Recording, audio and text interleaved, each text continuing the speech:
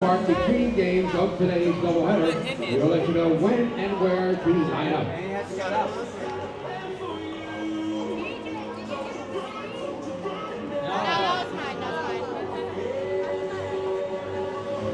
Oh, you don't sit in that one? Sit on that one, John. John, just move over, please. Oh, goodness. Sit down first.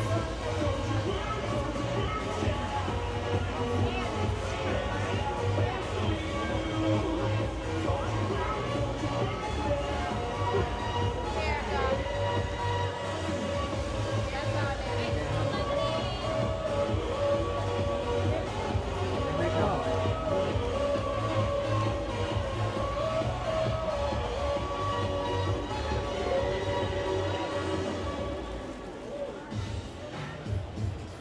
Are you going with them, or you want me to go with them? Do they have their own money?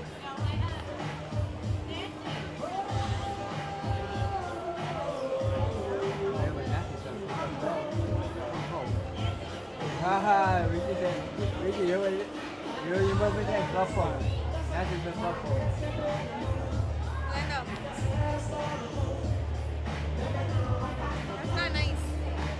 And now, ladies and gentlemen, boys and girls, on Fan Appreciation Day 2015, we ask you now to please turn your attention to the area in front of the Long Island Ducks dugout along the first base line. Once again, Long Island Ducks on-field host Jason Linnick with today's special I'm gonna turn the presentation. food around. Thank you, Boulevard Hoteling. Hey, Ducks fans! All season long, the Long Island Ducks and PC Richard & Son once again teamed up to bring our PC Richard & Son Whistle Player of the Game. And at every home game, a Ducks player was selected as the PC Richard & Son Whistle Player of the Game. And if that player scored, one lucky fan received a gift certificate courtesy of PC Richard & Son. And Ducks fans, joining me at this time, I have Long Island Ducks shortstop Dan Lyons. Go down. Over the course of the season, Dan scored more runs as the whistle player than any other Ducks hitter, and because of that, he is this year's PC Richard & Son Whistle Player of the Year. Long Island Ducks President and General Manager Michael Pfaff will now present Dan with this year's prize, a $500 gift certificate to PC Richard & Son. Congratulations, Dan Lyons, and thank you for being our PC Richard & Son for bringing us the Whistle Player of the Game promotion. But Ducks fans, that is not all. Dan Lyons has also been named the 2015 Long Island Ducks Delmonte Snelson Most Valuable Player. This was voted on by you, our Long Island Ducks fans, on our website, liducks.com, over the past week. Dan has put together his best season since coming to Long Island. The fifth-year Duck leads all Ducks players with 72 runs batted in, 72 runs, 7 triples, 41 walks, and 9 sacrifice flies this season. In addition, he has clubbed a career-high 11 home runs and ranks second in the Atlantic League in slugging percentage, third in stolen base percentage, and fourth in batting average, on-base percentage, and extra base hits. Dan was selected to play in the Atlantic League All-Star Game in July and compiled a 17-game hitting streak from August 8th to August 24th. To present Dan with his award today is Ducks President General Manager Michael Pfaff. Ducks fans, let's hear one more time for your 2015 Ducks Delmonte Snelson MVP, Dan Lyons, and thank you to Delmonte Snelson for sponsoring this year's Most Valuable Player Award. This is Long Island Ducks baseball. Justin Davies at the plate, the winning run at third. Crowd going nuts. Swung on, bouncing ball left side, off the mitt, up third baseman Brad Strauss. Here comes Willie Rodriguez. Justin Davies has done it again. The Ducks are one quack away from the championship. Jason Johnson makes the catch. He makes the catch, and the Long Island Ducks have swept the Camden River Sharks. They are the 2004 Atlantic League champions. Lions Bucks up the third baseline. Esquivel charging in. They're not going to have a play. And the Ducks are the champions of the Atlantic League here in 2012. Going back is Adam Bailey. He settles under it. He makes the catch. Adam Bailey makes the catch. And for a second straight year, the Atlantic League trophy will reside on Long Island. The Ducks are the Atlantic League champions. And now it's time for the Long Island Ducks North Shore LIJ Southside Hospital pregame show. We are live here at Bethpage Ballpark in Central Islip, New York, and it's time once again for Long Island Ducks baseball. We will play two on this beautiful Sunday afternoon as the Ducks and the Sugarland Skeeters play a single admission doubleheader, the final two home games of the 2015 season for the Long Island Ducks. Well, good afternoon, everybody. My name is Michael Pollock. I'll be bringing you the play-by-play for all of today's action. Thanks so much for tuning in here on the Ducks official YouTube channel, youtube.com/DucksBaseball, online as well at liducks.com. Ducks and the Skeeters playing two today after yesterday's game was postponed due to inclement weather here at Bethpage Ballpark. Teams waited out an hour and 3-minute rain delay before the first pitch of the game was thrown at 7:38. They got through an inning and a half, with Darren Downs allowing just one single in that span. The Ducks got a single and a walk in the bottom of the first against Michael Nix, but could not score thanks to a diving stop by Patrick Palmero. And then in between the top and the bottom half of the second inning, the rains came, and the umpires called for the tarpon after a delay of approximately 30 minutes. The game was officially postponed due to the inclement weather, and so the game postponed. Stats don't count from that, and it is moved into a single admission doubleheader today. There'll be two 7-inning games going on at Bethpage Ballpark with approximately 30 minutes of a break in between the two games. The Ducks enter in good position to try and clinch a postseason berth. Another loss for Bridgeport last night, another win for the Somerset Patriots, meaning that the Ducks are now a game and a half behind Somerset in the division race, but Bridgeport, who has lost 10 games in a row, is now 7 in back of Somerset with 9 games left to play. That means any combination of Bridgeport losses and Somerset wins that equal 3 would eliminate Bridgeport from the race. Camden is 8 back with 9 to play, so a Camden loss or a Somerset win would eliminate the River Sharks essentially from getting a postseason berth, and that would mean the Ducks would get into the playoffs as either the second half Liberty Division champion if they can overtake Somerset in the final week, or as the wild card. In either way, they would play Somerset in the first round of the playoffs. We'll take a break here on the pregame show. When we come back, I'll sit down with Duck shortstop Dan Lyons, who just before we started on the pregame show was named the PC Richard & Son Whistle Player of the Year, scoring the most runs while he was the whistle player of the game, and also was voted upon by the fans as the Del Monte Smelson Jewelers Long Island Ducks most valuable player. Hi, this is manager Kevin Byers, and you're listening to Ducks Baseball on the Ducks official YouTube channel, youtube.com/DucksBaseball. North Shore LIJ Southside Hospital in Bayshore is the healthcare heart of our community. We provide outstanding health care right here at home with centers of excellence in cardiology, orthopedics, neurosciences, women's health services, and much more. Experience counts, and North Shore LIJ Southside Hospital has been around for nearly a century of care. For more information, please call 631-968-3000 or visit us on the web at www.nslij.com. Can't get enough of the Long Island Ducks? Well, now you can get even more inside info on your favorite hometown team through Facebook and Twitter. The Ducks are constantly updating fans through social media with scores, transactions, ballpark promotions, and much more. You can even win great prizes. All you'll need to do is make a free account on Facebook and Twitter, and then visit us at facebook.com/LIDucks and twitter.com/LIDucks. Think you're Long Island's biggest Ducks fan? Get connected now.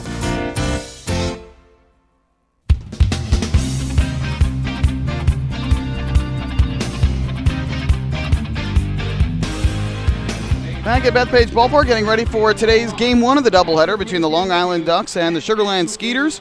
Dan Lyons, honored before the game, got a couple of awards from the Long Island Ducks, which we'll tell you about during our pregame interview. But I had the chance to catch up with Dan, one of the veterans on this Ducks roster before today's Twin Bill. Dan, final 2 home games of the regular season before you head on the road for a week. Does it feel weird, almost like it was yesterday that you guys were opening up the season at home? Yeah, it really does. This season's gone by really fast. We got 2 more games here. Fan appreciation night tonight, so this is always a big game for us. Kind of saying farewell to the field, even though we've got our playoff aspirations that we'll be back here. But this season's gone by really fast. Can't really believe it's the end already. You guys have played so well here at home, best home record in the Atlantic League. What is it about this place that's enabled you guys to play so well? I've always said we've always felt really comfortable here. Our fans have been great. I think as a hitter, it's one of the better seeing parks. We can see the ball very well here. and we just have, it's just that atmosphere that makes us feel very comfortable here, and we always love it when we come back home. I don't know if you've been told yet, but there are going to be some pregame ceremonies going on here today to honor you. One of the ways that they're going to do that is that you were voted on by the fans as the team MVP for this year. So congratulations, Dan. How excited are you to receive that honor? Oh, thank you very much. I mean, it is a great honor.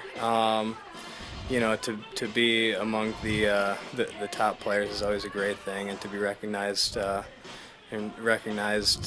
that is always very special. But it's a thing where you just go in, day out, and try to do your best, and it's really special that people see that, and fifth year here, it's very special for me too, because this team has meant a lot to me throughout the last 5 years. Does it make it even more special to you knowing that you're following in a line of great players that have received that award, including guys like Justin Davies and Ray Navarrete, who had their number retired earlier this year?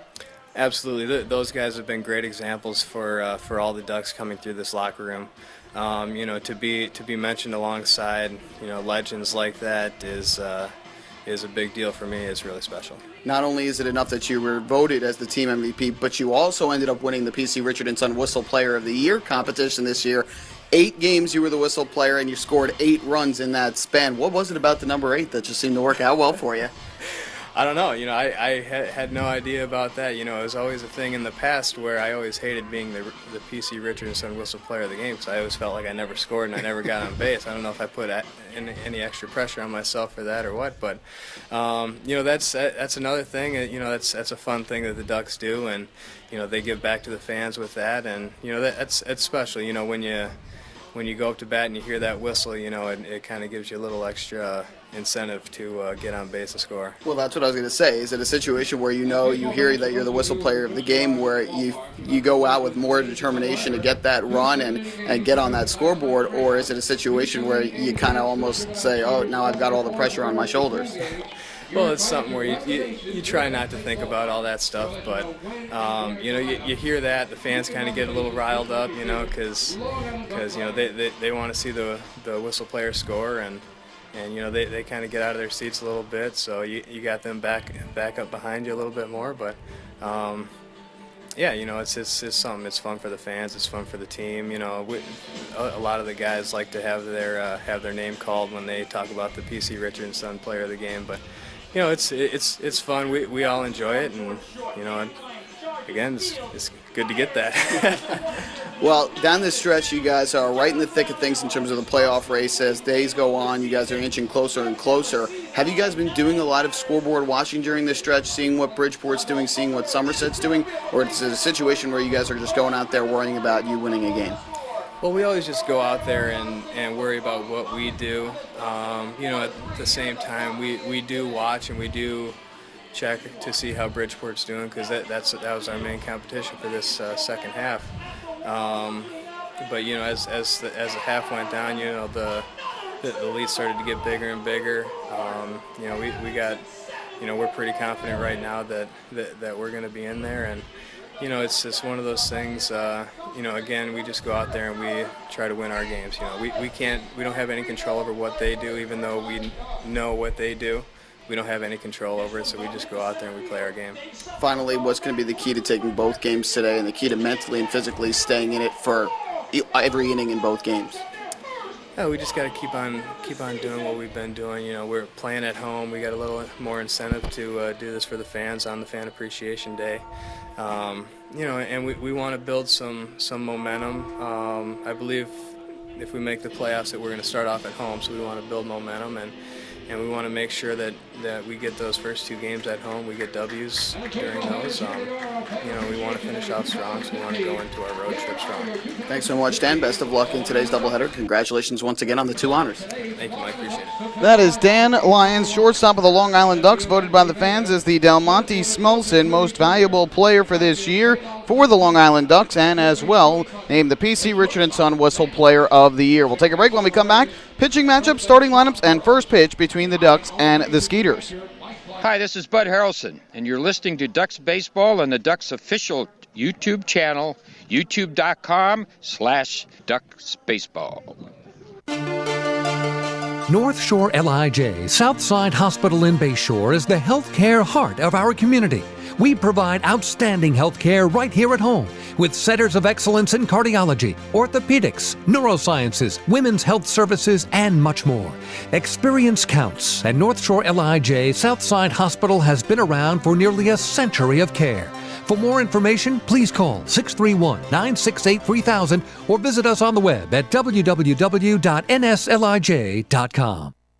Few places on earth offer the charm and excitement of Fire Island. At Fire Island Ferries, located conveniently at 99 Maple Avenue in Bayshore, they offer convenient travel to Fire Island 7 days a week. Fire Island is quickly becoming a top destination for families of all ages. Experience the informal, carefree communities, the dazzling night scene, enjoy fine dining, or climb to the top of one of the tallest lighthouses in the United States. But there's only one way to get there, by calling Fire Island Ferries at 631-665-3600 today. For fare and scheduling information, please visit fireislandferries.com.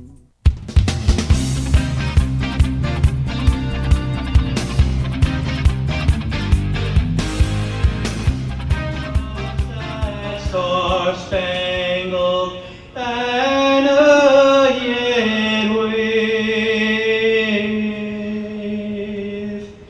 o'er the land of the free and the home of the brave.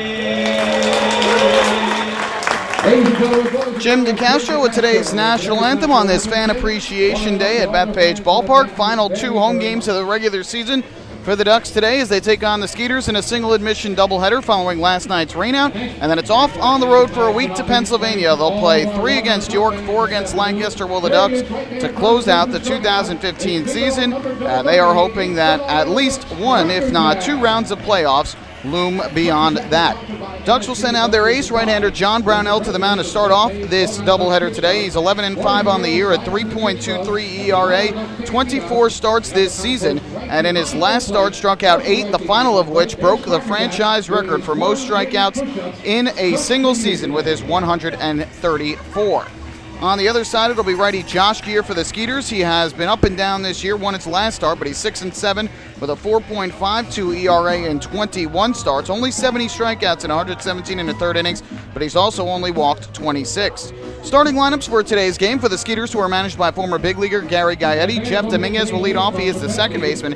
Travis Scott is at first base hitting second. Delwyn Young, the DH, hits third. And in the cleanup spot is the catcher, and that is Chris Wallace. Batting fifth, playing left field, Johan Lamonta. Patrick Palmeiro's at third base hitting sixth. Denny Almonte gets the start in center field and hits seventh. The eighth hitter is the right fielder Kevin Russo, and rounding out the order for the Skeeters, is the shortstop Renny Osuna. On the other side for Kevin Baez' Long Island Ducks, Phelan Lentini will lead off. He is in right field. Delta Cleary Jr. gets the start in center field and will bat second. Hitting third and serving as the DH is Lou Ford, and in the cleanup spot for the Ducks is first baseman Sean Burrows. Batting fifth and at shortstop, the team MVP for this year, Dan Lyons. Mike Blank will do the catching and hit sixth. Cody Puckett is at third base batting seventh. The second baseman Elmer Reyes will hit eighth, and rounding out the order is the Ducks left fielder, and that is Anthony Vega. Very similar to lineups to what was the case before last night's game before it was washed away due to the rain. The only change for the Ducks is that Blank does the catching. Zapata was supposed to catch last night and started the game as the catcher before the rainout. And so he will likely catch game two, and that might be the only change we see in the lineup for the Ducks, except for maybe some defensive switches in game two. As for the Skeeters, they are going with the exact same starting 9 in order and positionally as they had in last night's game, which was scoreless after an inning and a half.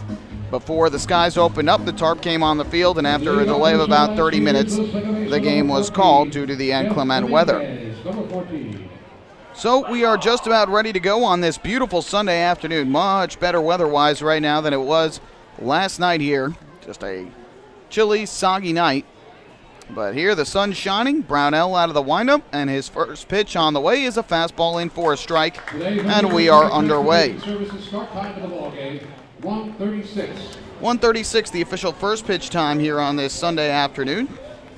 And now the 0-1.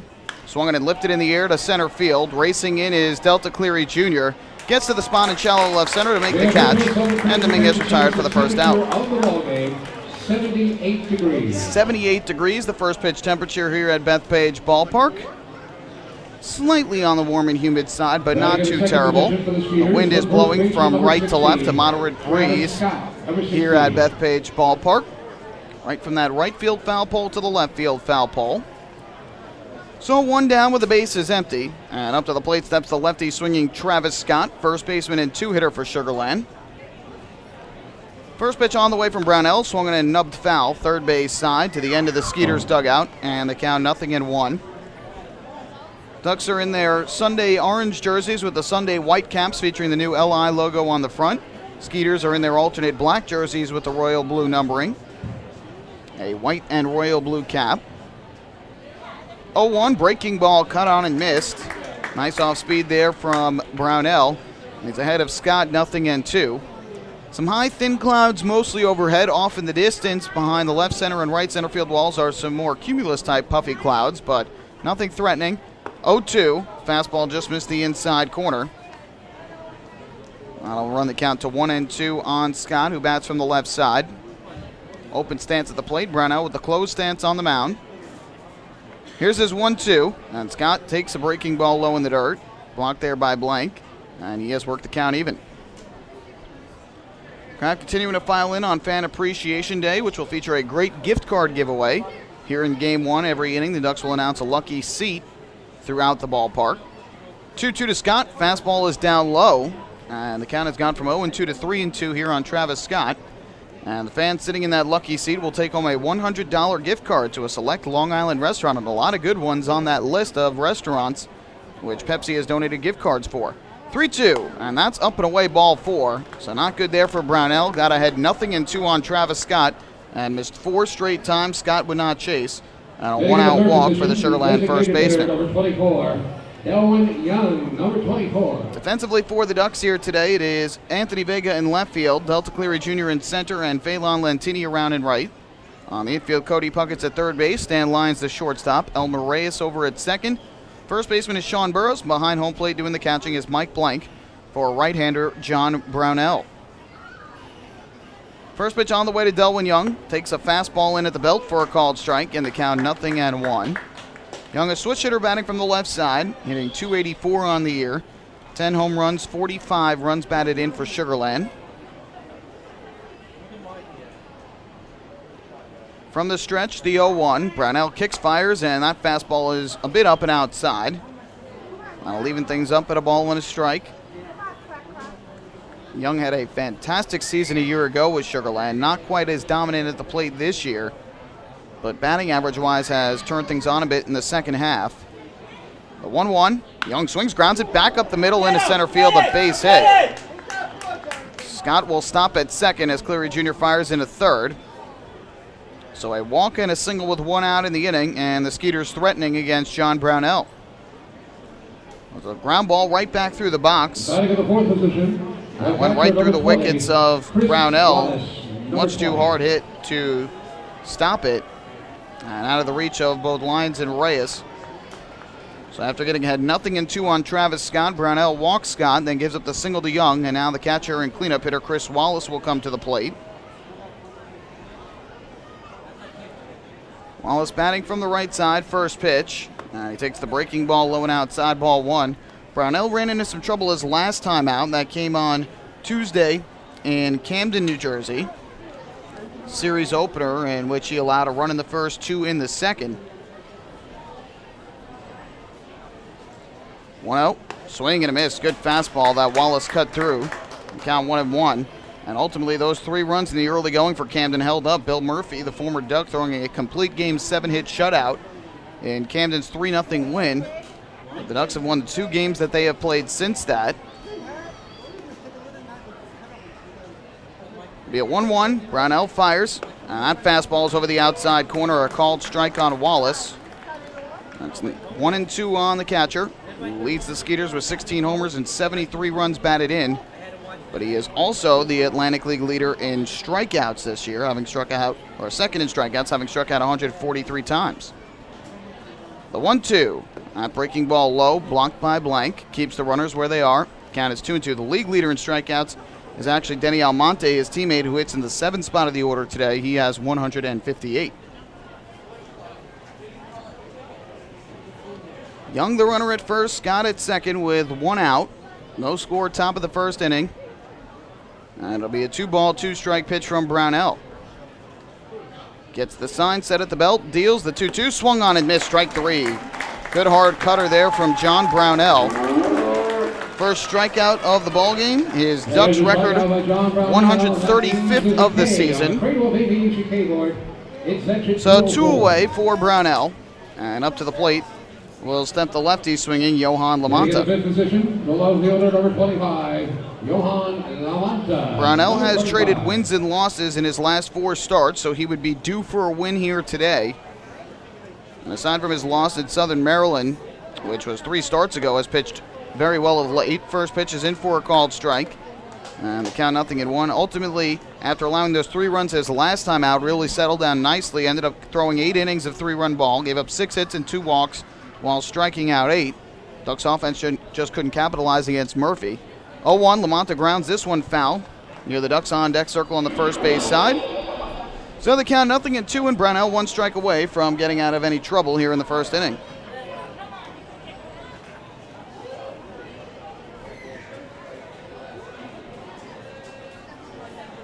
Brownell gets the fresh baseball from home plate umpire David Speranza. He's joined on the base pass today by Tom Major, who's around at first, and J.B. Torres, who is over at third.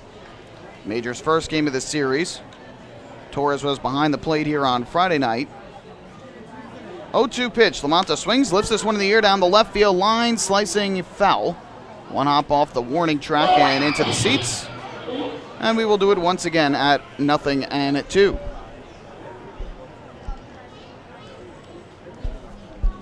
It's also the last Sunday Family Fun Day of the year.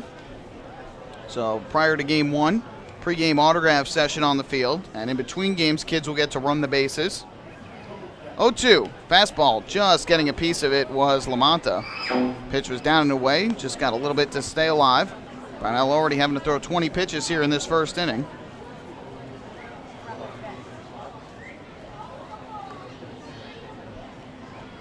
Count 0-2, still on Lamanta.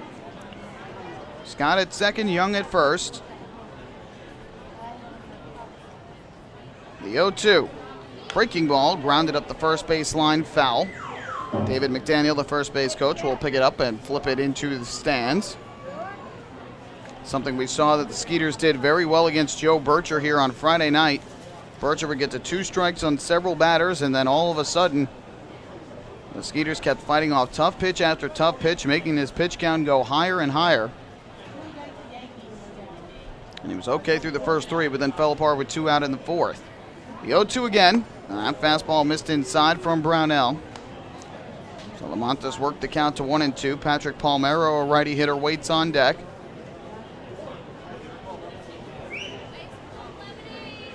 A walk and a single so far for the Skeeters. A strikeout of Wallace for the second out. And now Lamanta will face a 1-2 pitch from Brownell. Kicks and fires. Lamanta takes the breaking ball low. Would not chase. And that evens things up at 2-2. The Skeeters have struggled this year, 62-68 overall, 26-34 in the second half. But one thing that they do well is make you earn the outs. They have been fighting off several tough pitches in this series thus far, and in the entire season series against the Ducks. Making the pitchers work for it. 2-2. And another breaking ball that Lamanta would not chase. It misses low and inside. And the count has gone full at 3-2. And again, another at bat in which Brownell started 0-2. But has missed after 3 foul balls, has missed with 3 straight. So the runners will get the head start with 2 down. It'll be a 3-2 to Lamanta. Brownell kicks and fires, and Lamanta will swing and miss, strike 3. Got him to swing through the fastball on the outside corner. 2 strikeouts in the first inning for Brownell, and he avoids any trouble. So no runs, 1 hit, 1 walk, 2 left for the Skeeters. We've played a half inning. It is Sugarland nothing, and Long Island coming to bat. Hi, this is pitcher John Brownell, and you're listening to Ducks Baseball on the Ducks official YouTube channel, youtube.com/DucksBaseball. Beautify your patio, walkway, driveway, or pool surround with Nicoloc paving stones and walls. Nicoloc's specially formulated paver shield offers extra surface wear protection and color enhancement throughout the thickness of the paver. Paver shield guarantees that your pavers will look great for years to come. Bring home the elegance with Nicoloc. Visit the Nicoloc Design Center, Sunrise Highway, Lindenhurst, or Nicoloc.com. Let Nicoloc pavers pave your way. Enjoy the ultimate VIP fan experience at Bethpage Ballpark this season by taking in a Ducks game from the brand new Trout Town Fan Can. Presented by Roscoe Beer Company, the Fan Can is available for rental at all Ducks home games. It features 12 Dream Seat theater-style padded seats, beverage holders, an air-conditioned atmosphere, and an incredible view of the game. Packages are now available with food and beverage included. To reserve your Fan Can outing today, call the Ducks Group Sales Department at 631-940-3825. The Trout Town Fan Can at Bethpage Ballpark. Your VIP experience has arrived.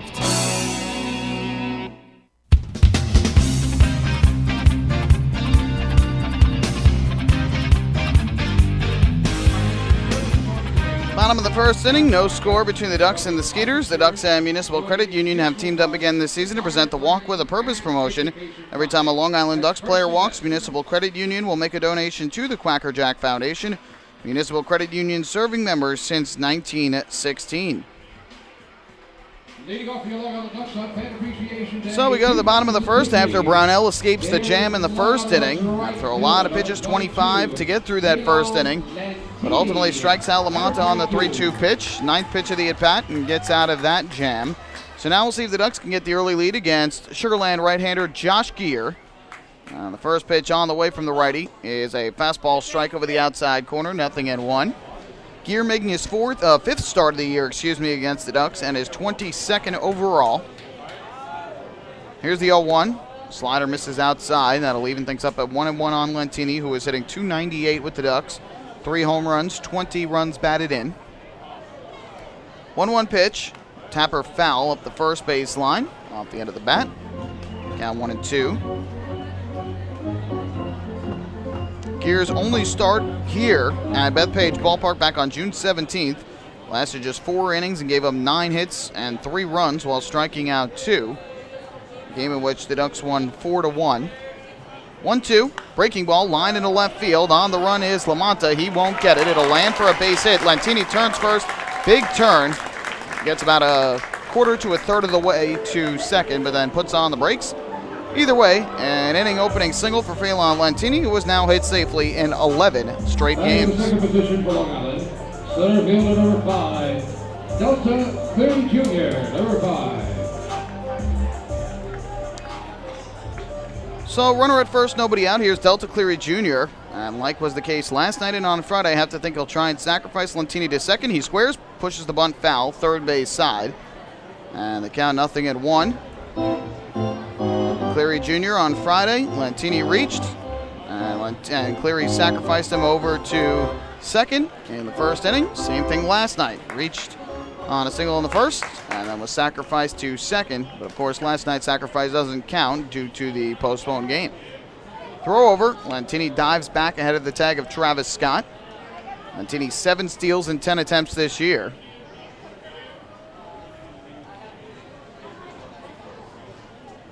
Lentini takes his lead. Geer comes set.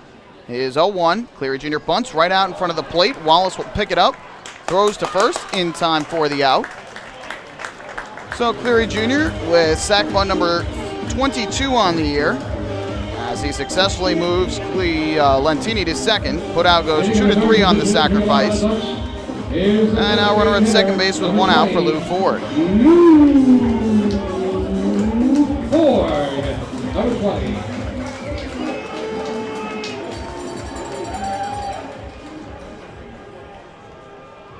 So here is Ford to the plate from the right side. Lentini leads at second, and Geer looks back that way. First pitch, Ford takes the slider low and outside. The count 1-0. Ford, .366 average with the Ducks. 8 home runs, 59 runs batted in, but missed 2 months as he went down to Mexico to play in the Mexican League with Tijuana. 1-0. Swinging a fly ball in the air to right. Drifting back is the right fielder Kevin Russo on the run. He'll make the catch. Tagging from second and heading to third, Lentini. He will stop there. So Ford gave it a ride the opposite way, try to get it over the head of Russo. Could not do so. Either way, he does move Lentini to third. And so runner at third base with 2 away for Sean Burrows. Batting in the cleanup position for Long Island, first baseman number 25, Sean Burrows, number 25. So up to the plate steps Burrows, who will bat from the left side. .354 batting average combined between the Ducks and the Bluefish, which leads the Atlantic League this year. Just recently qualified for the league lead in batting. First pitch from Gear, and Burrows takes a fastball that catches a piece of the outside corner for strike 1.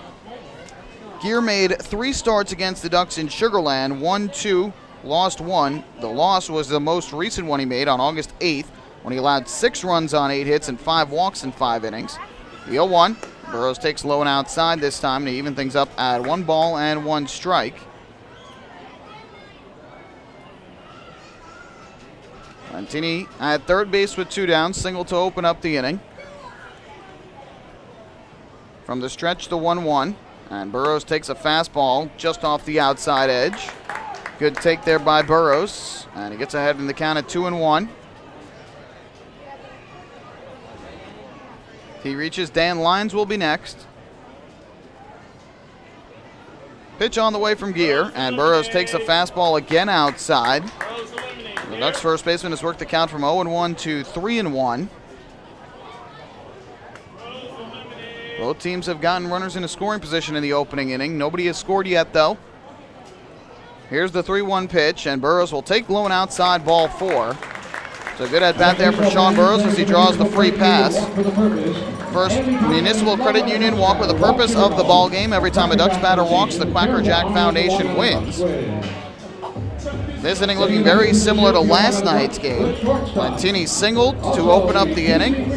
Sacrificed to second by Cleary Jr. Moved to third on a ground out by Lou Ford. Burrows drew the 2-out walk. And then Lyons came up to the plate. Ducks are hoping for some better luck this time out. Lyons hit a hot shot in between short and third last night. But Palmero made a diving stop and got him out at first for the final out of the inning. And the first pitch here is on the outside corner for strike 1. Again, that didn't end up counting, though, because of the postponed game with the rain out. 0-1 count here on the righty swinging Lyons. Pitch on the way, and Lyons swings, lifts this one in the air to right. Well hit down into the corner. On the run is Kevin Russo, and he will make the catch to retire Lyons for the final out of this bottom of the first inning. So the Ducks threaten, but they are unable to score. No runs, 1 hit. No errors and 2 left. After 1 inning of play, it's the Ducks nothing and the Skeeters nothing. Hi, this is shortstop Dan Lyons. You can follow me on Twitter at @TheDannyLyons, and you're listening to Ducks Baseball on the Ducks official YouTube channel, youtube.com/DucksBaseball. Thinking about buying or refinancing a home? Start by attending a free MCU home buying seminar. Then speak with one of our loan specialists who will guide you through the loan process. With an affordable mortgage from Municipal Credit Union, Home Sweet Home will be a little sweeter. Call 212-238-3521 or visit nymcu.org to apply for your mortgage today. Municipal Credit Union. Strong, trusted, growing. Municipal Credit Union is an equal housing opportunity lender. M&V Limousines is the official bus company of the Long Island Ducks. Family owned and operated, they've been in the business for over 23 years. M&V Limousines offers coach buses with Wi-Fi and restrooms, party buses, exotic limousines, and so much more. Whether you're looking for transportation for weddings, proms, corporate outings, or long-distance trips, they've got the right vehicle for you. Visit their showroom in Comac or check them out online at mvlimo.com. M&V Limousines, the official bus company of the Long Island Ducks.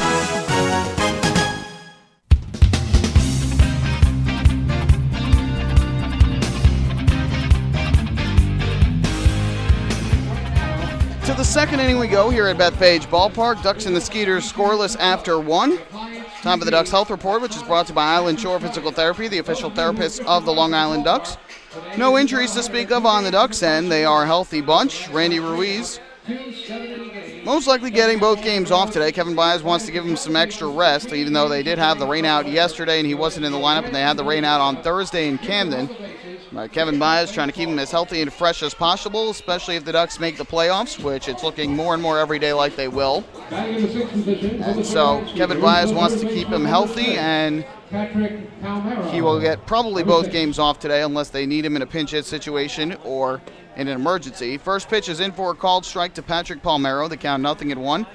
Both teams have 4 players out on the disabled list. For the Ducks, it is Eric Kamatsu, Jose Morales, John Griffin, and Blake Davis. The 0-1. Misses inside to even the count at 1-1. For the Skeeters, it is Ramon Delgado, Derek Loop, Matt Maloney, and Darrell Ward. From the windup, the 1-1 from Brownell. Palmero takes inside again for a ball. That'll run the count to 2-1 on the Skeeter third baseman.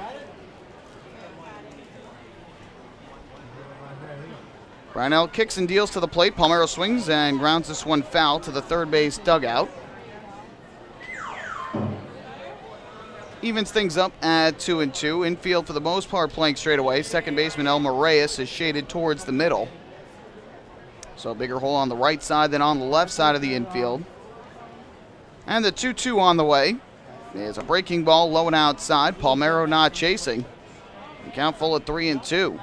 Well, the way things look here in the early going, Brownell's going to have to start attacking some of these hitters a bit more, because they are not chasing many of these pitches out of the zone. Payoff pitch. And that breaking ball on the outside corner, strike 3 called. Palmero thought he had ball 4, tossed the bat away, and took about 5 steps down to first base before realizing he was called out on strikes. So 3 consecutive strikeouts for John Brownell, and that is the first out of the second inning. So Brownell with 3 straight strikeouts. He's had to work into deep counts on all of them. A 2-2, a 3-2, and another 3-2.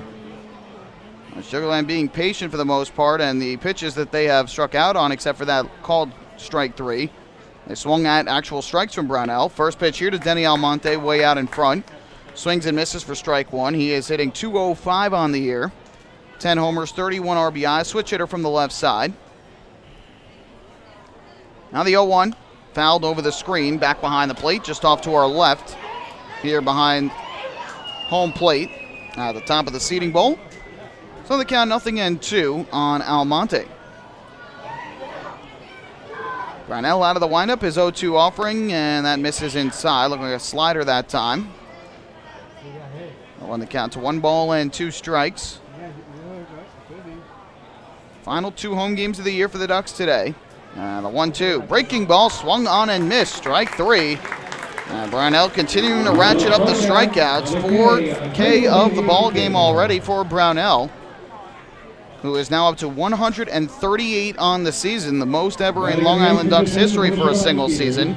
And the amazing thing is he's had more strikeouts than any pitcher in Ducks history.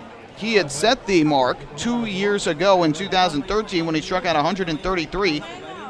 But had more starts that year, more starts than 24 that year. Still, though, has had more strikeouts this year. Back in 2013, Brownell finished with 26 starts, so 2 more than he's had thus far, but already with more strikeouts. 1-0, breaking ball lined, caught by a leaping Cody Puckett at third, and that's the final out of a 1-2-3 second inning. Nice grab there by Cody Puckett that retires the side in order. We go to the bottom of the second. Ducks and the Skeeters are scoreless. Hey fans, this is closing pitcher Ryan Cushmall, and you're listening to Ducks Baseball on the Ducks official YouTube channel, youtube.com/DucksBaseball. The results are in. Thousands of PSEG Long Island customers participated in our energy efficiency programs, saving nearly $35 million. Being energy efficient helps our environment too. Together, we've eliminated 21,000 cars worth of emissions in 2014. Thank you, Long Island. We're all making a difference. Discover how we're improving every day to bring you better service at www.psegligny.com/efficiency. Have your birthday at the ballpark this season and celebrate with the Flock. Kona Ice birthday party packages with the Long Island Ducks are now available. Each package includes 10 box seats, a commemorative birthday t-shirt and autographed baseball, a pizza and Kona ice party in the Hebrew National Picnic area, and so much more. Best of all, the birthday child will stand on the dugout while the entire crowd sings happy birthday. Reserve your party today by calling the group sales department at 631-940-3825. Kona Ice birthday parties with the Long Island Ducks, a once-in-a-lifetime experience.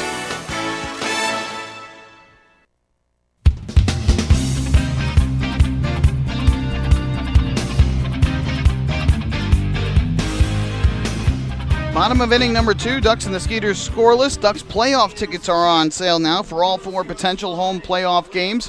If they do clinch a playoff berth, Ducks will host games 1 and 2 of the Liberty Division Championship Series against the Somerset Patriots on Wednesday, September 23rd, Thursday, September 24th, both games at 6:35. If they advance to the Atlantic League Championship Series, games 1 and 2 will also be here at Bethpage Ballpark on Wednesday, September the 30th and October the 1st, which is that Thursday. Both games of that at 6:35 as well, and tickets are available for all 4 games. First pitch on the way, Mike Blank hits a high fly ball in the air to right center field. Drifting over is Kevin Russo. He'll make the catch.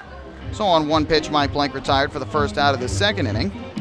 You can get your tickets at the Bethpage Ballpark box office by calling 631-940-TIXX, or you can go online at liducks.com, and if you do, we encourage you to type in the promo code DRIVE, D-R-I-V-E, at checkout. $1 of each playoff ticket purchased online will benefit Island Harvest Food Bank. Ducks teaming up with Island Harvest to help raise money and obtain food donations in support of the organization's fight to end hunger and reduce food waste on Long Island. First pitch to Cody Puckett, misses outside, ball 1. Ducks will also be hosting food drives in conjunction with Island Harvest before every home playoff game.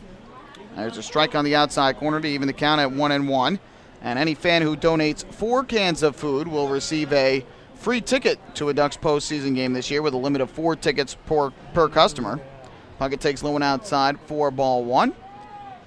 So lots going on for the Ducks during their postseason run, which has been dubbed the Drive to the Title by Long Island in conjunction with Island Harvest Food Bank.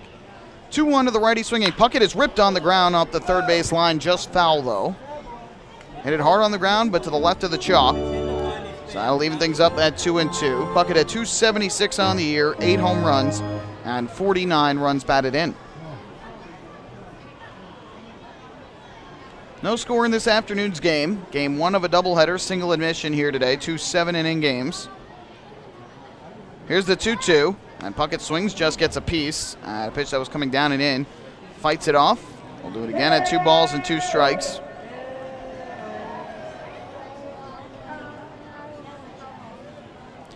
Skeeters infield playing straight away. Just got a little bit further off the first base bag than Palmero is at third. Here's the 2-2. Ground ball past the mound to second. Jeff Dominguez to his right fields and throws to first for the out. So Cody Puckett retired on the ground out to second base, 2 away. And up to the plate will step second baseman Elmer Reyes. Defensively for the Skeeters, Johan Lamonte is in left field, Denny Almonte in center, and Kevin Russo is in right. On the infield from left to right, it's Patrick Palmero at third, Rennie Osuna at shortstop. Jeff Dominguez is at second base, Travis Scott over at first, and Chris Wallace behind home plate doing the catching. First pitch to Reyes. Fastball over the outside corner for strike 1. Reyes had a big game in the first game of this series, 3 for 4 with 4 RBIs and 2 runs. He had 1 homer and 1 triple. The 0-1 breaking ball hit high in the air to left, down the line. Long run for Lamonte into the corner. He'll run out of room and this ball will go foul. A well-struck ball there off the bat of Elmer Reyes, but out in front of it. Fouls it off down the left field line, and he's behind at 0-2.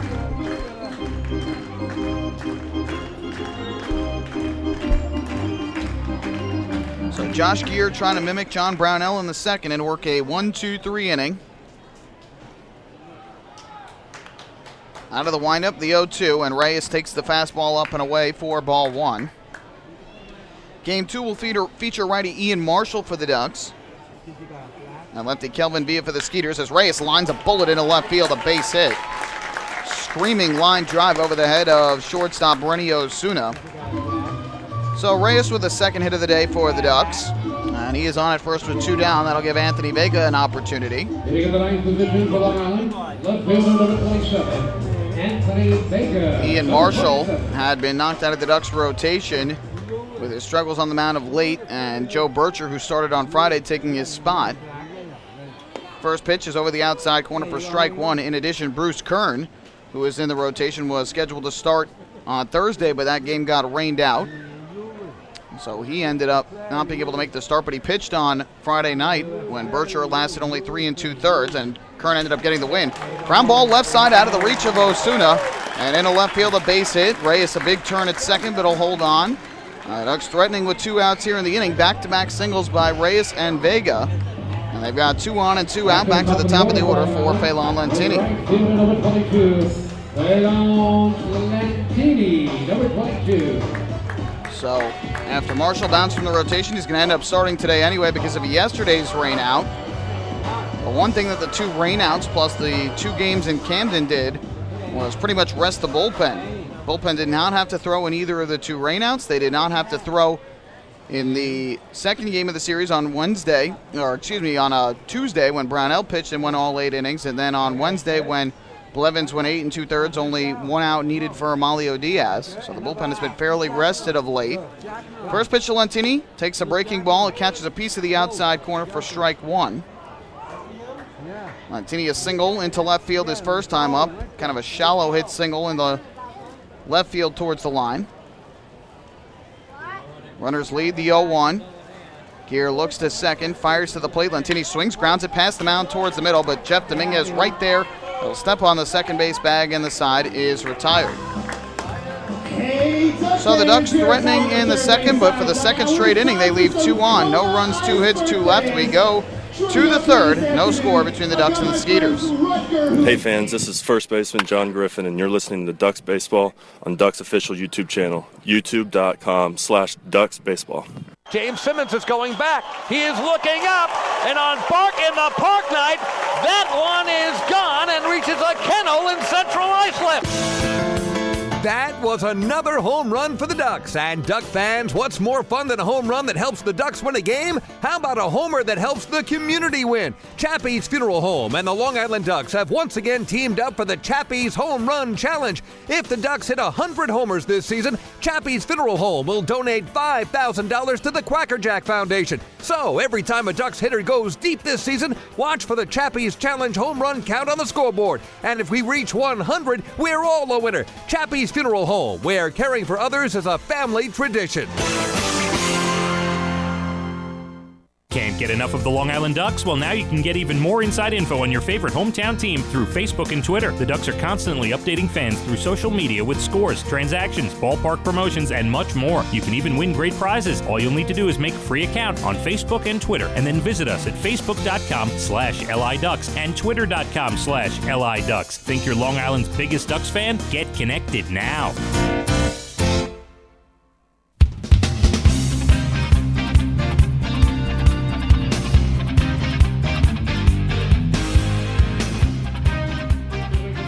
Ducks fans discover the difference at Huntington Honda and find Long Island's all-star lineup of over 1,200 new Hondas. Huntington Honda steps up to the plate to treat every customer with no pressure, respect, and grand slam service after the sale. John Brownell's first pitch of the third inning is up high for ball one. Discover the difference in a winning buying experience at HuntingtonHondaCars.com and then visit Huntington Honda on Jericho Turnpike just east of Route 110. 1-0. Is fouled right back to the screen behind home plate. That'll even things up at a ball and a strike. Rennie Osuna, the shortstop and 9-hitter, to the plate here for the Skeeters to lead things off. Brownell's 1-1 is just off the outside corner for a ball. Osuna hitting .260 on the year, 2 homers, 32 runs batted in. Now he's laying down. Kicking the pitch. Brownell missing again, low and inside. Behind in the count here, 3 balls and 1 strike.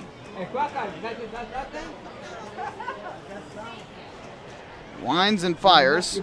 And this one hit on the ground towards short. Dan Lyons is there. And his throw to first in plenty of time. Osuna just jogging up that first base line. But he's retired, and that is out number 1 here in the top half of inning number 3. So Brownell, after allowing the one-out walk and the single in the first inning, has retired 6 in a row, 4 by way of the strikeout. And back to the top of the order we go for second baseman Jeff Dominguez. Switch hitter from the left side. First pitch from Brownell, and Dominguez takes the strike over the outside corner, 0-1. First at bat on an 0-1 pitch, flew out to center fielder Delta Cleary Jr. Out of the windup, here's the 0-1. Kicking the pitch, swung on and lifted into center field again. Delta Cleary Jr. took a step in, now jogs a couple steps back. He'll make the catch. So Jeff Dominguez retired on the fly ball to center field. And with 2 away and the base is empty, that'll bring up first baseman Travis Scott. Brownell's last outing against the Skeeters entering today was August the 7th. That was in Sugar Land, a 2-1 Ducks win, and he earned the victory. 7 innings of 3-hit, 1-run ball. He walked 1 and struck out 6.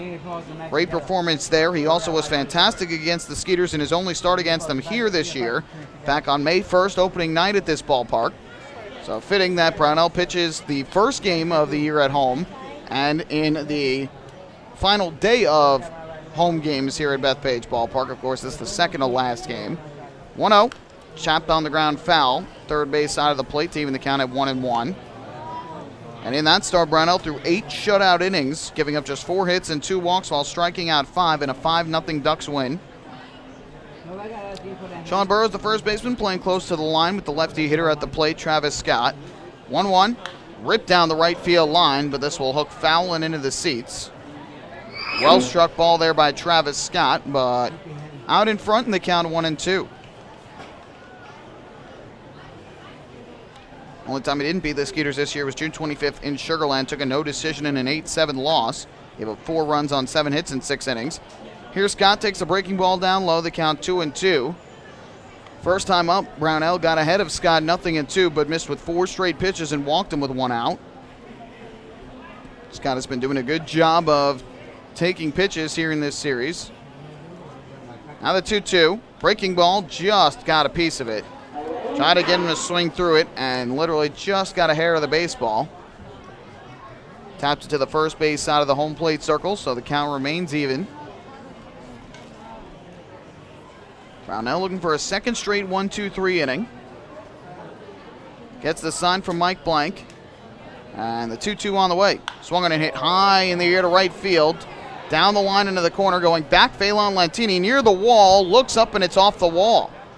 Ball rebounds back towards the field. Lantini chasing after it. Scott will round second, but a hold on there. And so, a double in a right field for Travis Scott. Second hit of the ball game for Sugar Land. And he is on with 2 men out. Number 24, Delwyn Young. Number 24. Scott is 25th double of the year. That ball just kept carrying and carrying on Lantini. He seemed like he had it lined up, and that ball just kept drifting. Scott entered the game hitting .263 against the Ducks, but always seems like he hits well against Long Island. And after the walk in the first, a double down the right field line, so that ends the streak for Brownell of 7 straight retired. And here is Delwyn Young with the runner at second and 2 away. Brownell from the stretch, first pitch, and Young takes inside. Like a fastball from Brownell, count 1-0. Delwyn Young hit a ground ball single right back through the middle his first time up. Hitting .305 against the Ducks this year is Young. 1-0. Line foul over the screen and behind home plate off to our left, and the ball caroms off the facing of the street level and back down below. Count even up at 1-1. Ducks have already won the season series from Sugar Land by way of their win on Friday. They now have a 10-7 lead with just the 2 games to go. So no matter what, they will win the season series against the Skeeters. 1-1. High pop-up in the air, foul territory, first base side. Sean Burrows to the warning track, near the stands, reaches in, but it'll land in the first row behind the camera well. That ball just out of the reach of Sean Burrows. The wind blowing out towards right field right now, so you wonder if the wind has had anything to do with it. Either way, Young stays alive and the count 1-2. I forgot to bring my thing. I put in my pocket.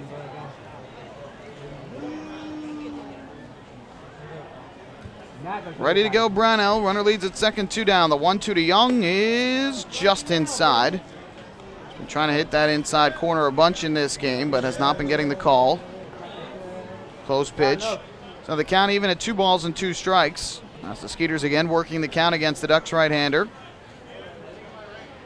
Kicking the pitch on the way. Young checks his swing on a breaking ball. Home plate umpire Davis Peranza saying he went around for strike 3. Tag applied by Mike Blank, and the side retired.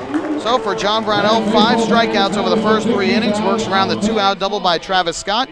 No runs, 1 hit, 1 left. We go to the third, bottom half. No score. Ducks and the Skeeters. Hey fan, this is outfielder Delta Cleary Jr. and you're listening to Ducks Baseball on the Ducks official YouTube channel, youtube.com/DucksBaseball. Spring into a new Honda at Huntington Honda and pay $59 a month for a new 2015 Honda Civic LX sedan. $59. So spring into Huntington Honda on Jericho Turnpike just east of Route 110 or HuntingtonHondaCars.com. Huntington Honda, discover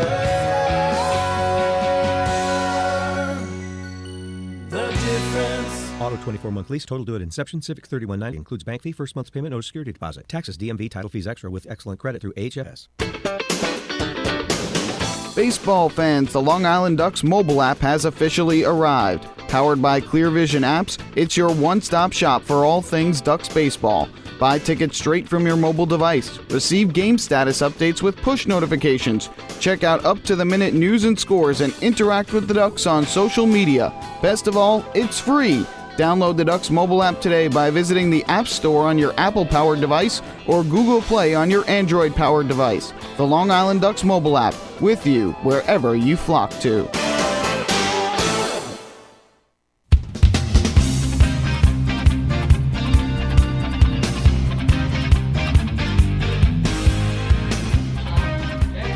Bottom of the third inning, Ducks and the Skeeters are scoreless, and when Delwyn Young struck out to end the top half of the third inning, that was the 15th out of today's ball game. Did you know that a 15-minute phone call to Geico could save you 15% or more on your car insurance? Get a free quote today. Call 1-800-947-AUTO. That's 1-800-947-AUTO, or visit geico.com.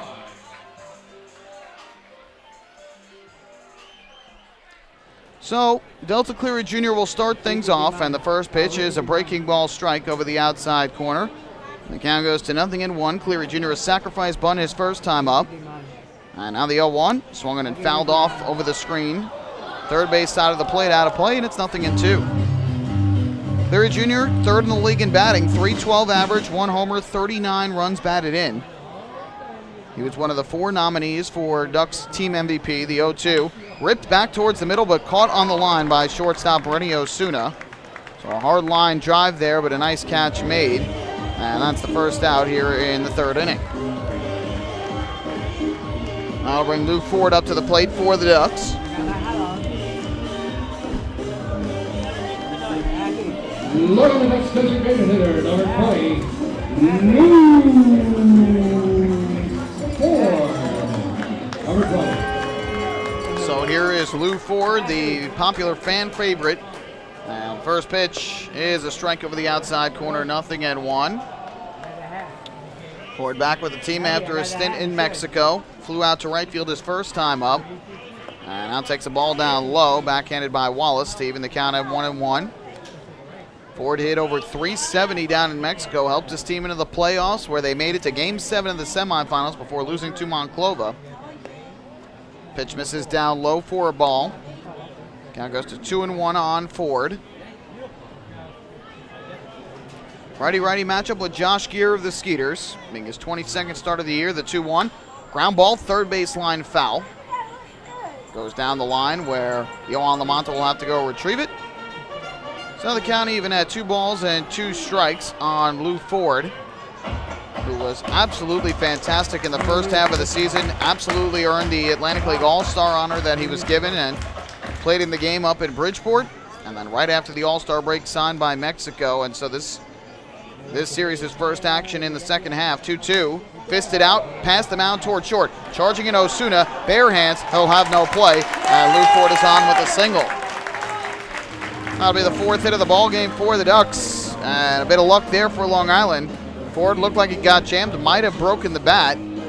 I think he did, but sawed it off enough to get it past the mound towards short, and Osuna made the charging effort, but with Ford's speed, no chance they'd get him. I'm not sure they would have been able to get anybody with how well placed that hit was. So Ford now 1 of 2 in the game, and for Ford, dating back to June the 7th, Ford has reached base in 30 consecutive games.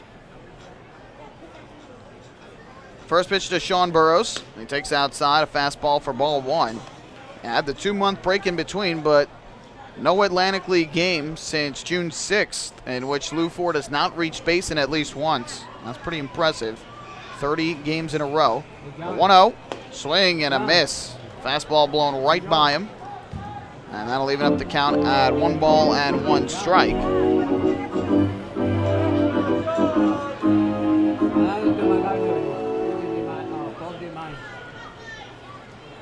Looking in for the sign, getting the pitch he likes is Josh Gear. Ford leads at first, the 1-1. And Burrows takes a fastball again on the outside corner for a called strike. Burrows was hoping that was too far off the plate, but the strike is called. The count goes to 1-2.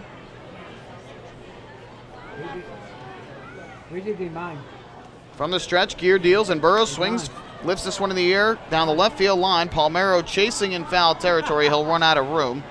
1 hop off the warning track into the stands. So we'll do it again at a ball and 2 strikes. Burrows had 2 RBIs in the opening game of this series, a 2-run single into the right center field gap in the first inning off of lefty Miguel Martinez.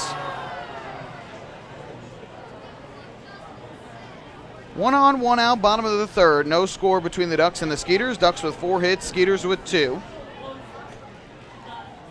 Here comes the 1-2 offering. Pitch on the way, and Burrows swings, lifts this one again down the left field line, but it'll again slice foul and into the seats. Field block seats down the left field line, out of play. Ducks with a league best 47-21 record here at home. They have just been playing fantastic baseball at this ballpark this year. Now the 1-2. Live fly ball to center. Jeff Dominguez racing back, got a little bit of a late break on it, and in left center he's able to catch up to it and make the grab. It was Denny Almonte, not Jeff Dominguez. So Burrows hits it well, but retired on the fly out to center. And with 2 down, that will leave it up to the shortstop, Dan Lyons. Look on the Ducks shortstop, number 12, Dan Lyons, number 12.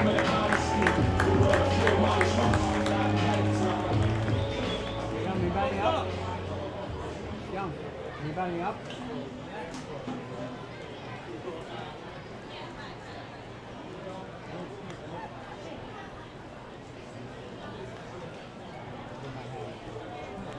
Throw over to first back safely. There is Ford. There has been a defensive change. I just noticed Amadeus Azueta is at second base. That might have been Dominguez in center, so there might have been some changes for Sugar Land as Lions. Lines this one into left field, a base hit out of the reach of Renny Osuna. So stopping at second base there will be Lou Ford. Dan Lyons with his first hit of the ball game. The Ducks again have 2 on with 2 out for the 3rd straight inning. And it'll be up to Mike Blank to try and bring home the first run of the ball game. Look at the Ducks catcher, number 9, Mike Blank, number 9. So 2 on, 2 out. Here is the righty swinging Mike Blank to the plate. Blank will bat from the right side. It looks like Zazueta's at second. Jeff Dominguez was originally at second. Denny Almonte was originally at center. I'm not sure if either one of them is now out of the game. First pitch here is a fastball in for a called strike, and the count 0-1. Blank first time up, flew out to right field on the first pitch he saw back in inning number 2. Gear looks back to Ford at second, the 0-1, and Blank swings ground ball to the right side in the hole past the try of second baseman Amadeus Azueta, base hit. Ford will round third. He will come home to score. It's a 2-out RBI single to right for Mike Blank. Ducks are on the scoreboard, and they lead it 1-0. Good base running by Lyons. Goes from first to third on the play. And for Mike Blank, RBI number 43 on the season.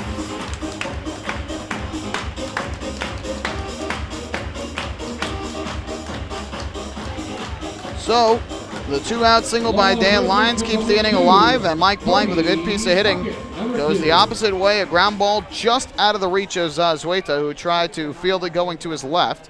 Here's Cody Puckett to the plate.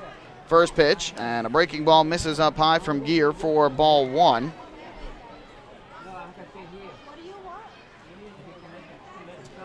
Puckett a ground out to second base his first time up, and that was last inning. And here Puckett lines one in the air to right field. Over to his right, Kevin Russo. He'll make the head-high catch. And the side retired. But the Ducks get on the scoreboard. They get 1 run on 3 hits, no errors, and they leave 2. And after 3 innings of play, the Ducks have a 1-0 lead over the Sugarland Skeeters. Hey fans, this is relief pitcher Bruce Kern, and you're listening to Ducks Baseball on the Ducks official YouTube channel, youtube.com/DucksBaseball. Few places on earth offer the charm and excitement of Fire Island. At Fire Island Ferries, located conveniently at 99 Maple Avenue in Bay Shore, they offer convenient travel to Fire Island 7 days a week. Fire Island is quickly becoming a top destination for families of all ages. Experience the informal, carefree communities, the dazzling night scene, enjoy fine dining, or climb to the top of one of the tallest lighthouses in the United States. But there's only one way to get there, by calling Fire Island Ferries at 631-665-3600 today. For fare and scheduling information, please visit fireislandferries.com. Hey Ducks fans, stay up to date with Long Island's hometown team by visiting Quack of the Bat, the official blog of the Long Island Ducks.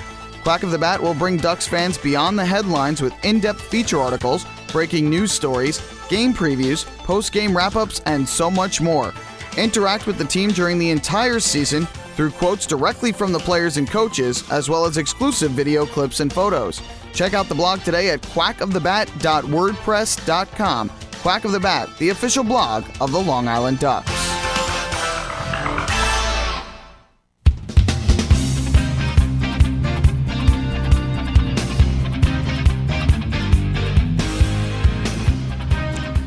To the 4th inning we go here at Bethpage Ballpark, where the Long Island Ducks lead the Sugarland Skeeters now by a count of 1-0, thanks to Mike Blank's RBI single in the bottom of the 3rd inning. Time for today's trivia question, our 4th inning trivia, where we test your knowledge of the Long Island Ducks, the Atlantic League, and baseball as a whole. Well, we told you just a bit earlier, the Ducks this year have played great at home. They have a 47-21 record here at Bethpage Ballpark, so the most wins they can have this year is 49 here at home. First pitch to Chris Wallace, popped up foul, first base side. Burrows gives chase, but this will be out of play. And if they finish with 49 wins, it would tie for the second most wins ever in a single season at home. The most they've ever had, 51 in a single season here at home. The question, which year did that happen? Which of the first 15 years of Ducks baseball did they win 51 games at home, a franchise record? That breaking ball is in for a strike. And the count 0-2 on Chris Wallace, who struck out his first time up against Brownell. The right-hander with 5 strikeouts in the ballgame. 0-2. And Wallace takes this off-speed pitch low and outside. Runs the count to 1 ball and 2 strikes. Will be Wallace, LaMonta, and Palmero due up. The 1-2. Lined into right field towards the line. Long run over for Phelan Lentini. He is there to make the catch. And that is the first out of the 4th inning. So as I suspected last inning, I just found out that Amadeo Zazueta is in the game. He is taking Denny Almonte's spot in the order. Zazueta is going to bat now 7th for the Sugarland Skeeters, and he is playing second base. Came into the game for defensive reasons in the 3rd inning. And moving from second base to center field, where Almonte was playing, is Jeff Dominguez. So I was right that it was Jeff Dominguez in center field who made that running catch of the ball hit to center by Sean Burrows. 1-0, or first pitch, to LaMonta. Popped up foul, first base side. That was a 1-0, Now the count is even up at 1-1.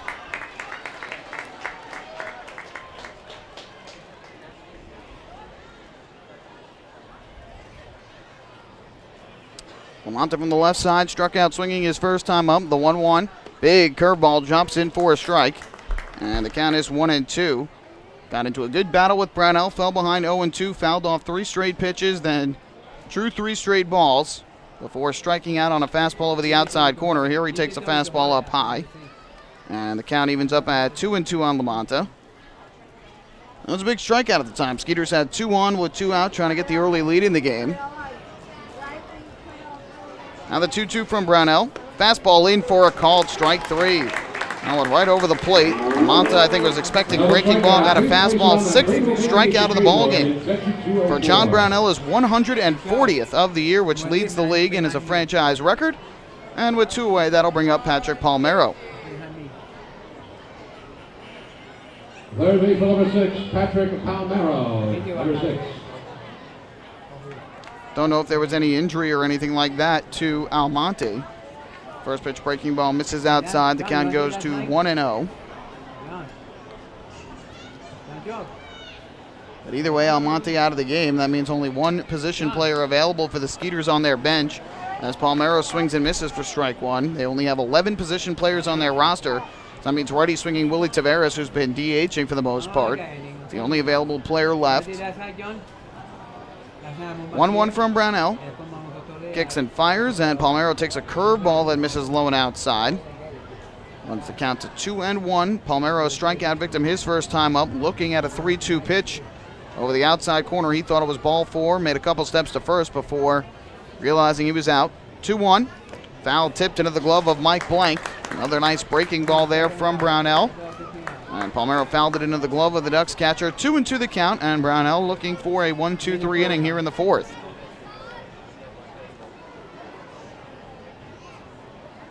Just one of the last 11 hitters for Sugar Land has reached base. The 2-2. And Palmero takes a fastball that just missed the inside corner.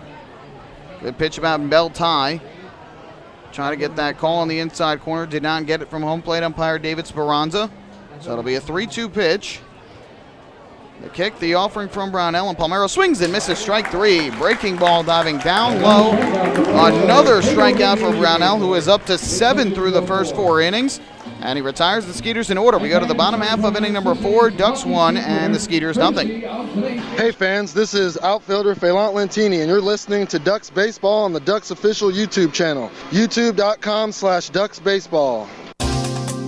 Hey, Ducks fans, the official hotel of the Long Island Ducks is the Upsky Long Island Hotel in Hauppauge. It's centrally located on the north shore of Long Island and offers a home away from home for both business and leisure guests. The Upsky Long Island Hotel features an indoor pool, 24-hour business center, a fitness center, and complimentary Wi-Fi in all guest rooms. Enjoy the contemporary American cuisine at the Fountain Grill restaurant or grab a quick bite to eat at Cafe Pronto. Best of all, it's only minutes from Bethpage Ballpark. The Upsky Long Island Hotel, the official hotel of the Long Island Ducks. Call 231-1100 today. That's 631-231-1100. Family fun every time. Beautiful evening for baseball. Big action every time. He reaches up, it's gone! Great value every time. And the Ducks have won it 7-1. The Ducks schedule is loaded with new promotions this season, and with an average ticket price of just $10 and free parking, there is no better value on Long Island. For game times and tickets, visit liducks.com. Long Island Ducks Baseball. Good times every time.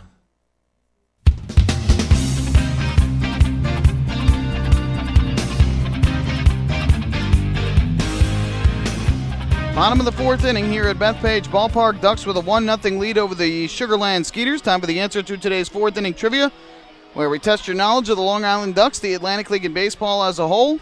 Ducks right now with 47 wins at home this year, the 3rd most ever in franchise history at home. If they win both games of the doubleheader today, they can tie the 2nd most in team history, which would be 49. Ground ball foul. First base side, that was done in their inaugural season of 2000 when they set a team record with 82 wins. That still holds today for the overall record. But the question is, in what year did they get their most ever home victories, which is 51?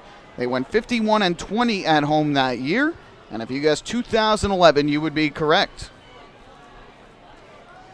The 0-1. Reyes swings. It's a high fly ball to left. Fairly well hit. Going back, Lamonta. Warning track at the wall, and you can forget it.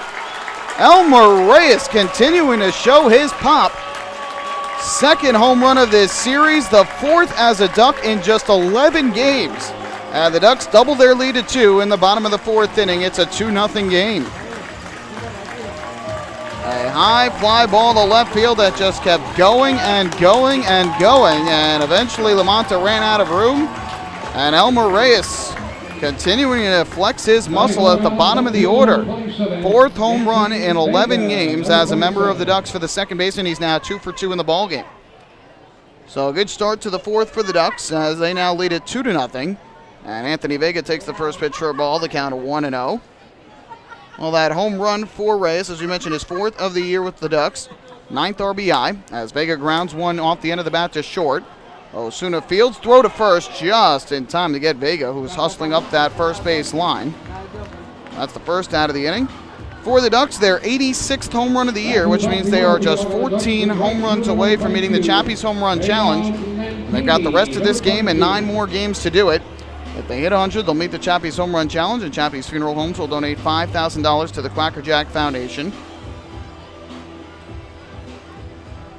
So 1 away, and up to the plate will step Phelan Lentini for his 3rd at-bat of the ballgame.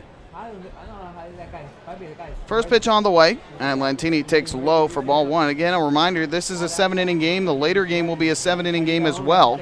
2 7-inning games with about a 30-minute break in between. The 1-0. Lentini lifts it foul, first base side out of play to even up the count.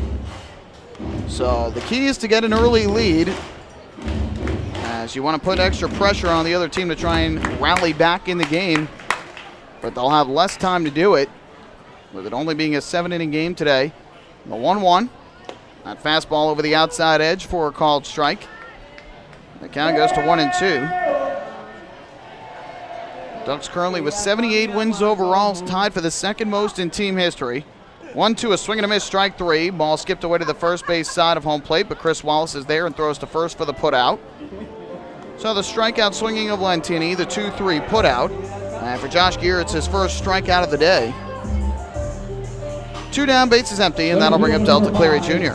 Delta Cleary Jr., number 5. And coincidentally, the last time the Ducks won 78 games was in that 2011 season. They went 78-47 that year, which was a phenomenal season, a 126-game scheduled season with the Road Warriors in the league that year. First pitch to Delta Cleary Jr., a big swing and a miss, and the count 0-1. So the Ducks need 4 more wins over these final 10 games that remain to tie their franchise record for wins in a season. 0-1 is off the outside edge. That'll leave the count at 1-1. That was, again, 82. They went 82-58 back in their inaugural 2000 season. 1-1 is outside for another ball. 2-1 on Cleary Jr., who laid down a sac bunt in the first inning and then lined out hard to short in the 3rd. 2-1 on the way. Fouled right back to the backstop behind home plate. Good swing by Cleary Jr., but he was out in front and just missed it. Count 2-2. Ducks now out hitting the Skeeters 7-2 today.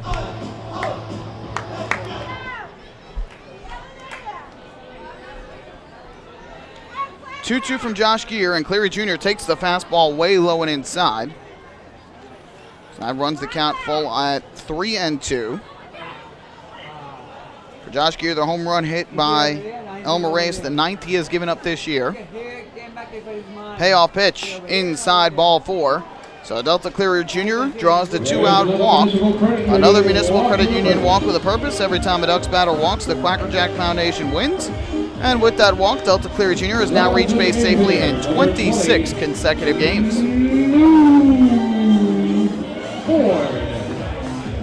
That's always a good walk, especially with Lou Ford back in the lineup. You want Lou to come up with runners on base versus with the bases empty to lead off an inning. So Cleary Jr. gives him the opportunity to do that. Throw over, and Cleary Jr. just got back ahead of the tag of Travis Scott. Got a little bit of a late break back to the bag and did not slide back in. Tried to lunge back in and just got his left foot in.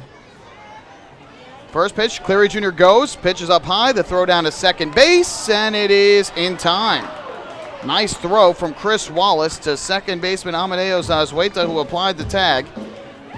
Cleary Jr. caught stealing, so despite reaching on the 2-out walk, he is caught stealing, and Ford will have to lead off next inning with the bases empty. Ducks still get a run on one hit, the home run by Elmer Reyes. Because of the caught stealing, nobody left. We go To the 5th, Ducks 2 and the Skeeters nothing. Hey fans, this is pitcher Bobby Blevins, and you're listening to Ducks Baseball on the Ducks official YouTube channel, youtube.com/DucksBaseball. Beautify your patio, walkway, driveway, or pool surround with Nicolak paving stones and walls. Nicolak's specially formulated paver shield offers extra surface wear protection and color enhancement throughout the thickness of the paver. Paver shield guarantees that your pavers will look great for years to come. Bring home the elegance with Nicolak. Visit the Nicolak Design Center, Sunrise Highway, Lindenhurst, or Nicolak.com. Let Nicolak Pavers pave your way. Enjoy the ultimate VIP fan experience at Bethpage Ballpark this season by taking in a Ducks game from the brand new Trout Town Fan Can. Presented by Roscoe Beer Company, the Fan Can is available for rental at all Ducks home games. It features 12 Dream Seat theater-style padded seats, beverage holders, an air-conditioned atmosphere, and an incredible view of the game. Packages are now available with food and beverage included. To reserve your Fan Can outing today, call the Ducks Group Sales Department at 631-940-3825. The Trout Town Fan Can at Bethpage Ballpark. Your VIP experience has arrived.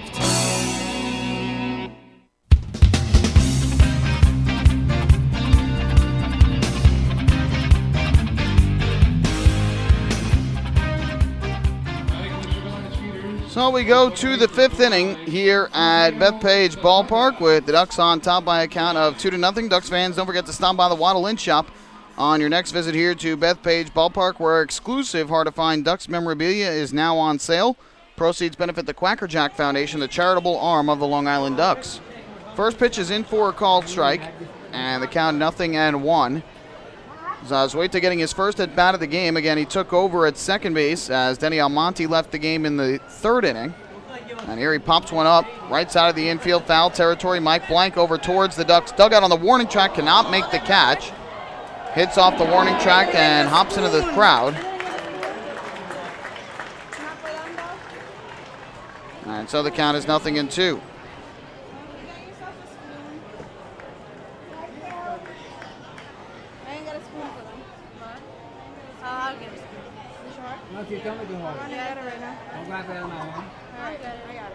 So let's wait till leading off here in inning number 5, and it'll be an 0-2 from Brownell. He'll swing and line one back up the middle into center field, base hit.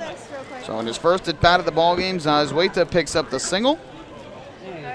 And the leadoff man is on for Sugarland here in the 5th inning. For Zazueta on the year, before that single, he was hitting .259 with 2 home runs and 27 runs batted in.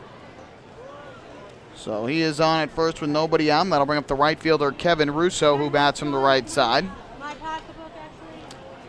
Brownell out of the stretch now. And his first pitch is a breaking ball that missed up high for ball 1. Russo a line drive to third, caught by Cody Puckett, who made a very slight leap for the out.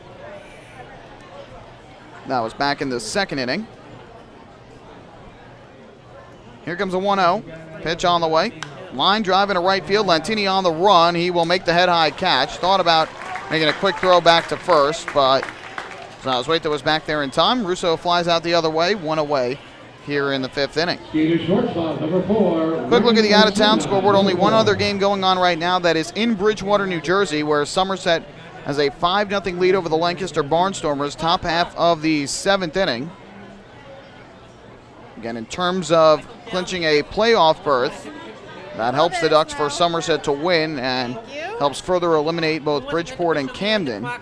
But the Ducks, of course, want to win the division, which they're a game and a half behind right now. First pitch from Brownell.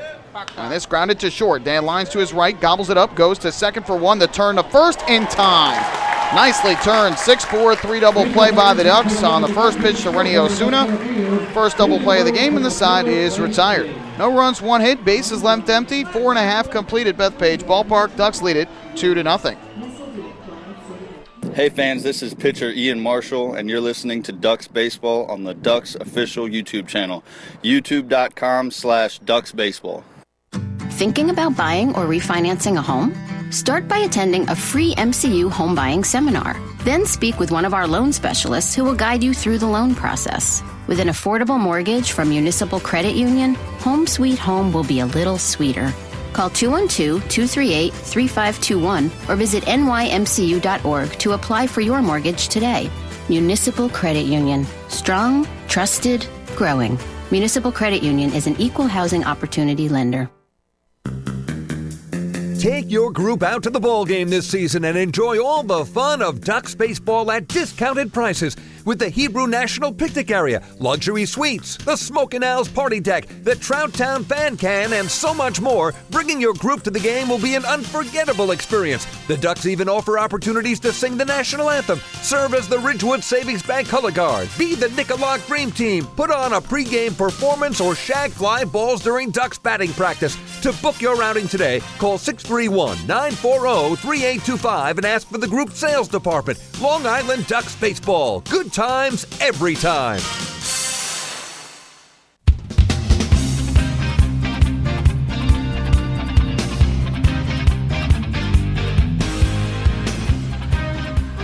Five scoreless innings thus far for John Brownell. The Ducks have a 2-0 lead as we go to the bottom half of inning number 5. Josh Gear back out there for the Skeeters.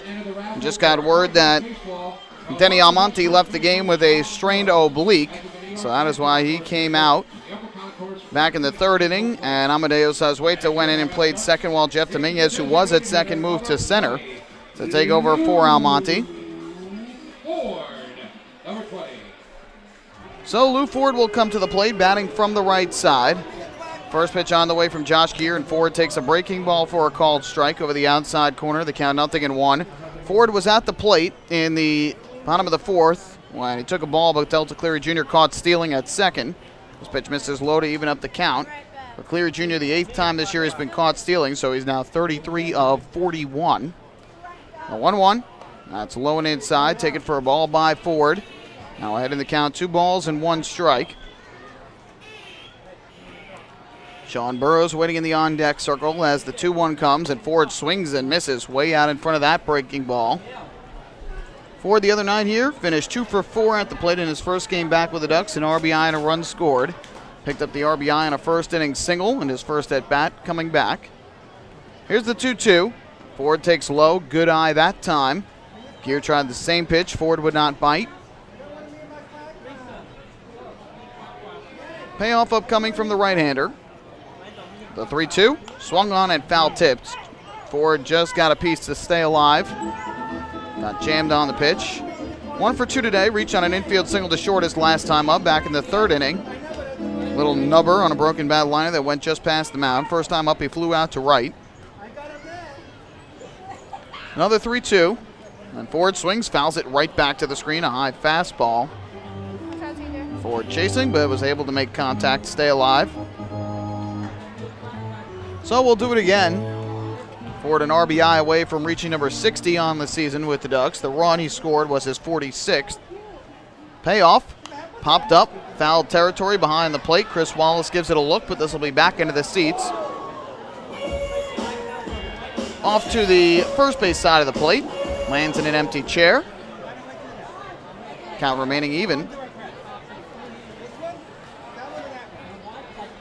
Next pitch is the 9th of the at-bat. Here's the 3-2. Breaking ball, grounded to short. Fielded there by Osuna. And is thrown to first in time to retire Ford for the first out of this bottom half of the 5th inning. So again, as we mentioned, the one game going on right now was Somerset leading Lancaster. That score 5-0. Joe Testa pitching after Matt Zielinski started. For the Patriots, Shunsuke Watanabe, the starter for Lancaster, is still in the game. Somerset getting 4 RBIs from David Vidal, and Robert Andino has the other. So again, Somerset leading at 5-0 at home, top of the 7th against the Stormers. First pitch in for a called strike to Sean Burrows, who is 0 for 1 with a walk. And the count 0-1. Yankees lead at 4-0 at home over the Toronto Blue Jays, top half of the 6th inning. Masahiro Tanaka against R.A. Dickey in that one. 0-1. That is in for a strike again over the outside corner. Both pitchers still in. For the Yankees, Dustin Ackley is homered, his 7th of the year. 0-2, swing and a miss, strike 3. Josh Gear blowing the fastball by Sean Burrows over the outside corner. Strikeout number 2 for Gear, and quickly 2 away here in the 5th. That'll bring up Dan Lyons to the plate. Dan Lyons, number 12. As for the Mets, they are down in Atlanta to take on the Braves. And that game currently is in the top of the 5th. The score tied up at 2. Jonathan East starting for the Mets and Ryan Weber going for the Braves. Michael Conforto is at his 7th home run of the year for the Mets. That's the only home run in the game. First pitch misses outside. Ball 1 to Lyons, who picked up a single his last time up in the 3rd. He's 1 for 2 on the day. A fly out to right his first time up. 1-0. That breaking ball on the outside corner for a strike to even up the count. But of course, everybody's action is on NFL Sunday, and they have just started the second half at MetLife Stadium. Jets have a 14-10 lead over the Cleveland Browns. The 1-1. Lyons takes up high for ball 2. Ryan Fitzpatrick throwing for 1 touchdown. A pass to Eric Decker. Chris Ivory rushing for a touchdown. Fitzpatrick has also thrown 1 interception. Foul ball back upstairs behind the plate off the bat of Lyons. The count is 2-2, of course. Some bad news for the Jets, though. Antonio Cromartie is out for the remainder of the game with an injured left knee. No further update. Giants will be in action tonight down in Dallas, 8:30 p.m. at the Cowboys' home stadium, AT&T Stadium. Lyons takes up high for ball 3. The count has gone full. The line in the offering from Gear, and Lyons swings, lifts this one deep in the air down the right field line, but foul. If you're just joining us, before the game, Lyons received 2 honors from the Ducks. He finished as the Whistle Player of the Year, as he scored the most runs when he was designated as the Whistle Player of the game, 8 runs in 8 games. He was also voted on by the fans as the team MVP for this year. 3-2 high, fly ball in the air to center. Jeff Dominguez drifts back a few steps, now moves in a couple and makes the catch. And the Ducks retired in order for the first time today as they go down 1-2-3 in the 5th against Josh Gear.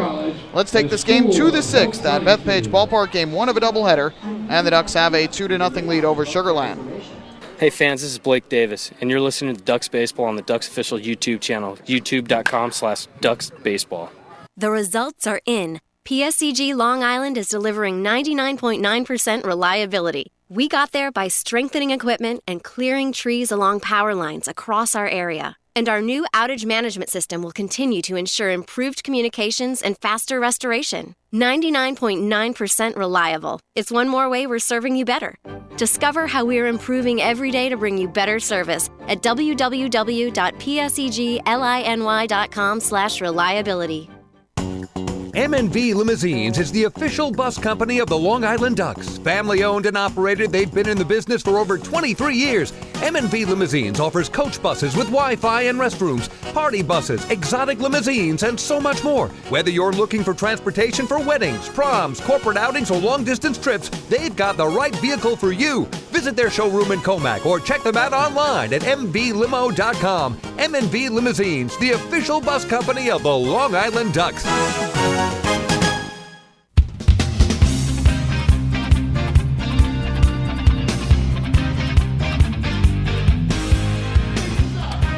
Ducks fans follow all season long, the rest of the season, as the Long Island Ducks try to meet the Chappies Home Run Challenge. They're 14 away now after Elmer Reyes hit a solo home run earlier in the game. If the Ducks hit 100 home runs, Chappies Funeral Homes will donate $5,000 to the Quacker Jack Foundation. Chappies Funeral Homes, where caring for others is our family tradition. So the Ducks have a 2-0 lead as we take this game to the 6th. Josh Gear working his first 1-2-3 inning of the day. And now John Brownell will head back to the mound with Jeff Dominguez leading things off. It'll be the top 3 in the order for Sugar Land here in the 6th. Brownell thus far 76 pitches, 47 of them for strikes. He's allowed just 3 hits over the first 5 innings and 1 walk. This pitch fouled off down the third base line out of play. For strike 1, he's also struck out 7 batters in the game. And last inning was the first time he did not pick up a strikeout. A single, a flyout, and a ground ball double play. The 0-1, and Dominguez swings at the breaking ball, grounds it up the first base line, foul. Dominguez has come up to the plate twice. Both times has swung with an 0-1 count, and both times has flown out to Delta Cleary Jr. in center. So now he's gotten the count to 0-2. Brownell kicks and fires, and Dominguez will swing and ground it over the mound behind second. Dan Lyons is there. His throw to first is in time. So Dominguez retired for the third time in game one, and that is the first out of the sixth inning. About 30 minutes after the completion of this first game, the teams will play a second one, also a 7-inning game. Number 16. And again, it'll be righty Ian Marshall for the Ducks against left-hander Kelvin Villa of the Skeeters. Ducks won the opener here on Friday by a count of 9-8 thanks to the 3-run home run in the fifth from Elmer Reyes. First pitch here to Travis Scott, misses low for ball one. Scott has been a thorn in the Ducks' side so far this series. Had 2 hits in 5 at-bats, including a solo home run on Friday. And here today, a walk and a double in his 2 trips to the plate. 1-0 from Brownell. And Scott lines this one hard, but foul down the right field line. Count even at 1-1. Scott's average entering today was just .258. So he hasn't been a big threat offensively this year. And he's only got 9 home runs compared to some of the totals we've seen from him previously, but still a potent hitter. He was selected as an all-star again this year. 1-1. Breaking ball, chopped foul. First base side. The count goes to 1-2.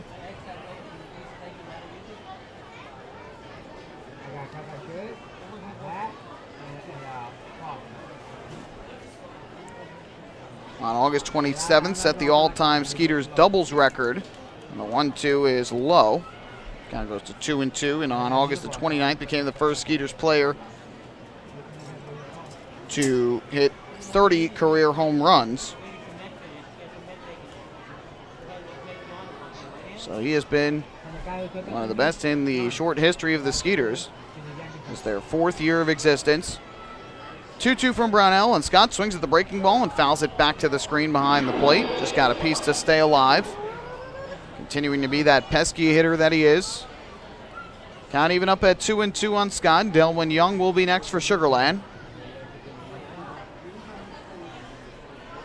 Brownell gets the sign and another 2-2 pitch. Swung on and ripped again down the right field line, but foul. Brownell leaving a few pitches up over the plate here to Travis Scott, and he's a guy that will certainly hit those well. Problem is he's also got a good eye, and you don't think that he would chase out of the zone like he did with 2 strikes on him in the first inning when he took 4 straight for a walk after falling behind 0-2. It's another 2-2. Breaking ball popped up this time in a shallow left. Dan Lyons can't see it. Anthony Vega, though, has a beat on it. And Vega will make the catch to retire Scott for the second out here in the 6th inning.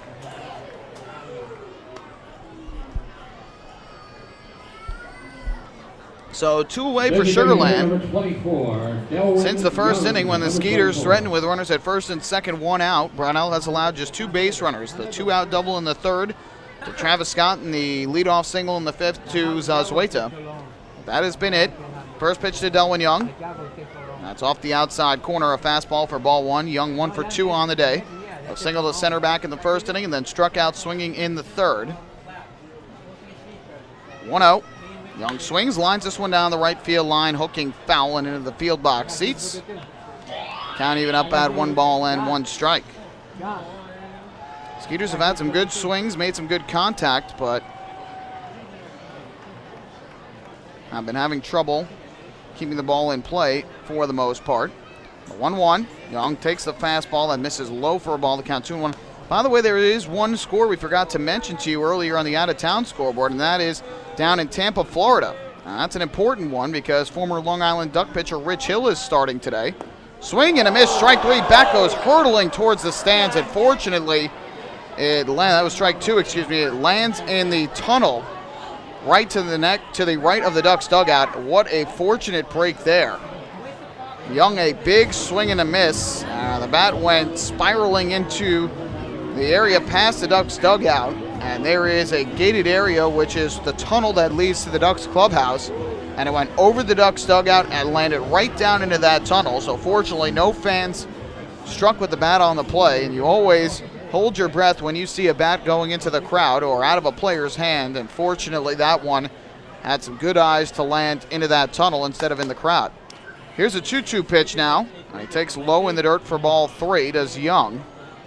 Count full at 3-2. Rich Hill, former Long Island Duck, who made 2 terrific starts with the Ducks in August before getting signed by the Red Sox, is pitching for Boston today down in Tampa, and he is pitching extremely well.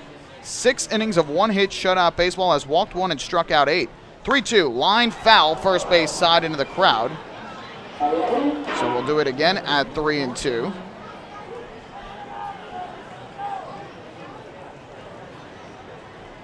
So congratulations to Rich Hill, former Duck, not only for making it back up to the big leagues after pitching well in 5 starts with AAA Pawtucket, but boy, back in the bigs, 6 innings of 1-hit shutout baseball with 8 strikeouts right now. Another foul ball up the right field line by Young. I'll tell you what, if you're tuning in and sitting along the first base line right now, keep a heads up because some of these Skeeters batters are hitting bullets into the seats. Sugarland's worked the pitch count for Brownell up to 93 now here in the 6th inning.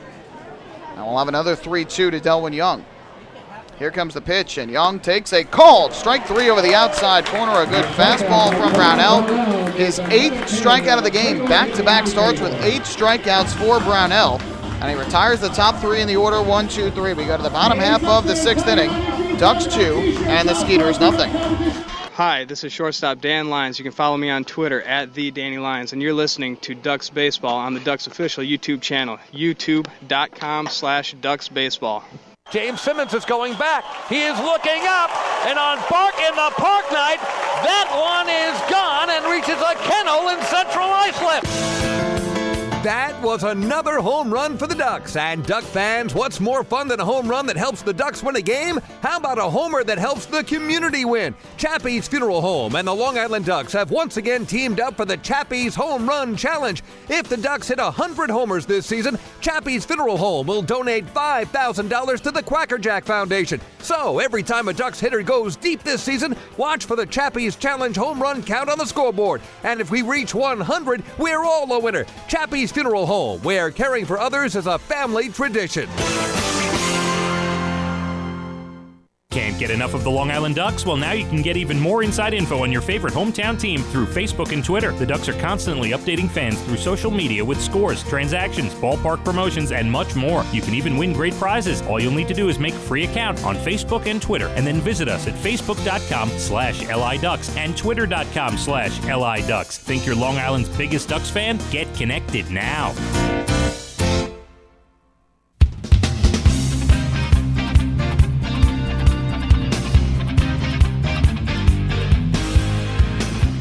We head to the bottom of the 6th inning here at Bethpage Ballpark in what is a scheduled 7-inning game in the first of 2 7-inning games here today. The Ducks have a 2-0 lead. Josh Geer's day is done. His final line, 5 innings of 7-hit baseball. Gave up 2 runs, both of them earned. Walked 2 and struck out 2. And gave up the 1 home run to Elmer Reyes in the 4th inning. Finished with 83 total pitches, 57 of them for strikes. So his day is done, and as we go to the bottom of the 6th inning, we have a new pitcher in for the Skeeters. It is a left-hander coming to the mound, and it is lefty Dan Runzler who will take over for Geer. So our first pitching change of this afternoon, and Runzler, a lefty, will come in to face 3 righties. So an interesting move there by Gary Gaetti, but it will be Blank, Puckett, and Reyes. 3 righties due up in the order to face Runzler here in the 6th inning. And we'll see then if Kevin Baez sends out Brownell, who is at about 95 pitches, back out to try and finish off this game in the top of the 7th, or if he'll go to his closer. First pitch on the way, and Blank a swing and a miss. Changeup looked like over the outside corner, and the count goes to 0-1. Blank, a big hit in this game, back in the 3rd, opened the scoring with a 2-out RBI single through the right side off of Geer. So he is 1 for 2 in the ball game. The 0-1. Swing and a miss again over the outside corner of the plate. Fastball that time to count 0-2. First at bat, a fly out to right on the first pitch he saw back in the 2nd inning. Here comes an 0-2. Pitch from Runzler, and Blank takes up and outside this time. 4-1. For Dan Runzler, this is his 17th appearance of the year. He has 1 save and has not allowed a run in 14 1/3 innings out of the Skeeter bullpen. The 1-2. Swing and a miss, strike 3. Breaking ball diving down and in. Blank swings through it. First strikeout for the left-hander, and there's 1 away. So again, 14 and a third innings thus far for Runzler. 8 hits, no runs. He has walked 2 and struck out 15. He has been a dominant force out of the bullpen, very similar to what they saw from Hunter Cervenka, who threw 8 scoreless innings, allowing just 1 walk while striking out 12 earlier this year before he got signed. And now Runzler's done a good job filling his shoes. First pitch to Cody Puckett, blooped in the air in a shallow right. That will land in for a base hit along the line. Puckett will round first, but will hold on there as Russo picks it up, fires back in. First hit of the ball game for Cody Puckett. And for the Ducks, they're 8th, so they have a 1-out base runner here in the 6th inning against Runzler. And that will bring up Elmer Reyes to the plate. Elmer Reyes, number 11.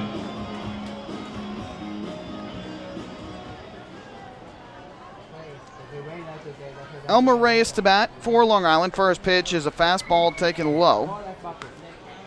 And the count goes to 1-0. Reyes driving a solo home run over the left field wall his last time up back in the 4th inning. 4th home run in 11 games with the Ducks. A nice curveball here from Runzler, but it just missed up and outside for ball 2. So after going 3 for 4 here on Friday, the rain out yesterday, he's 2 for 2 today, which means he's 5 for 6 so far in the series with 5 RBIs and 3 runs scored. He takes low and outside again. And Runzler's now behind 3-0 on Reyes. Another ball would put 2 on with 1 out for Anthony Vega. The Ducks looking to get some insurance runs here in the 6th inning. They have a 2-0 lead right now. From the set, the 3-0.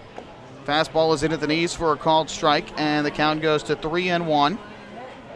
Reyes singled to left his first time up. That was back in the 2nd inning. Puckett leads at first with 1 out. Time called here as Runzler was getting ready to deal the 3-1. Left-hander stands in at 6'4", 210 pounds out of Santa Monica, California, 30 years old. Here's the 3-1. Swing and a miss. Fastball up and outside, and he chased it. That'll run the count full. We'll see if Kevin Myers puts Cody and Puckett in motion. With the count full here, only 1 out. Anthony Vega would be next for the Ducks. From the stretch, the 3-2. Here's the pitch, and Reyes swings, fouls it back. Runner was not going.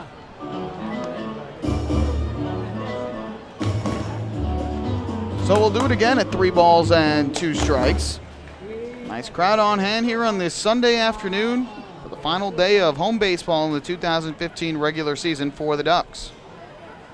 Again, Long Island will head on the road tomorrow, 3 in York, 4 in Lancaster, a week in Pennsylvania, and then it's back home, hopefully for the playoffs. 3-2, lifted down the right field line, foul into the crowd. Again, off the end of the bat, we'll do it once again at 3-2. 2-0 Ducks, bottom of the 6th inning, 1 on, 1 out. Runzler gets the sign from Wallace. Payoff pitch on the way again, and Reyes swings and misses for strike 3. Got ahead 3-0, but a good job by Runzler to battle back, get him to chase the breaking ball down and in. Second strikeout of the inning for Runzler. And with 2 away, that'll leave it up to Anthony Vega. Number 27, Anthony Vega. In the 7th inning, Sugarland will have their 4, 5, and 6 hitters come to the plate. Wallace, Lamonta, and Palmero. Combined are 0 for 6 thus far in the game and have 5 strikeouts. Throw over to first. Back safely is Puckett. So it would not surprise me to see Kevin Byas stick with Brownell. Obviously have to get a feel for how he is feeling. But he has not eclipsed 100 pitches yet. And has 8 strikeouts for the ball game. Runzler kicks and fires, and Vega will take a fastball in for a called strike. The count 0-1. Vega is 1 for 2 in the ball game. Single to left field back in the 2nd inning. And grounded out to shortstop in the 4th. Cleary Jr. and Burrows, the only 2 Ducks without a hit in this game, but everybody has reached base at least once. Foul ball by Vega, and the count 0-2.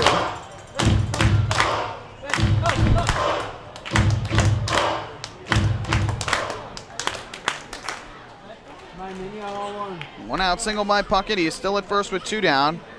Now the 0-2 to Vega is a check swing on a breaking ball down low and outside. Vega did not go around, and the runner stays put. Ball was down to the dirt, but no advance. So we'll do it again, this time with the count of 1-2. Vega entered the day at .263 on the year, 4 homers and 25 runs batted in, combined between the Ducks and the Blue Crabs. From the stretch, the 1-2. Puckett leads, and Vega takes a fastball low and away. That'll even things up at 2 balls and 2 strikes. If Vega does reach, Phelan Lantini would come up to the plate for the 4th time today. The 2-2 on the way. Ground ball back up the middle into center field. Base hit for Anthony Vega. Puckett will turn second. Will hold on, though, as Dominguez fires back in. So Anthony Vega with his 2nd hit of the day grounds the single back into center field.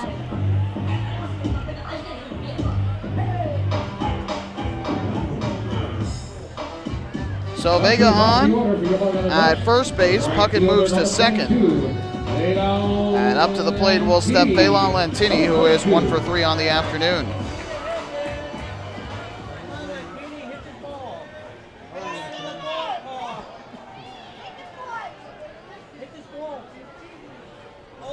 So here is Lantini to the plate.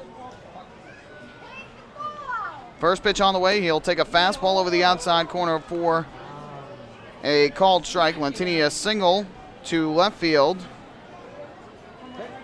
Back in the 1st inning, since then has grounded into a force out and struck out in the 4th.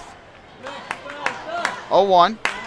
Fly ball center field. Jeff Dominguez racing back in center, has it lined up and makes the running catch to retire Lantini for the final out of the inning. So, for the Ducks, no runs, 2 hits. They leave 2. We've played 6 here at Bethpage Ballpark. Ducks will try and close it out in the top of the 7th as they lead it by a count of 2-0. Hey, fan, this is outfielder Delta Cleary Jr., and you're listening to Ducks Baseball on the Ducks official YouTube channel, youtube.com/DucksBaseball. Spring into a new Honda at Huntington Honda and pay $59 a month for a new 2015 Honda Civic LX sedan. $59. So spring into Huntington Honda on Jericho Turnpike just east of Route 110 or HuntingtonHondaCars.com. Huntington Honda, discover the difference. Auto 24-month lease, total due at inception. Civic $31.90 includes bank fee, first month's payment, no security deposit. Taxes, DMV, title fees extra with excellent credit through HFS. Have your birthday at the ballpark this season and celebrate with the flock. Kona Ice birthday party packages with the Long Island Ducks are now available. Each package includes 10 box seats, a commemorative birthday t-shirt and autographed baseball, a pizza and Kona Ice party in the Hebrew National Picnic area, and so much more. Best of all, the birthday child will stand on the dugout while the entire crowd sings happy birthday. Reserve your party today by calling the group sales department at 631-940-3825. Kona Ice birthday parties with the Long Island Ducks, a once-in-a-lifetime experience.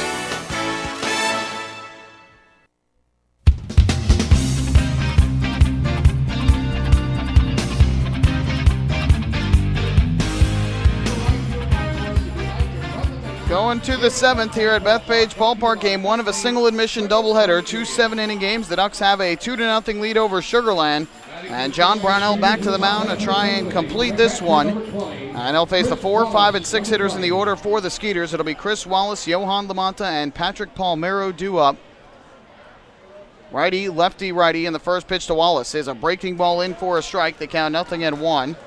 Brownell so far has allowed just 3 hits and a walk through 6, has struck out 8. And of the 3 due up in this inning, they are 0 for 6 with 5 strikeouts. The 0-1, and that's taken low and inside for a ball to even up the count at 1-1 on Wallace, who struck out swinging in the first and flew out to right in the 4th. From the windup, the 1-1. Brownell deals. Wallace takes again inside. Try to hit that corner, just missed. A little bit low, too. That's 2-1 on the righty swinging Wallace. Brownell out of the windup. Kicks and fires to the plate. Wallace swings, hits this breaking ball over the screen and foul off to our right. Might have hit off the windows of the press box to our right.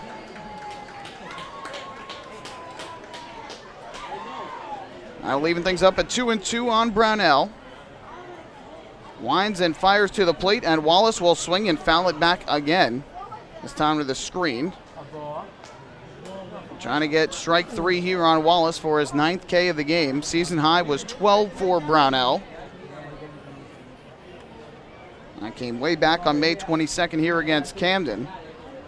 Another 2-2 pitch from the righty, and Wallace takes this breaking ball way low and outside, would not chase. And that'll run the count full. 3 balls and 2 strikes.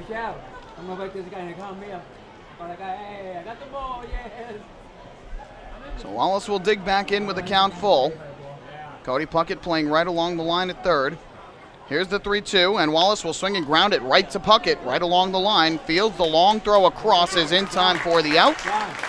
Wallace retired 1 away here in the top half of the 7th inning.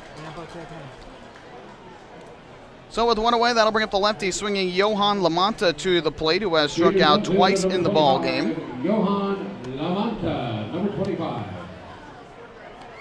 Struck out swinging in the first inning for the final out of the inning in an epic 9-pitch at bat. Brownell got him to swing through a fastball over the outside corner for strike 3. First pitch here is a breaking ball on the outside corner for strike 1. And then in the fourth, look at a 2-2 pitch for strike 3. Two-seam fastball that ran back over the plate. Here comes the 0-1 from Brownell. Deals, fouled over the screen, back behind the plate, off to our left.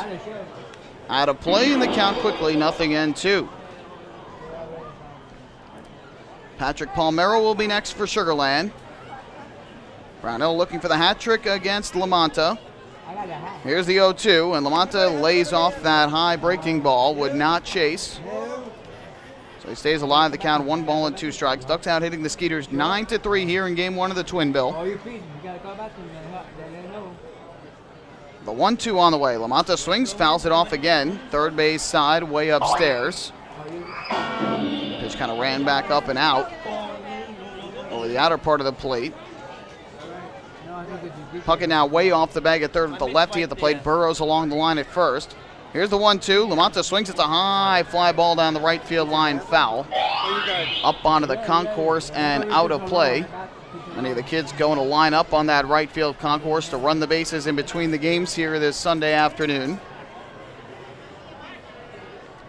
1 ball, 2 strike pitch once again from Brownell to Lamanta, and this is a breaking ball hit on the ground to the right side. Sean Burrows, the first baseman, picks it up, and he will beat Lamanta to the bag. 1 number 25 retires the other.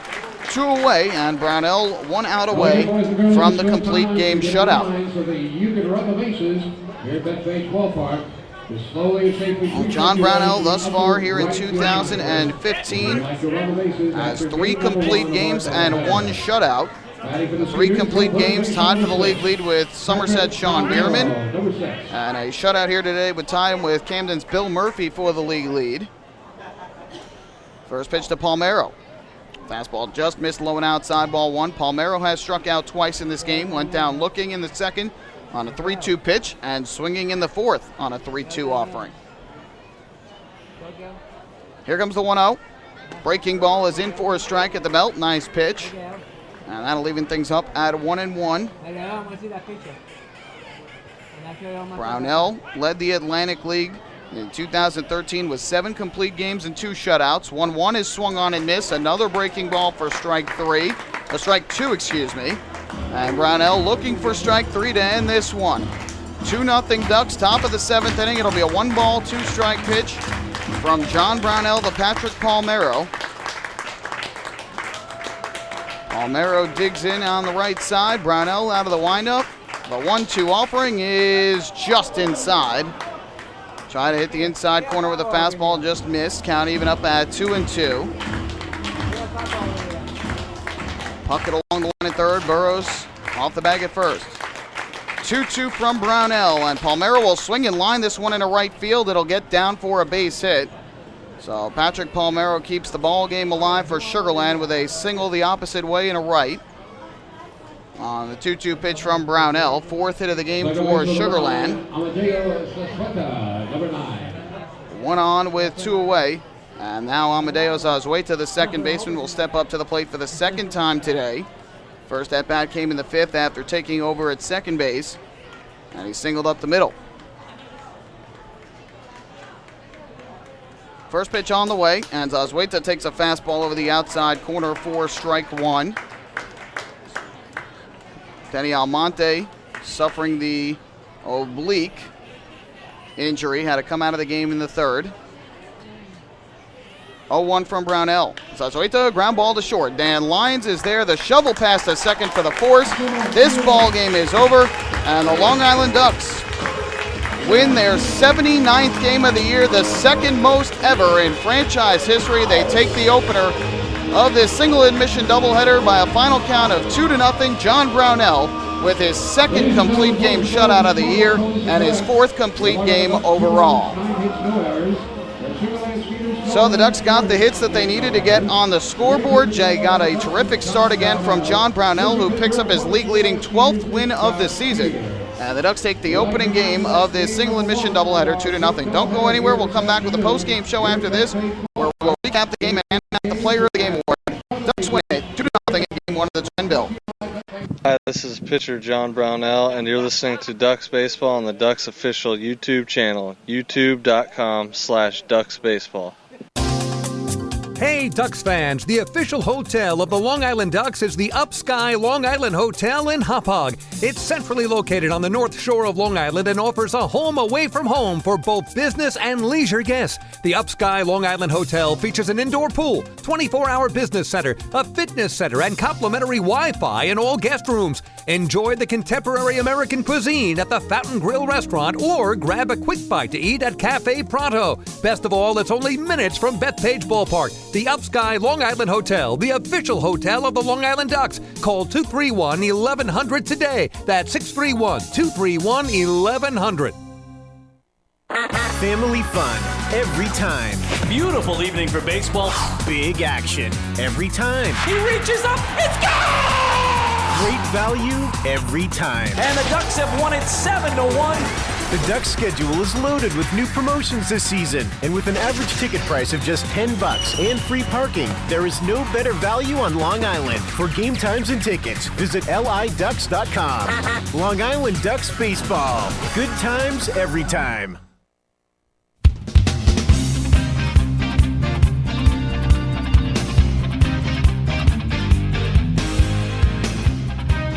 So the Ducks take the opener of this single admission doubleheader by a count of 2-0 over the Sugarland Skeeters. They have won this series.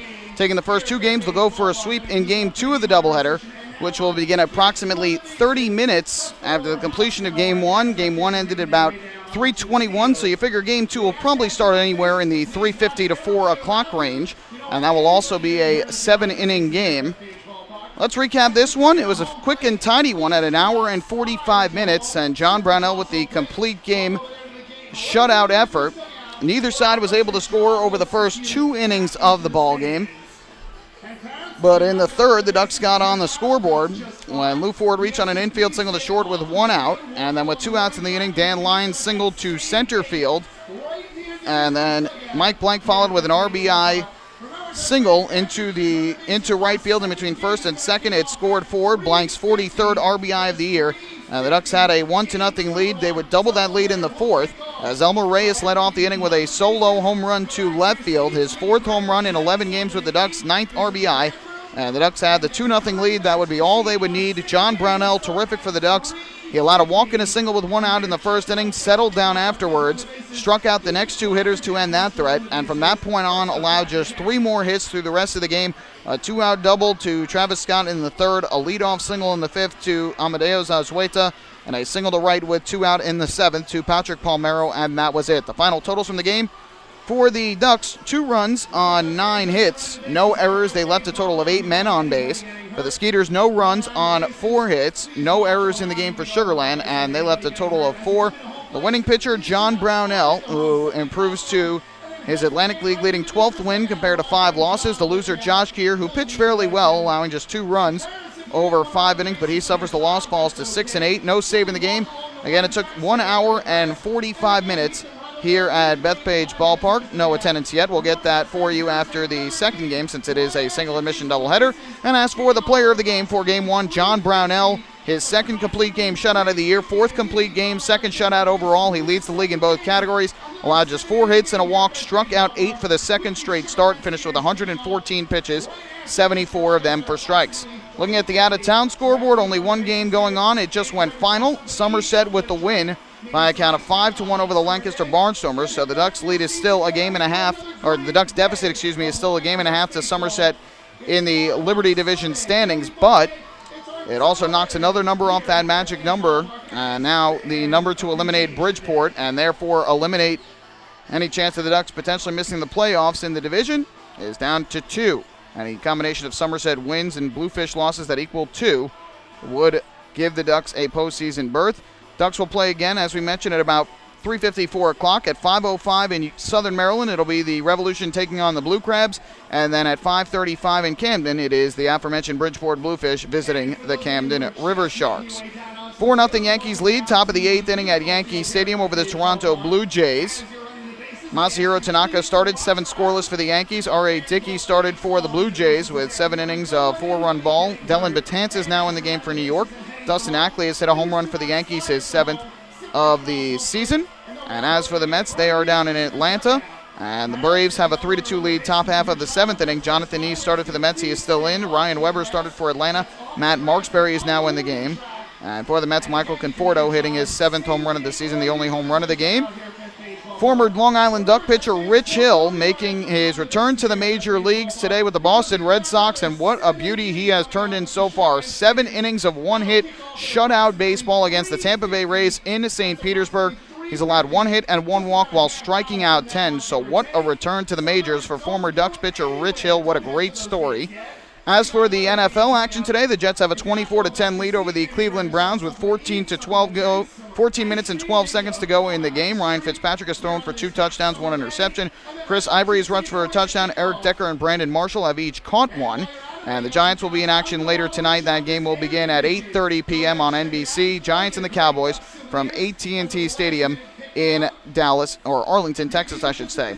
Well, stick with us. We're going to keep things here in between the single admission doubleheader. Game 2, again, will begin about 3:50 to 4 o'clock, somewhere in that range. We'll keep you updated on the status of when Game 2 will begin on our official Twitter, twitter.com/LIDucks.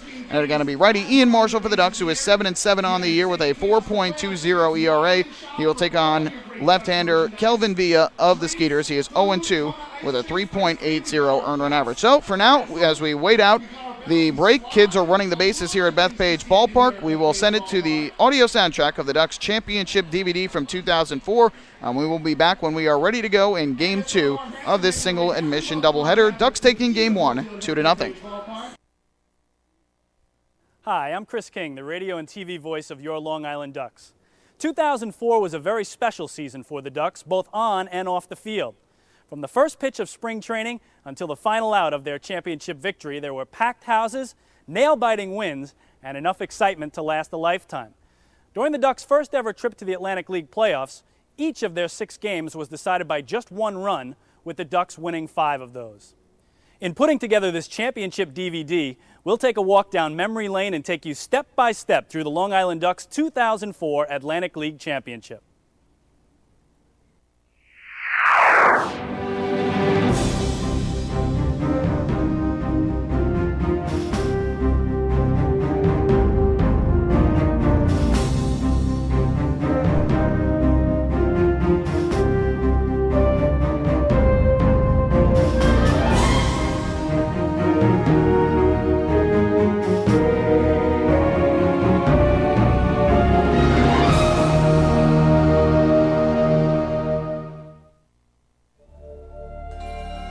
Following another close call at the end of the 2003 season, the Ducks had finished second in 6 of 8 halves through their first 4 seasons of play and still had never qualified for a playoff spot.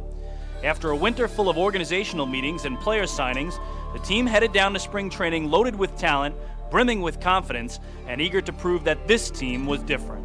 Well, when we got down to spring training, it was we kind of realized that this was kind of a special group of guys. And we all clicked from the very beginning, and our mission was, you know, if we're going to be in the independent league and nobody's going to give us an opportunity to go play in organized ball, then we're going to try to do the absolute best that we can with our team. And like I said, we felt like we had a special talent and a special group of guys, and it was our goal to go out and win the championship. He is all business on that 5th day. I tell you, he has his good times and whatever, and keeps everybody loose up to that point, and then he's it's business day.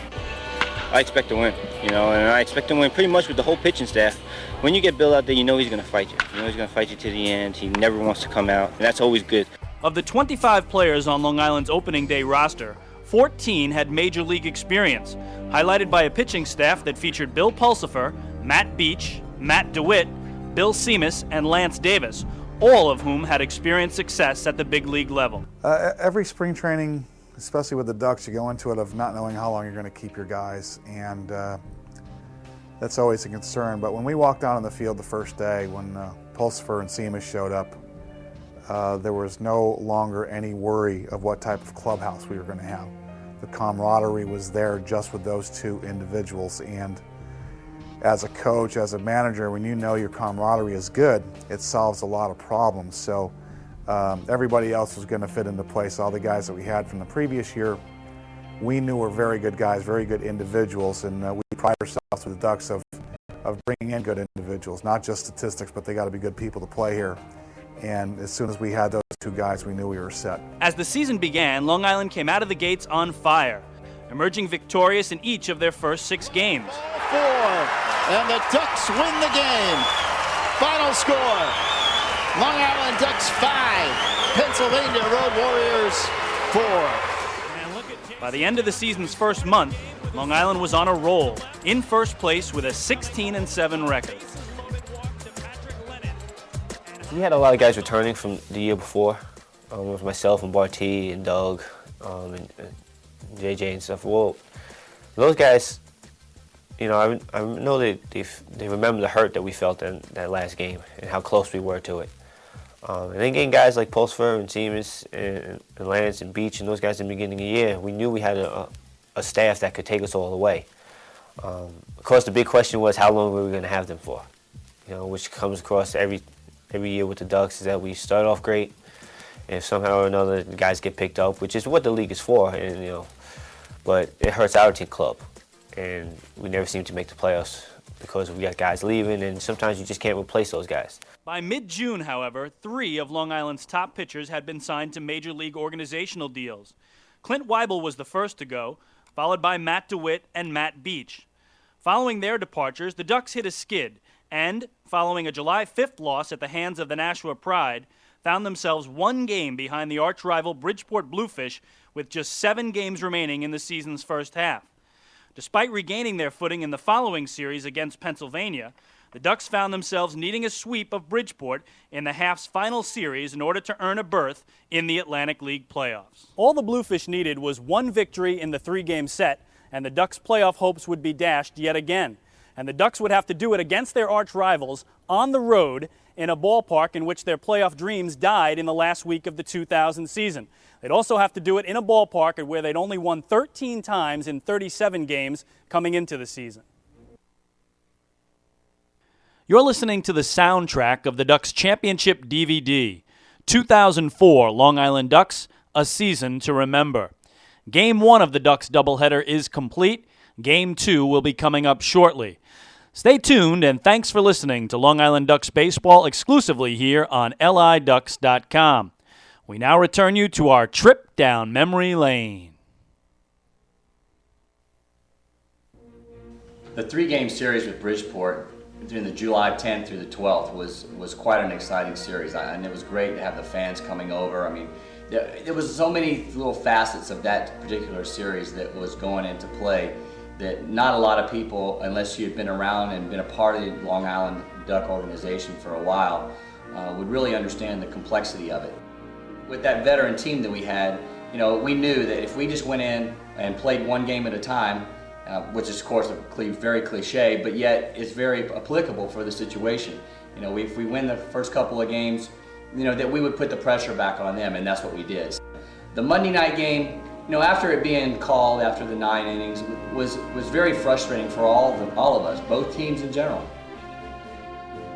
I know the feeling after the game that last night when it was raining, we were in the clubhouse and we were going, this can't happen. We can't end like this. We had just come back and we battled our butts off. And so did Bridgeport. I mean, it was a great series that we played against them. We beat them the first 2 games of the series. It came down to that last game. They had scored a couple runs in the beginning, and we fought back to tie it. And it came down to the 9th inning, and we were playing in the rain the whole game. And when they called the game and took us off the field because of the rain, it was like kind of mind-boggling. It's like, what are we doing? We've been playing in this for 9 innings, and just all it takes is we finish 9 innings. The next person to score will win. So the Long Island Ducks headed home. The July 12th game was declared a tie, with a new August 9th game rescheduled to be played in its entirety and no playoff spot yet secured.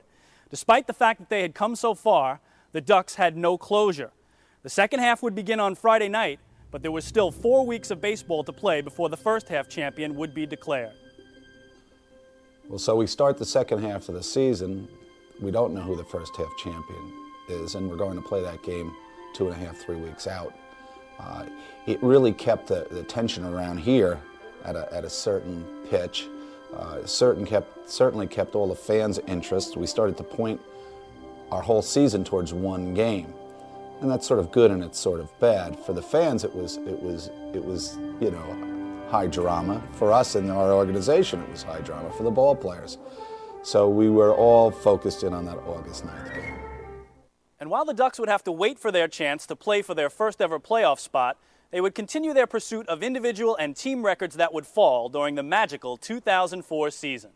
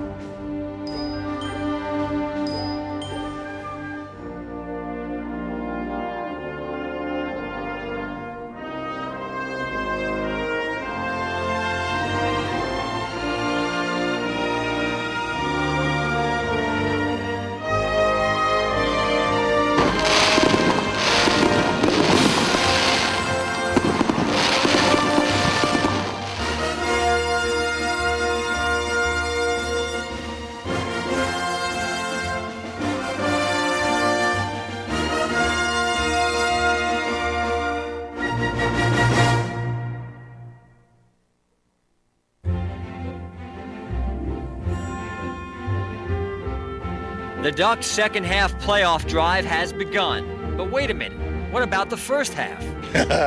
Good question. Something you've never even heard in baseball. Just like, let's put off the first half until a month later. Because of a rainout, the Ducks and Bluefish have yet to decide who won the North Division. They'll replay the game in its entirety August 9th. I mean, we definitely had momentum in our favor, and it was just too bad that it just had to stop like it did. To have it end like that was really disappointing.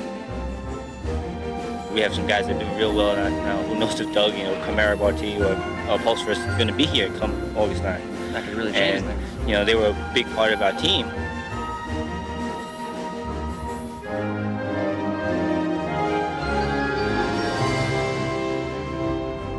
"19 days and counting till August 9th.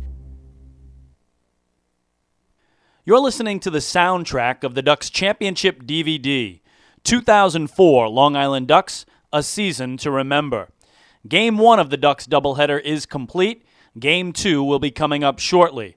Stay tuned, and thanks for listening to Long Island Ducks baseball exclusively here on LIDucks.com. We now return you to our trip down memory lane. When August 9th finally arrived, the team and its fans were ready. My guys are ready to go. They're ready to play this game. As I'm sure these guys are too. I mean, it's about the playoffs. I mean, there's a couple reasons why these players are all here in this league. One, to get back to organizations, and the other, getting the playoffs. And here it is right here on the table for them. So now it's whoever's the hungriest. With more than 700 loyal Duck fans in attendance in Bridgeport, everything was on the line once again for Long Island's hometown team. In a game dubbed "One Game for All the Marbles" by Bridgeport officials, the Bluefish took an early 3-0 advantage against the Ducks and starter Brian Ricard. Count 1 ball, 2 strikes to Avila. And again, Lou, the rosters of these teams is quite different from what it was the last time we played this game on July 12th. The Ducks do have Garrick back. The Bluefish have Willis Otanez and DJ Boston back, but Long Island has lost Bill Pulsifer, Lance Davis, and Manny Ulloa, 3 of their best pitchers who've gone on to affiliated teams. Beautiful pitch on the inside corner, and Ricard ends the inning, but the Ducks showed their mettle, battling back and tying the game on Camara Barti's 2-out, 2-run home run in the 5th inning off Bluefish ace Tim Kaine. Kaine delivers, swing and a miss, tied him up inside, and Kaine works ahead 0-2. And a chance for Camara to get some retribution, Lou, as it was Camara Barti who popped out to second base back in the 3rd inning with the bases loaded and 1 away. So he gets another chance here to at least drive in 1 run if he can bring in Cole Liniak from second.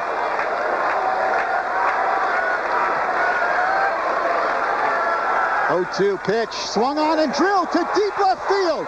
Going back is Otanez. It's gone. A home run for Barti. A 2-run shot. And we are all tied at 4. Well, for Camara Barti, his team leading 18th home run. We were down early, so we were like, all right, now we got to fight back. But once you hit that 2-run home run and we're dead even, it's a whole new game. It's like, all right, it's 0-0. Now it's our game. We have the momentum. Let's take it. Let's go all the way with this. Now Andrew Salvo. Be interesting to see if he tries to bunt here. I would think so. Bridgeport thinking bunt. Lou Ulloa now coming in at 3rd, and Salvo bunts it. It's a good-looking bunt, and they're going to go to first. For a second, Sherman thought about going to second, but then got the sure out at first base. Salvo does his job. Sacrifice bunt sends Rodriguez down to second, and he is the potential go-ahead run for the Ducks.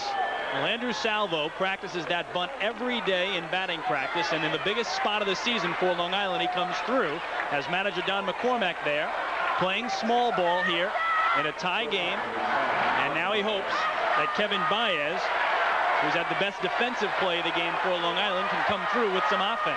Well, the Duck fans making some noise now.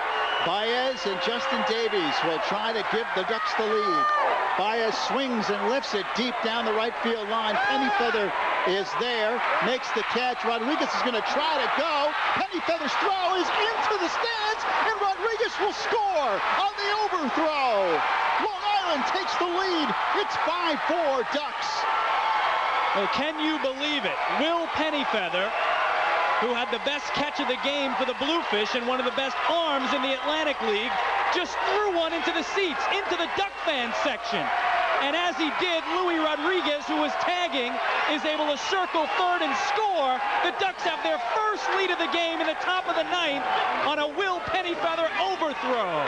With the Ducks now holding a 1-run lead, Long Island called on closer Bill Seamus for the final 3 outs. And the Bluefish now down to their last strike.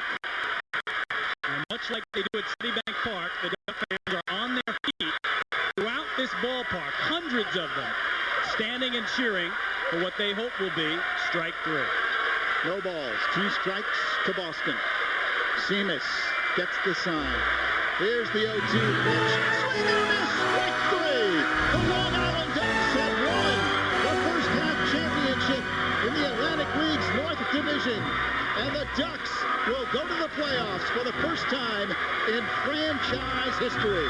And you see the jubilation on the mound. It has taken them 4 years, 3 months, and 12 days since the first pitch in franchise history was thrown. That's in April of 2000. But there will be postseason baseball on Long Island come September for the first time ever. And that guy, Bill Seamus, is the happiest man on the field. The Ducks battle back. You're listening to the soundtrack of the Ducks Championship DVD, 2004 Long Island Ducks, A Season to Remember. Game 1 of the Ducks doubleheader is complete. Game 2 will be coming up shortly. Stay tuned, and thanks for listening to Long Island Ducks baseball exclusively here on LIDucks.com. We now return you to our trip down memory lane. Once we got to that last inning once we brought Seamus in the 8th and we got through that, and knowing that, our cards are on the table. Everything that you kind of laid out before the game, how you want the game to go, and everything is it's right there for you. You just stick by your game plan that you pretty much had thought out. And when it gets down to it and it comes to, here it is, right on the table for Mr. Seamus and the guy we've counted on the whole time. And it's like I've said before, he's one of them guys that you count on night in, night out. And it was just kind of a relaxed excitement watching him because he just kind of manhandled Darryl Boston. It was really not much of a contest. And it was just, after that, it was such a relief, to finally get on the board with that first one that the three of us, me, Buddy, and Dave, just kind of was embraced, and we let them do their thing on the field, and it was a relief sensation. Following a dizzying post-game celebration, the Ducks returned to the reality of the second half. With 7 of their pitchers now gone and pitching for affiliated teams, the team struggled in the month of August, posting a record of 14-16 with a 5.63 ERA. With the key pitchers now departed, it was clear the Ducks' playoff hopes would depend on a promise made by a group of pitchers all the way back in spring training known as the Band: Bill Seamus, Bill Pulsipher, Matt Beach, and Lance Davis. Those guys, upon leaving, vowed to us that if they didn't get called up to the big leagues, they'd come back, and the rest is history. Those people came back, and we played 7 consecutive one-run games. Well, those at the end of the first half, prior to us having to reschedule the August 9th game, I remember being in the dugout and talking with Pointer about, and this is a guy that's won a World Series at the Major League level, and we both had the same feeling of playoff baseball. It doesn't matter where you're at, Little League or on up, it's just a special feeling, and that's the real reason that true baseball players play, and that's to have a chance to win a championship. Not for the money, not for the fame, not for anything like that. It's just to go out and compete at the highest level of your league, wherever it be, and you to be the top of it. It's really a special thing, winning a championship. And there's plenty of guys that play their whole careers and don't even make playoffs, let alone win a championship at any level. So it's really a special thing. And when a group of guys gets together and accomplishes something, it's camaraderie. It's a very special thing. On September 14th, the leader of the Band, lefty Bill Pulsipher, was the first to make good on his promise to return. Within 5 days, Seamus, Beach, and Davis followed suit, and Long Island's once awe-inspiring pitching staff was back at full strength just in time for the team's first ever playoff appearance. The first playoff game in franchise history was on the road on Tuesday, September 21st, 2004 at historic Holman Stadium in Nashua, New Hampshire. The Nashua Pride held a 10-8 advantage over the Long Island Ducks in the regular season, and they featured an explosive offense led by former Major League All-Star Dante Bichette. Despite rallying late in the game, the Ducks fell 3-2, and their playoff hopes were in danger just 1 game into the best-of-3 series.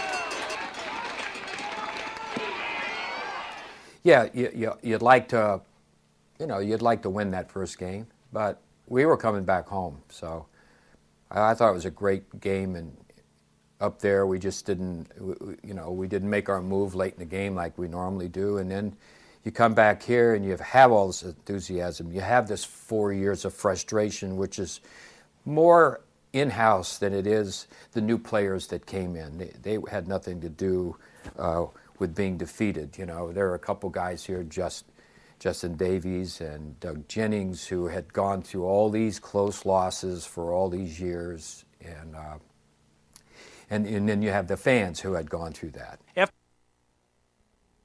You're listening to the soundtrack of the Ducks Championship DVD, 2004 Long Island Ducks, A Season to Remember. Game 1 of the Ducks doubleheader is complete.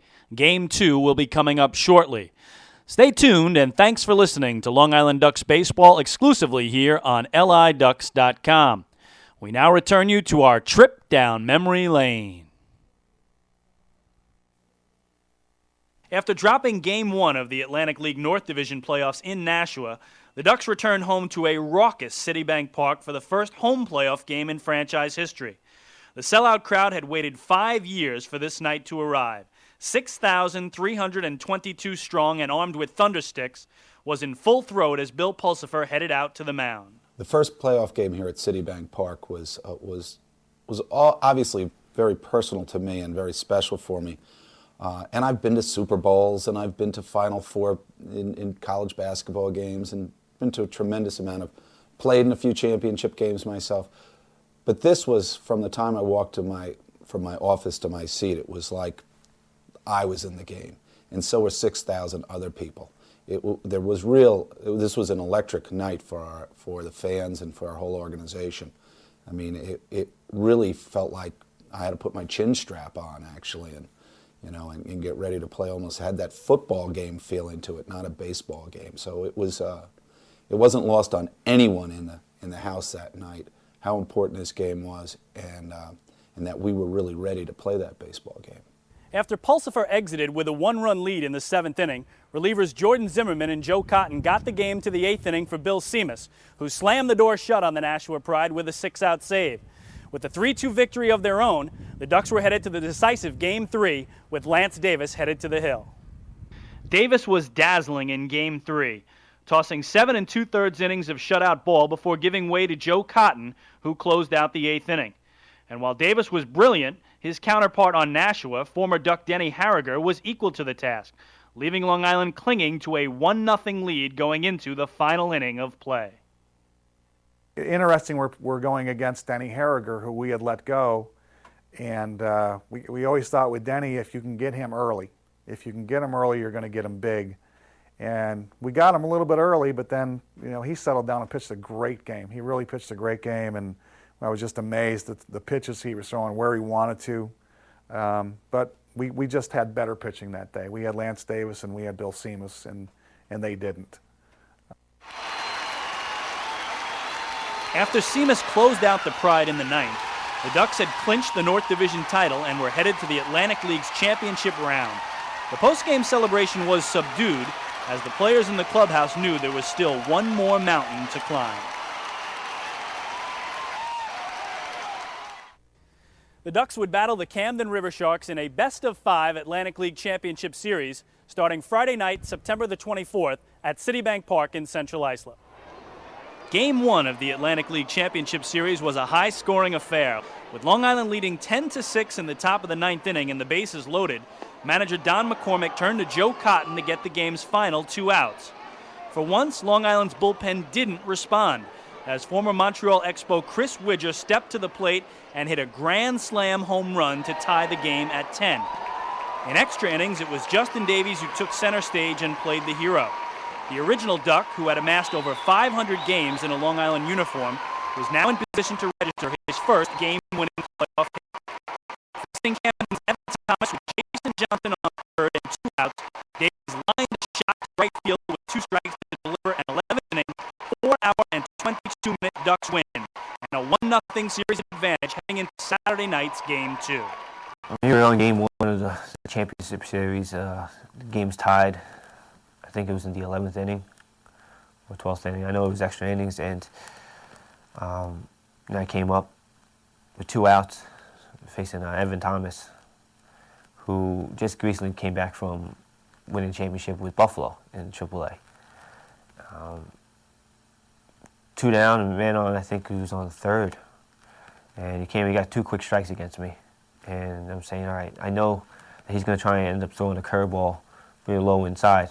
And because he had a really good curveball and trying to throw it low and into lefty, trying to get me trying to ground out somewhere. So I just kind of relaxed, took a deep breath, and just tried to put the bat on the ball and let something happen. I wasn't really aiming for the hole, to hit the ball between first and second. I just saw the ball, I saw the break, stayed with it, put the bat on the ball, and once I saw that ball go to the infield,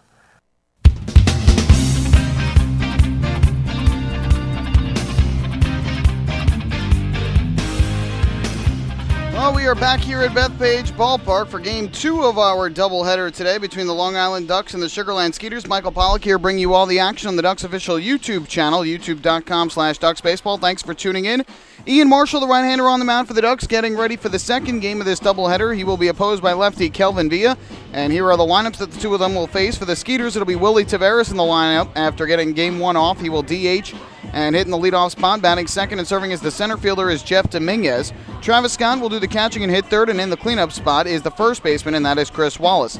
Johan Lamonta will bat fifth and play left field. Patrick Palmero at third base hits sixth. The seven-hitter in right field is Kevin Russo. Renny Osuna plays second base and hits eighth. And rounding out the order for the Skeeters will be the shortstop, Amadeo Zazueta. On the other side for the Long Island Ducks, Phelan Lantini will lead things off and play left field. Delta Cleary Jr. bats second and plays right.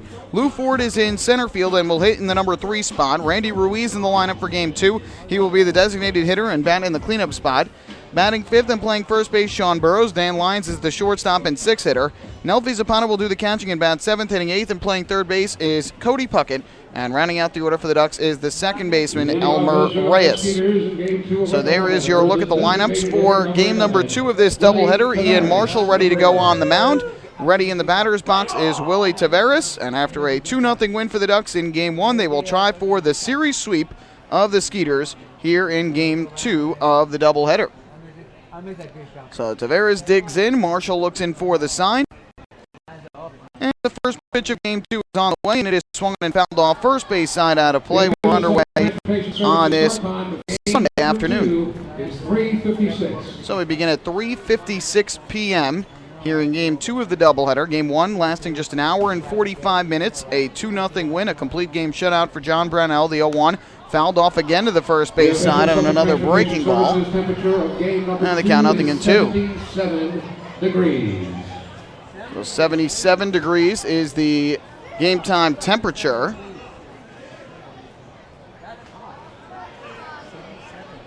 Now the 0-2. Breaking ball down low. Not taking it that time was, not swinging, was Taveras. Count 1-2. Taveras, the designated hitter, hitting in the leadoff spot for Sugar Land. Did not play in game 1. He's hitting .241 on the year, 4 homers and 16 runs batted in. Here comes the 1-2. Fouled off over the screen, upstairs back behind home plate. And we'll do it again at 1-2. So the Ducks with their win now have 79 victories on the year, sole possession of second most ever in their team history, 3 behind their franchise record of 82 set back in their inaugural season. 1-2, breaking ball is on the inside corner, a called strike 3. So Taveras goes down looking in disbelief. First strikeout of the ball game for Ian Marshall, and there's one away in the top of the first inning. So 79 and 52 are the Ducks overall. They're now 5 games over 500 in the second half. At 33 and 28, they have back to their high watermark of the year at 27 games over 500. For their overall record, first pitch to Jeff Dominguez misses low and inside for ball 1. Dominguez, the center fielder, he had started game 1 at second base, but then Denny Almonte suffered an oblique strain. And so Dominguez had to move to center field. The 1-0 is low again from Marshall, down and in. That's 2 balls and no strikes. Dominguez hitting .286 on the year with 5 home runs and 23 runs batted in.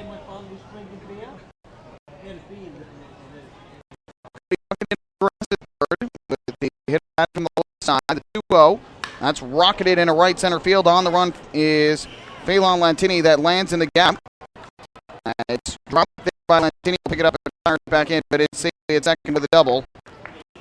Is Jeff Dominguez. Well, we originally said when we looked at the starting lineup for Kevin Baez that Delta Cleary Jr. was going to be in right field, and it was going to be Delta Cleary Jr. in left. That's how Kevin Baez had it on his lineup, but it's actually switched. Cleary Jr. is in left and Lantini is in right. So a little lineup snafu there for Ducks manager Kevin Baez, but all is good. So a double for Dominguez, and he is the runner at second base with 1 out. And that will bring up Travis Scott for Dominguez. It's his 14th double of the year. First pitch on the way, and Scott will take a fastball strike over the outside corner. And the count 0-1. Scott batting from the left side at .259 on the year, 9 homers, 47 runs batted in.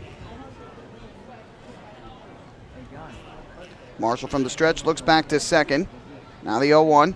Breaking ball misses up and outside. We'll even things at 1 ball and 1 strike. Scott had a double and a walk back in the first game. But Sugar Land unable to dent the scoreboard against the dominant John Brownell, who is now 12-5 on the year. 1-1, runner goes for third, pitches outside. The throw down to third base is in time. Nice throw from Nelfi Zapata to nab Jeff Dominguez. A risky play there, trying to make it to third base with less than 2 outs. But Zapata guns him down instead of a runner in scoring position with 1 out. It is now the base is empty and 2 men out. Big break there for Ian Marshall and the Ducks.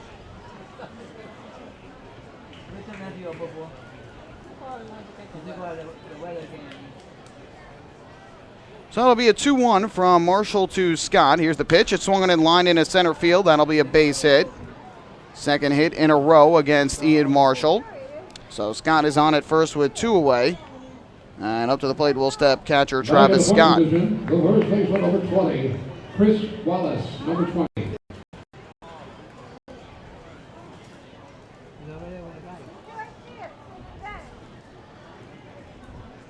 So 2 away, and up to the plate steps Wallace, who is starting game 2 at first base. And Wallace, the cleanup hitter, bats from the right side at a tough game 1. He finished 0 for 3. So Wallace will step up to the plate. And the first pitch on the way from Ian Marshall, who works again out of the stretch. And Wallace swings, pumps it up foul down the right field line, out of play. The count 0-1.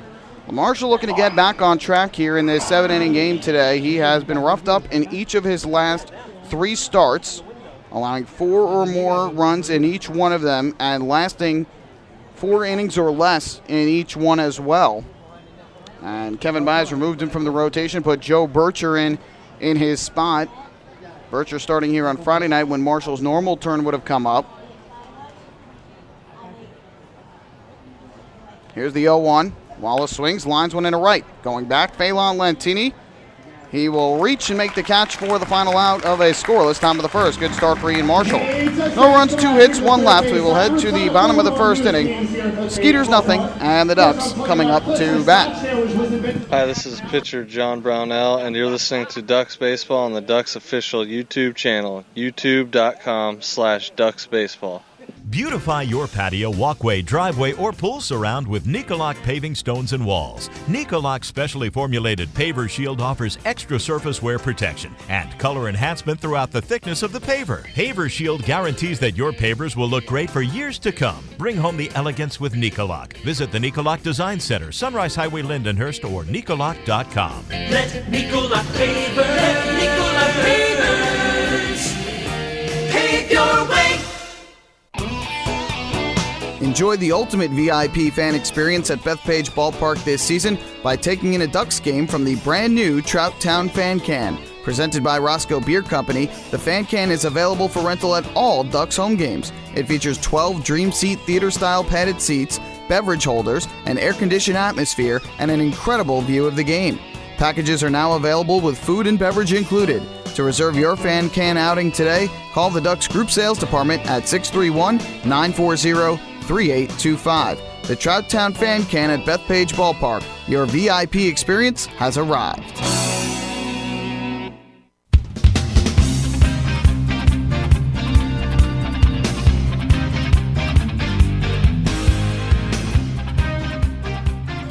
Bottom of the first inning, no score between the Ducks and the Skeeters. The Ducks and Municipal Credit Union have teamed up again this season to present the Walk with a Purpose promotion. Every time a Long Island Ducks player walks, Municipal Credit Union will make a donation to the Quacker Jack Foundation. Municipal Credit Union serving members since 1916. So, the Ducks survived 2 hits by the Skeeters in the first inning, and now they'll send up Lentini, Cleary Jr., and Ford, a very good top 3 in the order. Here in the bottom half of the first against left-hander Kelvin Villa, former Road Warrior, who is here with the Sugarland Skeeters, signed recently for Sugarland. Originally was slated to start the first game of this series, but then things changed after the rain out on Thursday for them up in Bridgeport. Basically everybody in the league was washed out with the exception of Lancaster and Southern Maryland. So a lot of teams have that extra game to play. They have not scheduled makeup dates so yet. Those will be determined if it is deemed necessary in terms of playoff spots. First pitch on the way from Villa to Lentini. And that misses low and inside for ball one. The umpires for game 2 here in the doubleheader. Tom Major is behind home plate. Around at first base is J.B. Torres and David Speranza over at first. A 3-man crew from game 1 just rotating in clockwise fashion. And now the 1-0. Swing and a miss. Way out in front of that pitch was Lentini, expecting a fastball and got a changeup. The count 1-1. Villa resides in Brooklyn, originally from the Dominican Republic, but now living in Brooklyn. Will turn 30 this December the 14th, and the 1-1 ripped down the left field line, but foul. Hard hit baseball by Lentini on an off-speed pitch, but he was way out in front. And the count 1-2. Lentini hitting .297 with 3 home runs and 20 RBIs. So that'll be a 1-ball, 2-strike pitch coming up. Villa winds and fires, and Lentini takes the fastball low and away for ball 2. For Villa, this is his 7th appearance, 6th start since joining Sugarland in August. He is 0-2 thus far with a 3.80 earned run average. Looks in for the sign from Travis Scott, ready to go. The 2-2. Breaking ball, line into left field, a base hit for Phelan Lentini. Hanger over the middle of the plate, and Lentini did what he did in game 1, single to left. And the leadoff man on for Long Island here in the first.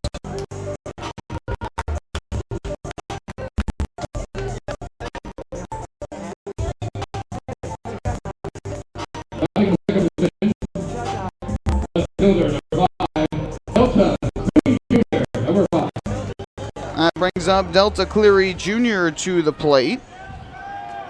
Switch hitter batting from the right side. Have to think he will do what he customly does when leadoff man gets on, and that's bunt, and he does bunt. Pushes it to the first base side of the mound. Villa thought about second. Instead, he'll throw to first in time for the out. So another sac bunt for Delta Cleary Jr., his 23rd of the year. The putout goes 1-3, and Lentini moves to second base with one away. Taking the third position, Long Island center fielder, number 20, Cleary Jr. has now done that all 3 games of the series. Lentini reaches to start the game, and Cleary Jr. sacrifices him over to second. In fact, he did it last night too, although it didn't count because of the rain out after an inning and a half. And that's why we're playing a single admission doubleheader today. 2 7-inning games with the break that lasted about 35 minutes in between. First pitch up coming to Ford here. Villa deals. Ford takes a fastball that just catches a piece of the outside corner for strike 1. Ford's average at .366, 8 home runs, 59 runs batted in. Villa wants to go through the signs again with Scott.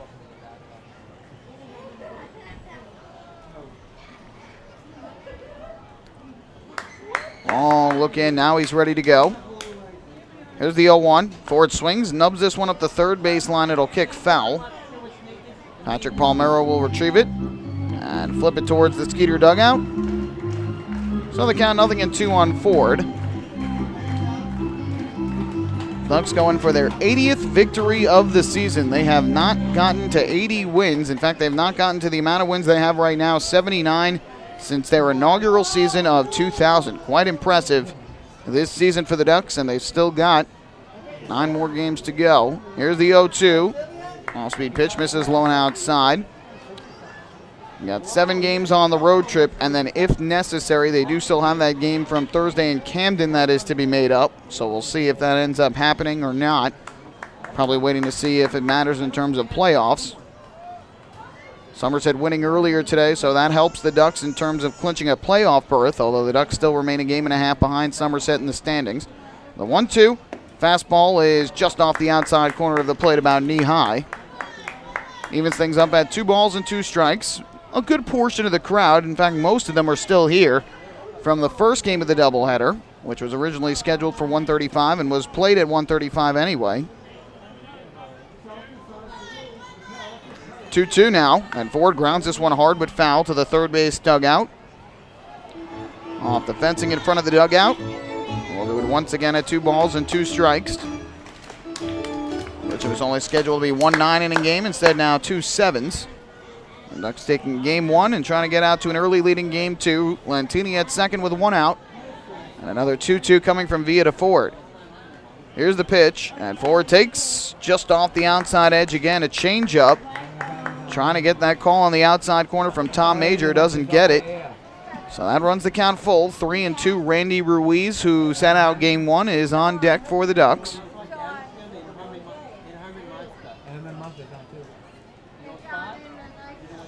Sun shining on the field here at Bethpage Ballpark. Beautiful day, some high, thin clouds, but nothing threatening overhead. Much better weather today than we had yesterday.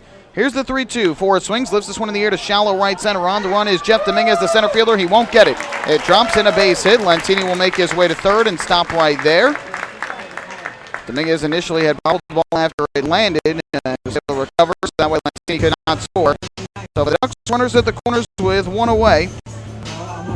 Good threat in the early going for the Ducks, and up to the plate steps Randy Ruiz. So Lou Ford has now reached base safely in both games of the doubleheader.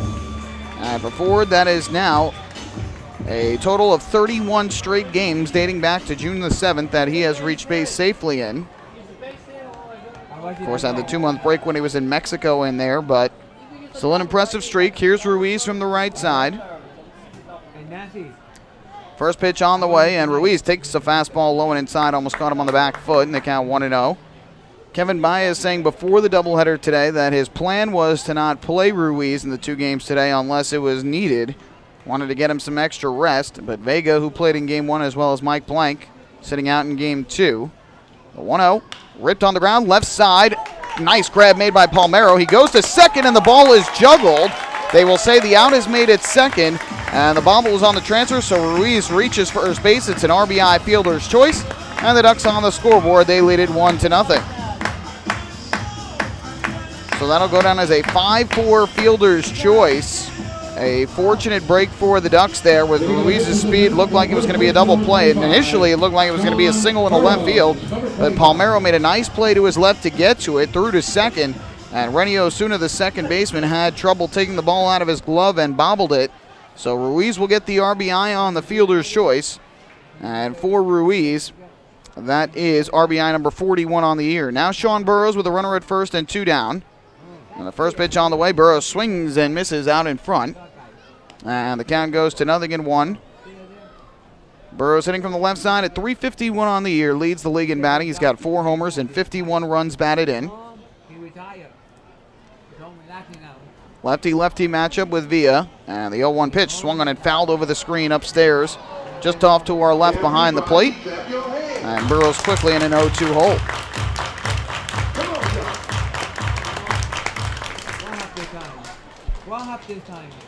Ruiz leads at first with 2 down. The Ducks have struck first for the 2nd straight game here today and for the 3rd straight game in this series.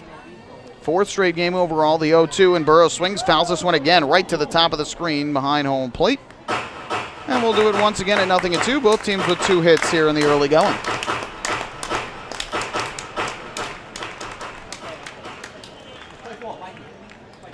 Ruiz takes his lead. Villa comes set. Here's his 0-2, and Burrows swings, taps this one foul. Just got a piece to stay alive. A little bit out in front of that. Burrows was one of only 2 Ducks who did not have a hit in the first game of the doubleheader, he and Cleary Jr., but they did both reach base at least once. So every Duck reaching base in the 2-0 win. Now the 0-2, and Burrows takes a breaking ball off the outside corner. Close pitch. Villa hasn't missed by much, but the Ducks doing a good job to work the count against them. Already up to 20 pitches here in the bottom of the 1st inning. Comes set, looks to Ruiz at first, and the 1-2. Inside, almost hit him. Backed out of the way, just missed. So that'll even things up at 2 balls, 2 strikes. Dan Lyons waiting on deck. Voted on by the fans as the team's most valuable player for this year. Also was named the PC Richard & Son Whistle Player of the Year earlier before the first game of the doubleheader. 2-2 taken low by Burrows. Good eye that works the count to 3-2. And so with 2 outs, that means Ruiz will be off on the pitch. Get a bit of a head start.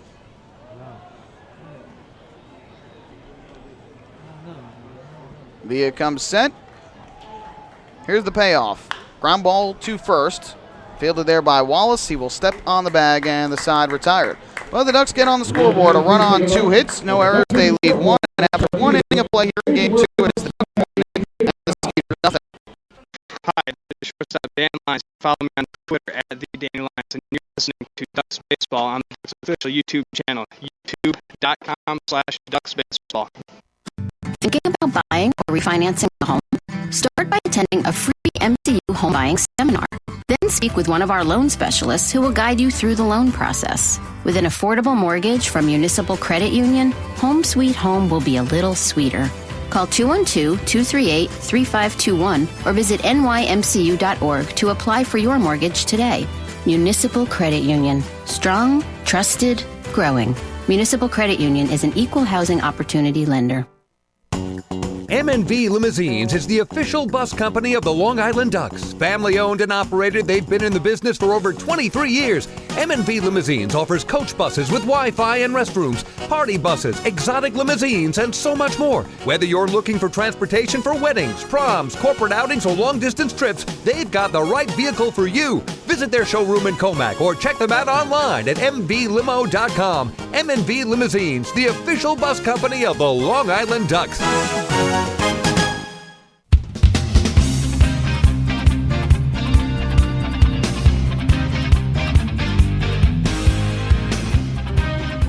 To the second inning we go. The Ducks have an early 1-0 lead. Time for the Ducks Health Report, which is brought to you by Island Shore Physical Therapy, the official therapists of the Long Island Ducks. Everybody is healthy and available for the Ducks. That is good news. Both Long Island and Sugar Land have 4 players out on the disabled list right now. And again, we talked about in Game 1 for Sugar Land that the Skeeters had Denny Almonte in the game in center field. He had to leave the game in the third inning with a strained oblique. And so he came out of the game there. No further update on his injury, but he is obviously not in the lineup for Game 2. Johan Lamonte to lead off, and he takes up and outside from Ian Marshall for ball 1. Marshall gave up 2 hits in the first inning, but ultimately no runs. Good caught stealing of Jeff Dominguez for the second out of the inning. And then a fly out to right by Wallace. This one fouled back by Lamonte out of play. And that'll leave things up at 1-1. We talked about the big miscue there by the second baseman for Sugar Land. Rennie Osuna dropping the throw from third baseman Patrick Palmero as Marshall deals strike 2 on a potential double play. That cost the Skeeters a double play and gave the Ducks a run. Sugar Land has had some troubles defensively this year. As this pitch taken low for a ball. They've committed 116 errors. 976 fielding percentage, but that's actually the third best fielding percentage, third fewest errors in the league. The Ducks lead the league. Fewest errors, 83. They're the only team without triple digits in errors, and they have a 983 fielding percentage. The 2-2 fouled off back behind the plate, upstairs and out of play. Initially, when this team was built, it was built on pitching and good defense. And the pitching has been very good, 3.33 ERA, but that's actually second in the Atlantic League. They lead the league in offense, 282 entering today's action. 2-2 breaking ball line into right field for a base hit by Lamonte. Montini will pick it up and fire it back in. And there's the third hit of the game for Sugar Land, a single to right off the bat of their left fielder, Johan Lamonte. The third baseman, number 6, Patrick Palmero, number 6. So with one on and nobody out, Patrick Palmero will step up to the plate. And he will bat from the right side. Almost made the nice play on the double play. He did make a good enough play to get 1 out, but they just could not turn 2. First pitch to Palmero, swings and nubs 1 out in front of the plate up to the first base line. Marshall will field. His throw to first is in time for the out. So in essence, a swinging bunt there for Palmero. And Marshall could have potentially waited to see if it went foul, but instead of risking it, he takes the short out, gets the out at first. So not a sacrifice bunt, but does the same. It moves Lamonte to second base with 1 out. And that brings up the right fielder, Kevin Russo.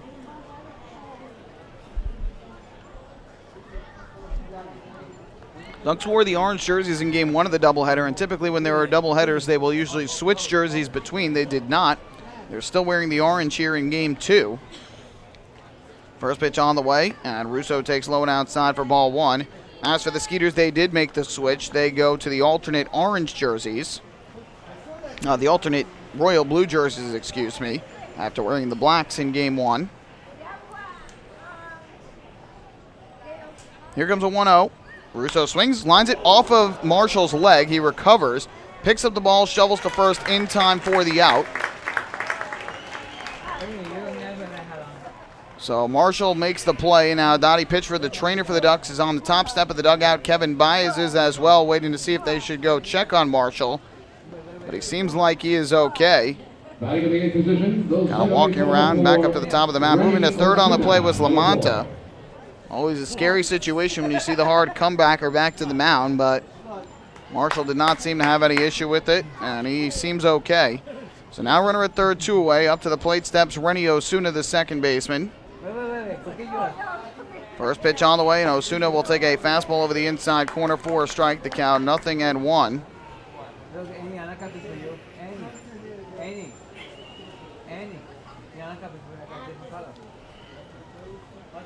Osuna batting in the 8th spot. Runner at third with 2 down. And here a breaking ball misses low and outside. And that evens things up at 1 ball and 1 strike.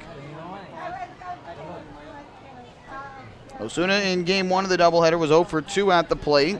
Got just those 2 at-bats that he came up for. And here takes low and outside again from Marshall. It's 2-1. Ducks saw a scary situation on Friday night when Joe Bircher got hit with a comebacker. Was able to make the play. Said that he was good enough to stay in the game. But despite staying in the game, he fell apart after getting that out. A 4-pitch walk, and then allowed the Skeeters to take the lead after being down 6-1 at the time. Here's the 2-1 to Osuna. Swung on and popped up. Left side of the infield. Cody Puckett, the third baseman, moves in, makes the call, makes the catch, and Marshall works around the leadoff single in the second. 2 scoreless innings so far for the right-hander. We played an inning and a half. No runs, 1 hit, 1 left. Ducks still lead it 1-0 after 1.5 here at Bethpage Ballpark. Hey fans, this is closing pitcher Ryan Cushmal, and you're listening to Ducks Baseball on the Ducks official YouTube channel, youtube.com/DucksBaseball. The results are in. Thousands of PSEG Long Island customers participated in our energy efficiency programs, saving nearly $35 million. Being energy efficient helps our environment too. Together, we've eliminated 21,000 cars worth of emissions in 2014. Thank you, Long Island. We're all making a difference. Discover how we're improving every day to bring you better service at www.pseglyny.com/efficiency. Have your birthday at the ballpark this season and celebrate with the Flock. Kona Ice birthday party packages with the Long Island Ducks are now available. Each package includes 10 box seats, a commemorative birthday t-shirt and autographed baseball, a pizza and Kona Ice party in the Hebrew National Picnic area, and so much more. Best of all, the birthday child will stand on the dugout while the entire crowd sings happy birthday. Reserve your party today by calling the group sales department at 631-940-3825. Kona Ice birthday parties with the Long Island Ducks, a once-in-a-lifetime experience.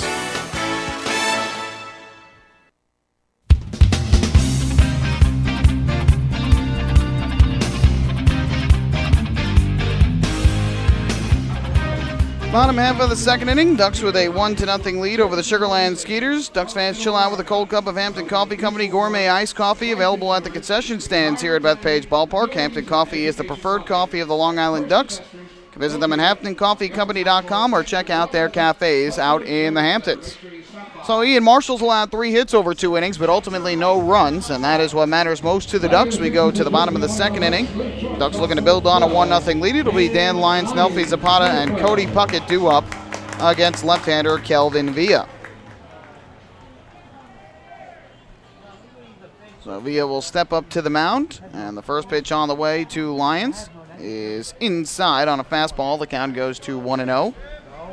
As we mentioned earlier, Lyons voted on by the fans among 4 nominees as the team's most valuable player before the game. Line drive towards left and over the leaping try of Zazueta, and into left field a base hit. So Dan Lyons with yet another hit. He had 1 in the opening game and now has 1 here. Leadoff man on in the second for the Ducks. He also received the Whistle Player of the Year award by P.C. Richard & Son. So what that means is if he was the designated whistle player of the game, if he scored runs, the total amount of runs that he scored while the whistle player of the game was more than any other Duck. As the whistle player, 4 more than Lou Ford.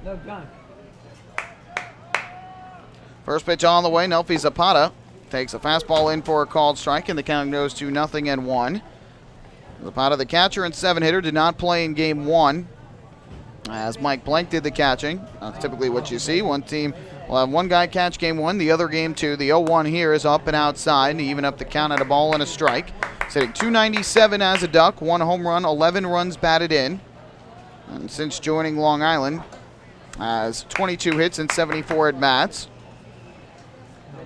1-1 on the way. Is a breaking ball low and outside. 2 balls and a strike on Zapata. So, for being named the Whistle Player of the Year, Dan Lyons received a $500 gift card from PC Richard & Son. Plenty you could use that for there. And then he also, as being named MVP, received a prize from Del Monte Smelson Jewelers. 2-1 is fisted out in the air to shallow left center. Long run for Jeff Dominguez. He's not going to catch it. It's going to land a base hit. Lyons read it perfectly. Round second goes to third and will make a big turn but stop there. Good execution by Dan Lyons. Zapata hit it into the right spot in left center. Jeff Dominguez, the center fielder, was playing away back in center. No chance for him to get it. And Lyons saw it right away that it wasn't going to be caught. First to third on the play. So a good start to the second inning for the Ducks. Back-to-back singles, and the Ducks have runners at the corners with nobody out. The prize that Dan Lyons won for being the team MVP, a Citizen Eco Drive watch, courtesy of Del Monte Smelson Jewelers. So a pretty good day at the ballpark for Dan Lyons, and he's trying to make it back-to-back wins and a 3-game sweep of the Skeeters here in the final home series of the regular season. First pitch on the way to Cody Puckett, and that is taken for a called strike on the outside corner, and the count is 0-1. Puckett for the Ducks. From the right side, he is the third baseman batting in the number 8 hole. Villa comes set from the stretch. And the 0-1. Low went inside. Taken by Villa. That'll even things up at 1 ball and 1 strike. Puckett at .277, 8 home runs, 49 runs batted in.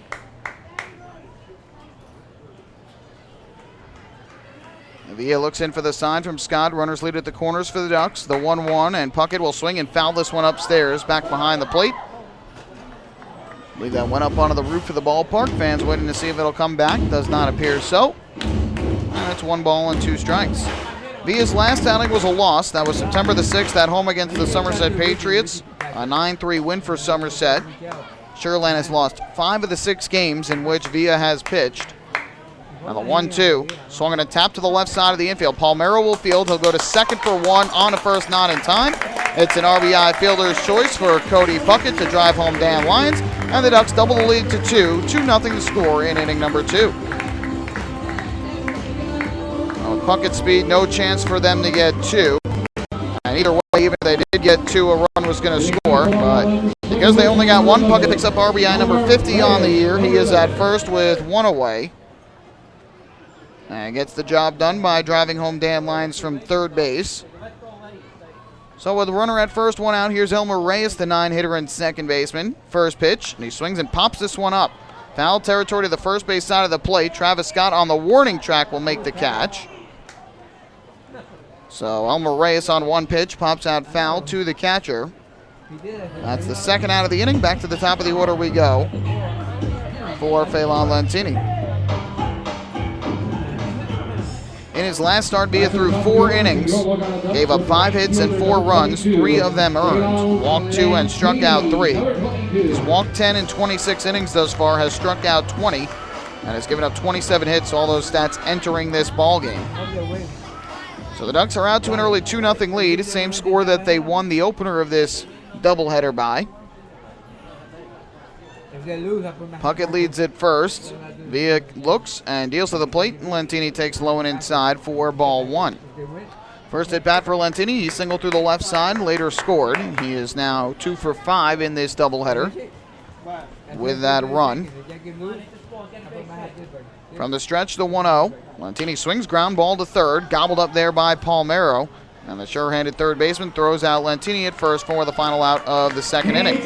But the Ducks add another. They get a run on 2 hits, no errors, a runner left on base, and after 2, it is Long Island 2 and Sugarland nothing. Hey fans, this is first baseman John Griffin, and you're listening to Ducks Baseball on the Ducks official YouTube channel, youtube.com/DucksBaseball. James Simmons is going back. He is looking up, and on in the Park Night, that one is gone and reaches a kennel in Central Islip. That was another home run for the Ducks. And Duck fans, what's more fun than a home run that helps the Ducks win a game? How about a homer that helps the community win? Chappie's Funeral Home and the Long Island Ducks have once again teamed up for the Chappie's Home Run Challenge. If the Ducks hit 100 homers this season, Chappie's Funeral Home will donate $5,000 to the Quacker Jack Foundation. So every time a Ducks hitter goes deep this season, watch for the Chappie's Challenge home run count on the scoreboard. And if we reach 100, we're all a winner. Chappie's Funeral Home, where caring for others is a family tradition.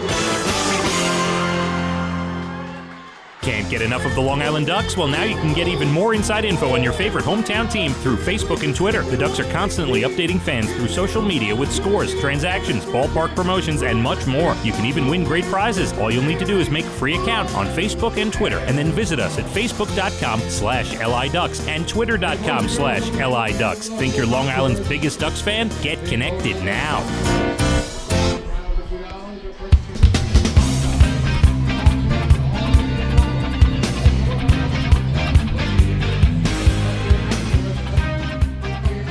On to the third inning we go here at Bethpage Ballpark. Ducks with an early 2-0 lead, and Ducks fans discover the difference at Huntington Honda and find Long Island's all-star lineup of over 1,200 new Hondas. Huntington Honda steps up to the plate to treat every customer with no pressure, respect, and grand slam service after the sale.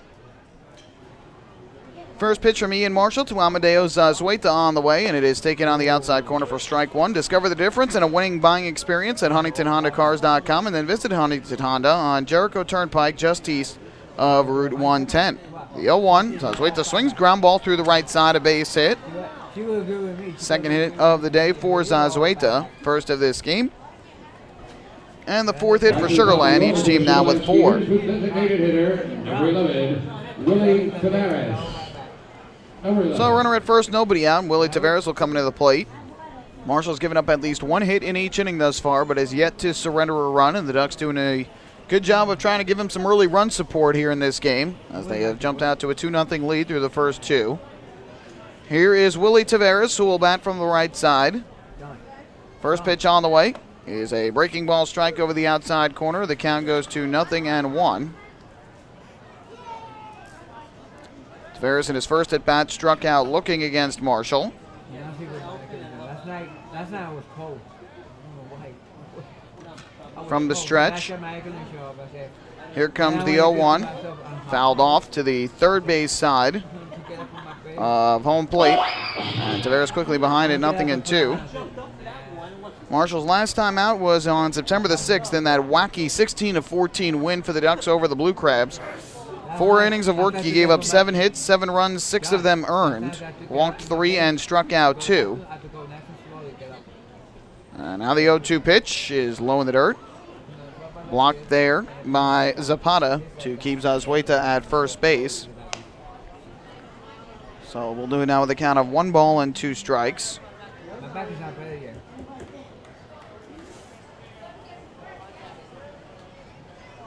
Middle infielders at double play depth. Puckett near the line at third. The 1-2. Breaking ball swung on and missed. Strike 3.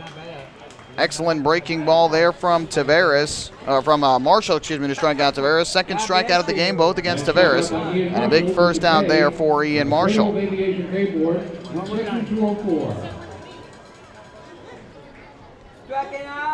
So 1 away, and that'll bring up the switch hitting center fielder, Jeff Dominguez, who doubled into the right center field gap back in the first inning, but was caught stealing third. Just the 5th time in 21 attempts that he has been caught this year. Marshall's first pitch to him, swung and popped up in the air down the left field line. Long run for both Puckett and Lyons. Lyons along the line in foul territory will make the catch. Dan Lyons, who has been known this year for his terrific play at the plate, also showing his outstanding range in the field, had to go a long way to get it, but he's able to make the catch. And that's the second out here in the third inning. So a good job by Marshall after allowing the leadoff single to bounce back with 2 outs. And now we'll try and get Travis Scott to strand yet another Skeeter runner. Scott will dig in from the left side, singled up the middle his first time up against Marshall back in the first inning. Marshall gets the sign from Zapata. First pitch on the way, and Scott will take low and outside for a ball. The count goes to 1-0. It's a big start for Marshall. He wants to try and show why he should get back in the rotation after 3 bad starts in a row, trying to bounce back and help the Ducks to a sweep of this series here. So he is trying to put together a good start today and instill confidence back in the Ducks coaching staff. The 1-0 is a two-seam fastball that missed low and inside. He's behind on Scott, 2-0. Game 1 of the doubleheader, Scott was 1 for 2 at the plate, his 25th double of the year, and also drew a walk in the first inning. From the stretch, the 2-0. Marshall kicks and fires, and this fastball misses the outside corner for ball 3. So with 2 outs and a runner at first, he's fallen behind 3-0. Chris Wallace waiting on deck for Sugarland. Puckett well off the bag at third as Marshall looks into Zapata. The 3-0, and Scott takes outside ball 4. So not what Marshall wanted to do there with 2 outs in the inning. He walks Travis Scott on 4 pitches, his first walk allowed of the day. And now Sugarland with runners at first and second, 2 down. And up to the plate will step Chris Wallace. Well, entering today, Marshall on the year, 63 walks. Second most in the Atlantic League. 9 behind Camden's Bill Murphy, who has walked 72. That is first of the day. 2 on, 2 out. And here is the righty swinging Wallace, who flew out to right his first time up. First pitch, breaking ball, fisted out to the right side of the infield and threw a base hit. Around third goes Zueta. He will come in to score. Throw back to second base, and just getting back in ahead of the tag of Lyons was Scott, who had rounded second too much and then got back in. Kevin Byers going to come out to argue. Either way, it's an RBI single to right for Chris Wallace. And the Skeeters on the scoreboard. They have closed to within 2-1. Clearly, the ball got to Dan Lyons at second base before Scott had gotten his hand back in. But it looked like Scott might have been able to get that hand in before Lyons actually applied the tag. So Kevin Bai is out there to have the discussion right now with David Speranza just to try and make sure that he's got the call right. That's what 2 out walks will do to you. And that has been a big reason for Marshall's struggles this season. 2 out walks in general, as we just talked about, but especially with 2 outs, you have Travis Scott at the plate. Walk him on 4 pitches, and then all Wallace needs to do is find the right spot in the infield to push the ball through. And he does it. So that has made this a 1-run ball game. Now the tying run at second, go-ahead run at first, and up to the plate steps the lefty swinging Johan Lamanta.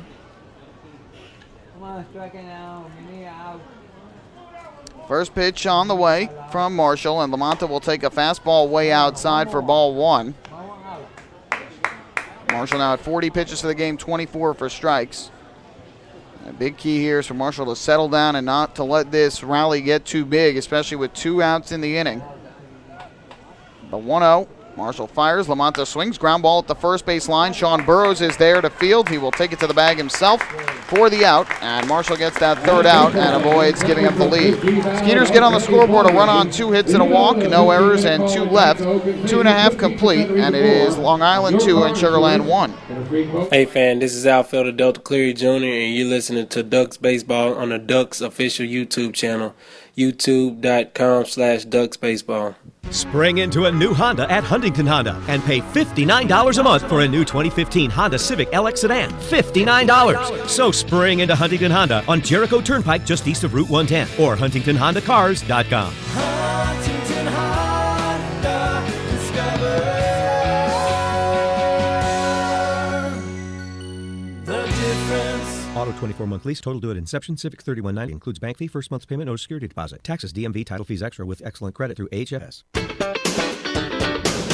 Baseball fans, the Long Island Ducks mobile app has officially arrived. Powered by Clear Vision Apps, it's your one-stop shop for all things Ducks baseball. Buy tickets straight from your mobile device. Receive game status updates with push notifications. Check out up-to-the-minute news and scores and interact with the Ducks on social media. Best of all, it's free. Download the Ducks mobile app today by visiting the App Store on your Apple-powered device or Google Play on your Android-powered device. The Long Island Ducks mobile app, with you wherever you flock to.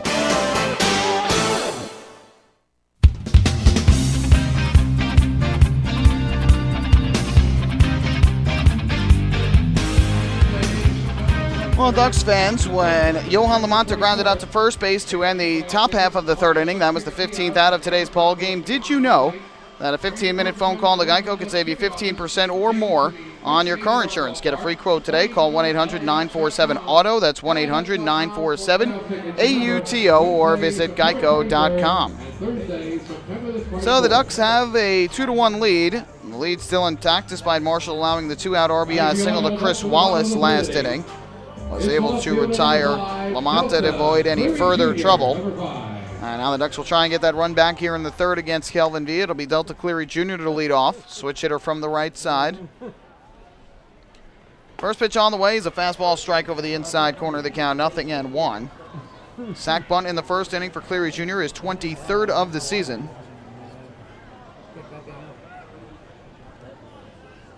The 0-1 taken up and inside for a ball. That'll even things up at 1 ball and 1 strike.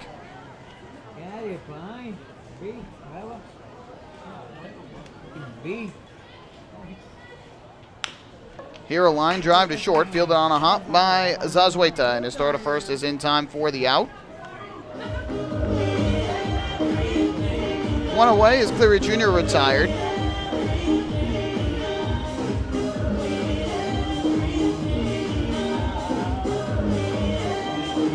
Long Island center fielder, number 20, Lou Ford, number 20. So with 1 out and the bases empty, here is Lou Ford to the plate, who singled his first time up. The first pitch here is in for a called strike. The count is 0-1. So Ford has 2 hits in this doubleheader here. A pop-up foul territory, third base side. Palmero racing in from third base is able to make the catch. So Kelvin Villa with a good start to this third inning has gotten 2 outs on just 5 pitches. Cleary Jr. and Ford are retired. Now with 2 away, that will leave it up to Randy Ruiz. He is so far in the game, 41 pitches, 26 for strikes. Designated hitter, number 50, Randy Ruiz, number 50. So with 2 down, Randy Ruiz will step up to the plate. Ruiz batting from the right side. The first pitch on the way is low and outside, ball 1. First at bat, reached on a fielder's choice RBI ground out to third base. RBI number 41 on the year. Here takes a strike, and that'll even things up at 1-1. Ruiz entering the game at .350 as a Duck with the 9 home runs and now has 41 RBIs. Ground ball at the third base line, foul. Just to the left of the bag, and now behind in the count 1-2. Ruiz did not play here in game 1. Did play, though, on Friday night. Finished 2 for 5 at the plate with his 11th double of the year and a run scored. So Villa looking for a 1-2-3 inning here in the third. Looks in for the sign from Travis Scott. Now he's ready. And it's 1-2. Breaking ball fouled off to the Ducks dugout on the first base side. Almost hit Dan Lyons, who was waiting in the hole with Sean Burrows on deck. So Burrows will pick up the baseball, looking for a fan to flip it to, and tosses it high up into the box seats. Here a high drive in the air to center. Jeff Dominguez drifting back will make the catch. Hard hit baseball by Ruiz, but lines out to the center field of Dominguez, and that's the final line of the third. Go in order. We get to the fourth. Ducks 2 and the Skeeters 1. Hey fans, this is relief pitcher Bruce Kern, and you're listening to Ducks Baseball on the Ducks official YouTube channel, youtube.com/DucksBaseball. Few places on earth offer the charm and excitement of Fire Island. At Fire Island Ferries, located conveniently at 99 Maple Avenue in Bay Shore, they offer convenient travel to Fire Island 7 days a week. Fire Island is quickly becoming a top destination for families of all ages. Experience the informal, carefree communities, the dazzling night scene, enjoy fine dining, or climb to the top of one of the tallest lighthouses in the United States. But there's only one way to get there, by calling Fire Island Ferries at 631-665-3600 today. For fare and scheduling information, please visit fireislandferries.com. Hey Ducks fans, stay up to date with Long Island's hometown team by visiting Quack of the Bat, the official blog of the Long Island Ducks. Quack of the Bat will bring Ducks fans beyond the headlines with in-depth feature articles, breaking news stories, game previews, post-game wrap-ups, and so much more. Interact with the team during the entire season through quotes directly from the players and coaches, as well as exclusive video clips and photos. Check out the blog today at quackofthebat.wordpress.com. Quack of the Bat, the official blog of the Long Island Ducks.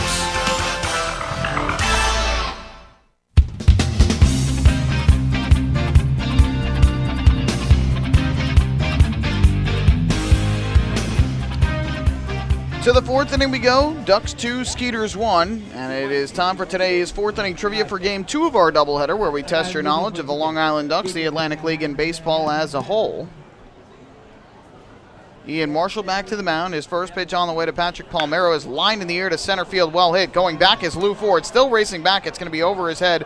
One hop off the wall. Palmero around first, digging for second, and he is in there safely with a leadoff double.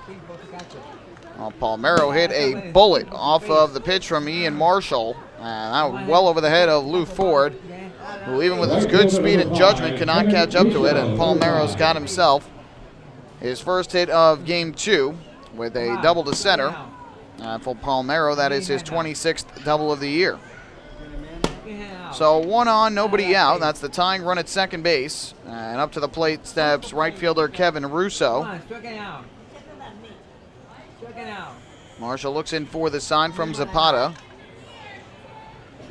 And his first pitch on the way. Breaking ball fouled back to the screen, and the count 0-1. Well, John Brownell in Game 1 of the doubleheader struck out 8 more batters for the second straight game. He's now up to a league high and a franchise record 142 strikeouts this season. That is not the league record, though. He is still 17 shy of that, so he would need to strike out 17 in his, what will probably be his final regular season start during the road trip. And this one fouled off to the third base side of the plate. The count 0-2. That will likely come in Lancaster, where the Ducks will be Thursday through Sunday. So we want to know which player it was who struck out a league record 159 batters.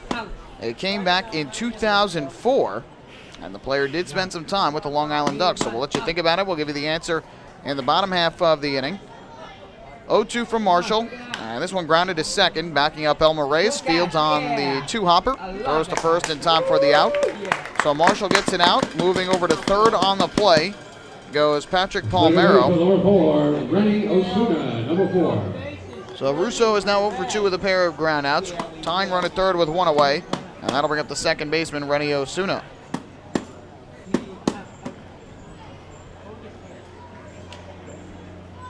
What a year for Brownell. 12-5. The ERA is down to 3.11. He's got 142 strikeouts and 171 innings. The innings, the wins, and the strikeouts all leading the Atlantic League. And his ERA, which is at 3.11 now, going back to where the totals were at the beginning of the day, that would qualify him for 5th best in the Atlantic League. First pitch on the way. Fastball misses low for ball 1 to Osuna, who popped to third his first time up in the second inning. And you'd have to think he is in the discussion for Atlantic League Pitcher of the Year this year. Again, still has one more start to go, and there's been many good pitchers in the league. But he has certainly been near the top and is leading several categories. The 1-0. Misses inside for a ball. It's 2-0 again, leading several major categories: innings pitched, strikeouts, and wins. Those are some biggies, but another biggie is ERA. Right now, the league leader in ERA is still Sean Bierman, but Bierman was signed earlier in the second half out of the Patriots, so he is no longer with Somerset. Matt Zielinski has also been very good. He's got a 2.63 ERA, which is good for second in the league, but he is only 7-3. He's got 5 less wins than Brownell as Osuna takes ball 3. And in terms of strikeouts, Zielinski not even in the top 5. DJ Mitchell, Roy Merritt have also had good years, but neither of them has more than 7 wins. This one is chopped to short. Runner has to stay put. Lions will throw to first for the out. Big out there for Ian Marshall, and not a smart baseball decision by Rennie Osuna. The Skeeters really have struggled this year, especially in the second half, and that could be a reason why. You're up 3-0 against a pitcher who has struggled with command here this season, especially of late, and you swing 3-0 against him, chopped to short, and cannot even get the run home. So Osuna heads back to the dugout. The infielders can back up now with 2 outs, and now Amadeus Azueta to the plate. First pitch on the way. Azueta takes a fastball strike over the outside corner, 0-1. Boy, would it be big for Marshall to get out of this. A runner at second base with nobody out in the inning to get 3 straight outs and keep the 2-1 lead intact after 4. Here's the 0-1. Ground ball to short. Dan Lyons fields on 2 hops. His throw to first is in time, and an excellent job there by Ian Marshall. Allowed a booming double to center field off the bat of Patrick Palmer to open the inning, but he gets 3 straight groundouts and gets out of the jam. No runs, 1 hit, 1 left for the Skeeters, who have left 5 on base through the first 4 innings. We head to the bottom half of inning number 4. Ducks 2 and the Skeeters 1. Hey fans, this is outfielder Phelant Lentini, and you're listening to Ducks Baseball on the Ducks official YouTube channel, youtube.com/DucksBaseball. Hey Ducks fans, the official hotel of the Long Island Ducks is the Upsky Long Island Hotel in Hauppauge. It's centrally located on the north shore of Long Island and offers a home away from home for both business and leisure guests. The Upsky Long Island Hotel features an indoor pool, 24-hour business center, a fitness center, and complimentary Wi-Fi in all guest rooms. Enjoy the contemporary American cuisine at the Fountain Grill restaurant or grab a quick bite to eat at Cafe Pronto. Best of all, it's only minutes from Bethpage Ballpark. The Upsky Long Island Hotel, the official hotel of the Long Island Ducks. Call 231-1100 today. That's 631-231-1100.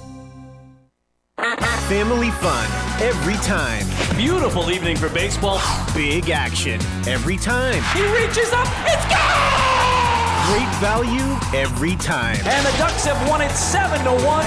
The Ducks schedule is loaded with new promotions this season, and with an average ticket price of just $10 and free parking, there is no better value on Long Island. For game times and tickets, visit liducks.com. Long Island Ducks Baseball. Good times every time.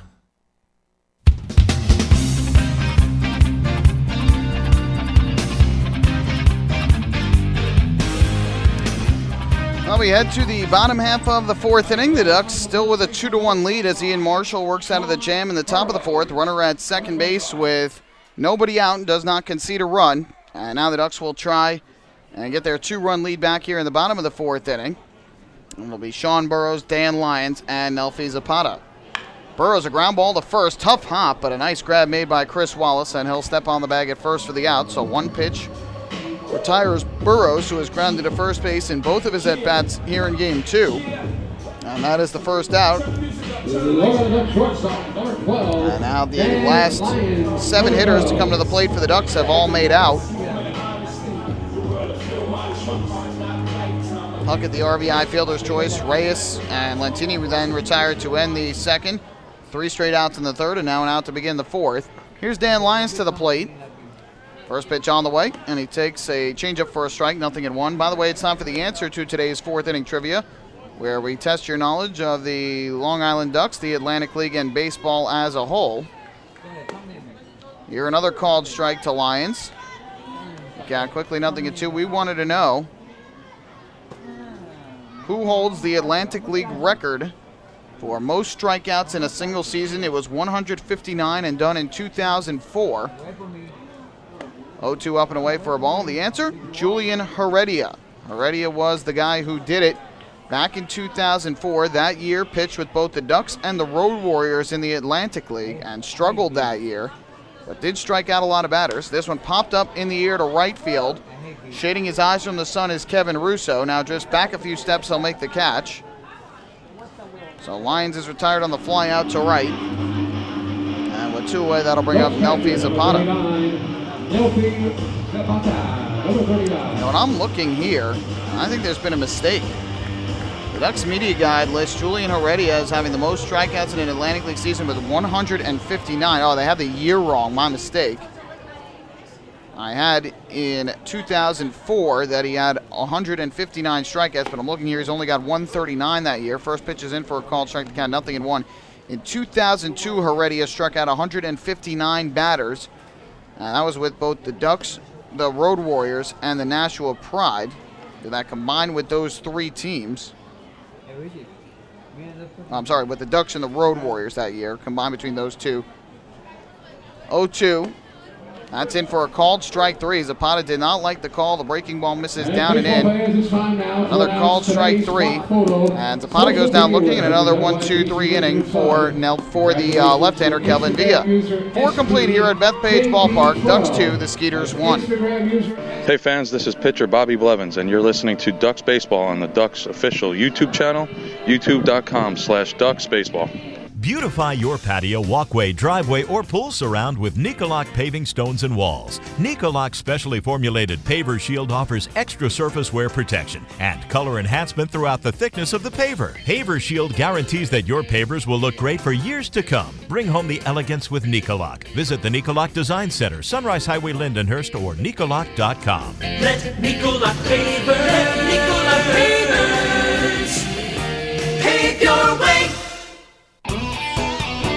Enjoy the ultimate VIP fan experience at Bethpage Ballpark this season by taking in a Ducks game from the brand new Trout Town Fan Can. Presented by Roscoe Beer Company, the Fan Can is available for rental at all Ducks home games. It features 12 Dream Seat theater-style padded seats, beverage holders, an air-conditioned atmosphere, and an incredible view of the game.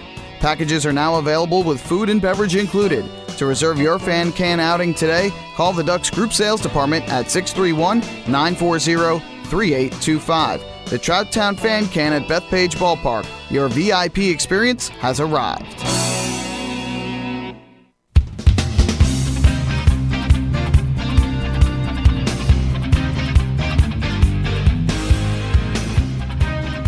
To the 5th inning we go here at Bethpage Ballpark. Ducks with a 2-1 lead over the Sugarland Skeeters here in Game 2 of this single admission doubleheader. They won Game 1 at 2-0. Ducks fans, don't forget to stop by the Waddle Inn Shop on your next visit to Bethpage Ballpark, where exclusive hard-to-find Ducks memorabilia is now on sale. Proceeds benefit the Quacker Jack Foundation, the charitable arm of the Long Island Ducks. So for Sugarland, it'll be the top of the order. We'll also go through the out-of-town scoreboard this inning, get you caught up on all the action going on around the Atlantic League, the Major Leagues, and the NFL today. It'll be Willie Taveras leading things off. He has struck out twice, the only 2 strikeouts of the ballgame for Ian Marshall. Was allowed 6 hits over the first 4 innings, but has given up just the 1 run on the RBI single by Chris Wallace back in inning number 3. First pitch here, Taveras takes low and outside for ball 1. One game is final from earlier today was the Somerset Patriots defeating the Lancaster Barnstormers 5-1. Matt Zielinski, the winner, improved to 8-3. The loser, Shunsuke Watanabe, fell to 6-5. 1-0 is a breaking ball swung on and missed. It was a half swing. They appealed to first, and that is where first base umpire J.B. Torres says he went around, so the count even up at 1-1. Winning pitcher for Somerset, Matt Zielinski, improved to 8-3. Shunsuke Watanabe, the loss, 6-5. He fell to, as we just mentioned. 1-1. Taveras, a ground ball to the right side. First baseman Sean Burris lets it go to Elmer Reyes, who throws to Ian Marshall covering, and it's in time for the out. So it'll be a 4-1 put out on that play. Sean Burrows ranging far off the first base bag to try and get it, let it go for Reyes. And Marshall getting over to first base, able to get there in time. That's the first out. Home run in the game. Robert Andino, his 4th of the year. David Vidal, his 11th, both for Somerset. So the Patriots winning, the Ducks winning. The Ducks still a game and a half back. But it knocks another number off the magic number for the Ducks to clinch. And Bridgeport now, they're track numbers 2. First pitch is in for a call. Nothing to 1. Two games will be going on later this evening at 5:05 in Southern Maryland. It'll be the Blue Crabs hosting the Revolution. 1. Ripped on the ground, foul down the right field line. It's nothing to 2. Then at 5:35 in Camden, New Jersey, the River Sharks will host the Bridgeport Bluefish. So Jeff Dominguez behind in the count here, 0-2 after fouling one off. He has doubled and popped out foul to short in his 2 trips to the plate here in Game 2. The 0-2 lays off the high fastball outside. That's now 1 ball and 2 strikes. 1 out, bases empty here in the top of the 5th. 2-1 Ducks in front. 1-2 to Dominguez. Breaking ball fouled back to the screen. Yankees were winners earlier today, 5-0 over the Toronto Blue Jays. Big, much-needed win for the Yankees. as they defeat Toronto at home. The winner, Masahiro Tanaka for New York. And the loser, R.A. Dickey for Toronto. The 1-2 just misses. And it's now 2 balls and 2 strikes. Tanaka improving to 12-6. R.A. Dickey, the loss, fell to 10-11. No saving the game. Dustin Ackley hit his 7th home run. And here a called strike 3. Jeff Dominguez takes the fastball over the inside corner. So he is down looking. 3rd strikeout for Marshall, and that is the 2nd out of the 5th inning. Dominguez did not like the call. So 2 away, that'll leave it up to Travis Scott. As for the New York Mets, they have battled back in their game. They were down 7-4. They scored 3 in the 9th on a 3-run home run by Daniel Murphy and have added a run in the 10th and now are in front 8-7 over the Braves. That's continuing to do what the Mets have been doing here, especially after the All-Star break. Jonathan East started. Bobby Parnell is now in the game. This breaking ball misses low and inside for ball 1. Ryan Weber started for Atlanta. Edwin Jackson is now in the game. For the Mets, a home run from Michael Conforto, his 7th. Daniel Murphy's home run was his 11th of the year. 1-0. Fastball is over the inside corner for a strike to the dangerous Travis Scott, who has singled and walked in his 2 trips to the plate here in Game 2. A big story for the Ducks down in Tampa today, where former Duck Rich Hill made his return to the major leagues. 1-1 is hit in the air to right center field, well hit. Going back is Lou Ford into the gap in right center, still on the run. He looks up and you can forget it. A 2-out solo home run to right center field for Travis Scott. His 2nd home run of the series, his 10th of the year, and Sugar Land has tied up the ball game in the 5th inning. Scott continuing to be a thorn in the Ducks' side, especially here in this series. In Game 1 of the series, he went 2 for 5 with an RBI and a run on that home run that he hit. In Game 1 of this doubleheader, he was 1 for 2 with a double and a walk, and here he is now 2 for 2 and has just hit the game-tying solo home run. So it is now an even ball game. 7th hit of the game for Sugar Land. And here Chris Wallace rockets one into right center field. On the run is Lou Ford. Back won't get it. This is over his head. 1 hop off the wall. Wallace going to second. And he is in there safely with a double. Well, Marshall's first run that he allowed in the 3rd inning came with 2 outs. And he's doing the same again here in the 5th. A home run and a double with 2 outs in the inning. And now Sugar Land has the go-ahead run at second base. And up to the plate will step Lamanta. Wallace now 2 for 3 with an RBI. So runner at second with 2 down here is Johan Lamanta, and that'll bring Kevin Baez out of the dugout. Baez was hoping that Marshall can get him through 5. But with the score now tied and with the go-ahead run at second base, I think Kevin Baez has seen enough from Marshall. And if he indeed does go to his bullpen, this will make it 4 straight starts for Marshall in which he cannot make it through 5 innings. So Baez will head to the top of the mound. The entire infield is coming in for the discussion slowly. And Baez gauging the temperature of Marshall to try and see whether or not he can stay in the game or if he's going to have to go to his bullpen. 2 outs in the inning after a ground out and a strikeout. He has allowed the home run to right center on a 1-1 pitch by Travis Scott. And then allows a double by Chris Wallace. And Kevin Baez will take the ball from Ian Marshall, and that will spell the end for the right-hander. 4 straight starts for Marshall in which he has not been able to complete. A total of 5 innings, so he will head out. A new pitcher will come in. And it is the Ducks and the Skeeters now tied at 2 in the top of the 5th inning. Hey fans, this is pitching coach Marty Jansen, and you're listening to Ducks Baseball on Ducks official YouTube channel, youtube.com/Ducks Baseball. North Shore LIJ Southside Hospital in Bayshore is the healthcare heart of our community. We provide outstanding healthcare right here at home with centers of excellence in cardiology, orthopedics, neurosciences, women's health services, and much more. Experience counts, and North Shore LIJ Southside Hospital has been around for nearly a century of care. For more information, please call 631-968-3000 or visit us on the web at www.nslij.com. The results are in. Thousands of PSEG Long Island customers participated in our energy efficiency programs, saving nearly $35 million. Being energy efficient helps our environment too. Together, we've eliminated 21,000 cars worth of emissions in 2014. Thank you, Long Island. We're all making a difference. Discover how we're improving every day to bring you better service at www.pseglyny.com/efficiency.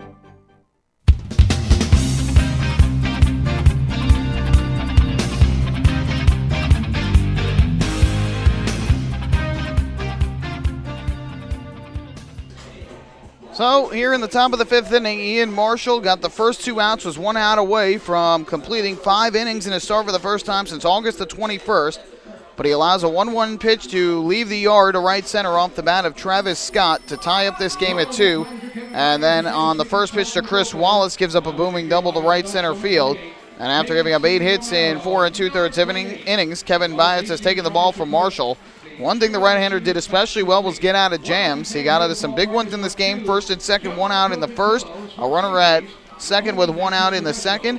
And runners at first and second with 2 down in the third. And then a runner at second with nobody out in the fourth. He was able to get out of those jams. Only allowed 1 run through 4, but allows back-to-back extra base hits with 2 outs in the fifth, including the tying home run. And now Kevin Baez with left-hander Yohan Lamanta coming to the plate, calls on the lefty-dealing J.C. Romero.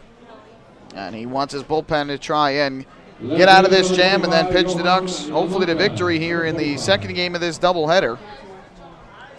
Here is Lamanta to the plate from the left side. Romero comes set, looks to second, his first pitch on the way. And Lamanta takes a fastball strike over the inside corner, 0-1. Lamanta singled to right field in the second inning, got stranded at third, and bounced to first base to end the third inning after the RBI single by Wallace.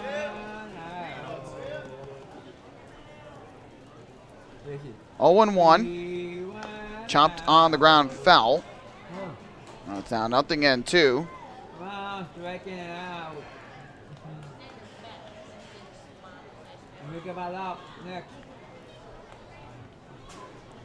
So it'll be an 0-2 pitch upcoming. From the stretch, Romero deals, fouled back to the screen behind home plate.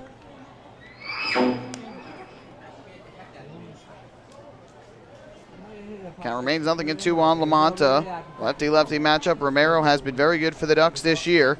And trying to keep this a tie ball game with Chris Wallace at second base.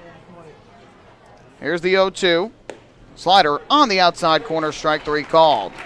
Very nice pitch thrown by Romero. Gets the strikeout and gets out of further trouble. And that will end the inning. But the Skeeters score a run on 2 hits, both with 2 outs. The home run from Travis Scott has tied this game up at 2 apiece as we head to the bottom half of the 5th inning. Hey fans, this is pitcher Ian Marshall, and you're listening to Ducks Baseball on the Ducks official YouTube channel, youtube.com/DucksBaseball. Thinking about buying or refinancing a home? Start by attending a free MCU home buying seminar.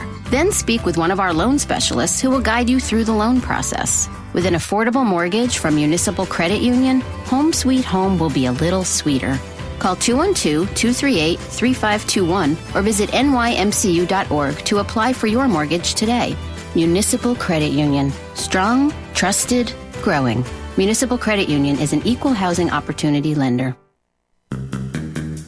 Take your group out to the ball game this season and enjoy all the fun of Ducks baseball at discounted prices with the Hebrew National Picnic Area, luxury suites, the Smokin' Owls Party Deck, the Trout Town Fan Can, and so much more. Bringing your group to the game will be an unforgettable experience. The Ducks even offer opportunities to sing the national anthem, serve as the Ridgewood Savings Bank color guard, be the Nicolak Dream Team, put on a pregame performance, or shag fly balls during Ducks batting practice. To book your outing today, call 631-940-3825 and ask for the group sales department. Long Island Ducks Baseball. Good times every time.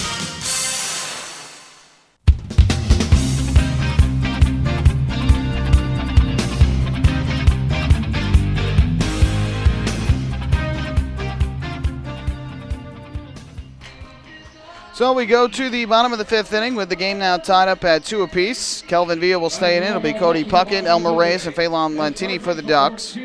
So as we were mentioning, Rich Hill in his debut with the Red Sox after making it back to the big leagues, following his signing from the Ducks after two terrific starts as a member of the Ducks.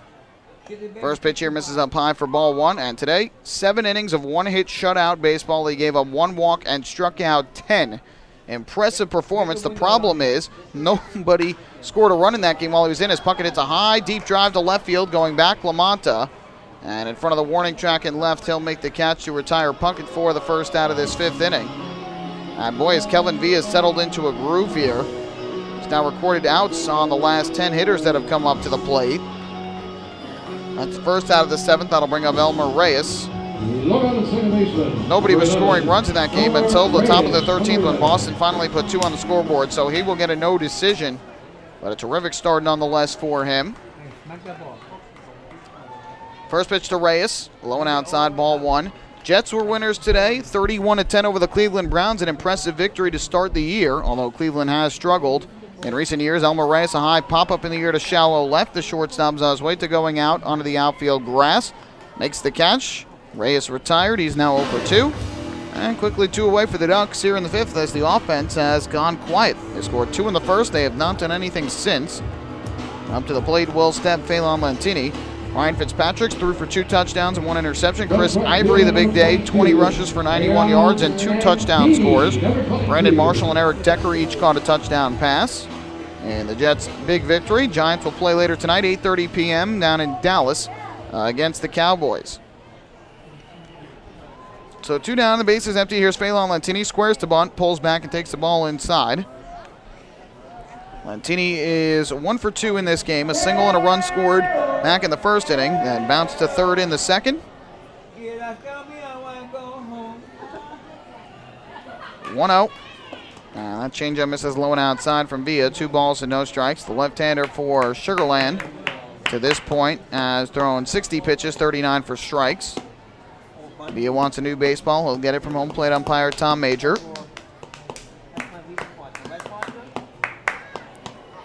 2-0 the count. Villa gets the sign, winds and fires. Lentini swings, lines this one down the right field line, fouling out of play. Up into the stands, and the count 2-1.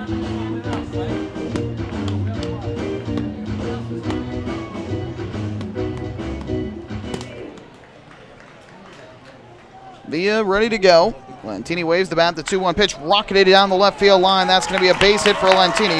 It heads into the corner. Lentini around first, motoring to second, and he's in there with the double. So a 2-out extra base hit for Phelan Lentini that ends the streak of 11 straight. Retired by Kelvin Villa. And Lentini on with his second hit of this game, third of the day. And for Lentini, that is double number 11. So the Ducks get the runner in a scoring position with 2 out. And after Sugarland tied the game with 2 out in the top half of this inning, let's see if the Ducks can retake the lead with 2 out in the bottom half. Cleary Jr. at the plate. He's 0 for 1 with a sac bunt and a ground out.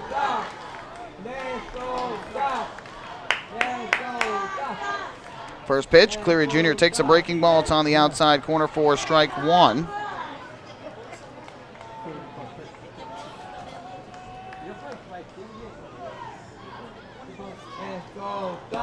Lentini with good speed at second, taking his lead. Time is called as Villa wants to go through the signs. The 0-1. Cleary Jr. fouls this one off down the right field line. Villa throwing strikes, challenging the Ducks to hit it. And here a jam shot foul down the right field line, and Cleary Jr. behind in the count, 0-2. First game he was 0 for 1, but did draw a walk and lay down a sac bunt. A walk allowing him to continue his on-base streak, which is currently now at 26 consecutive games. The 0-2 is down in the dirt. Breaking ball gets away from the catcher Scott, and Lentini, seeing it right away, is able to take it off to third base. So a wild pitch there moves Lentini down to third. And now the Ducks with the go-ahead run 90 feet away.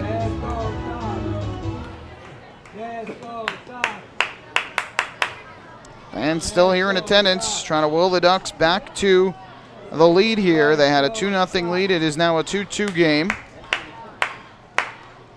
The 1-ball, 2-strike offering on the way. Cleary Jr. grounds one back towards the middle. Will it get through? No. Zazueta makes the play and throws Cleary Jr. out at first.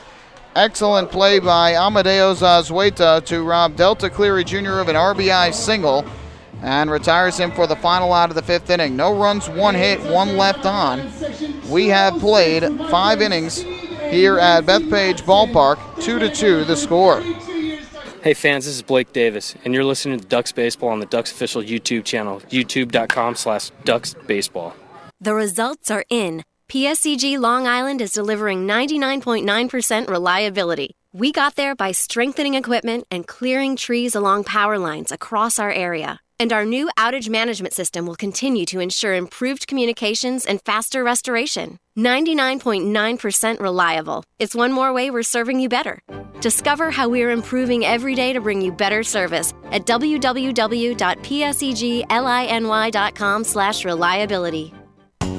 M&V Limousines is the official bus company of the Long Island Ducks. Family owned and operated, they've been in the business for over 23 years. M&V Limousines offers coach buses with Wi-Fi and restrooms, party buses, exotic limousines, and so much more. Whether you're looking for transportation for weddings, proms, corporate outings, or long-distance trips, they've got the right vehicle for you. Visit their showroom in Comac or check them out online at mvlimo.com. M&V Limousines, the official bus company of the Long Island Ducks.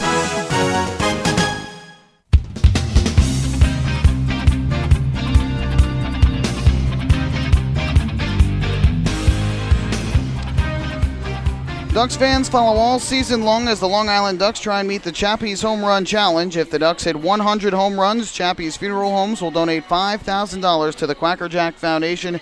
Chappie's Funeral Homes, where caring for others is our family tradition. So a 2-2 game. Ryan Cushmall will come on to pitch for the Ducks after J.C. Romero struck out Johan Lamanta to end the top of the fifth inning with the go-ahead run at second base. The Ducks got the go-ahead run at third base with 2 down in the bottom half of the fifth, but Delta Cleary Jr. grounding out to short. A nice play made by Zazueta for the final out of the inning. And so Cushmall will come on to pitch here in inning number 6. And it will be Palmero, Russo, and Osuna coming to the plate. Righty, righty, righty. 6, 5, and 4, the numbers on their jerseys. And Cushmall will try and keep this a 2-2 game.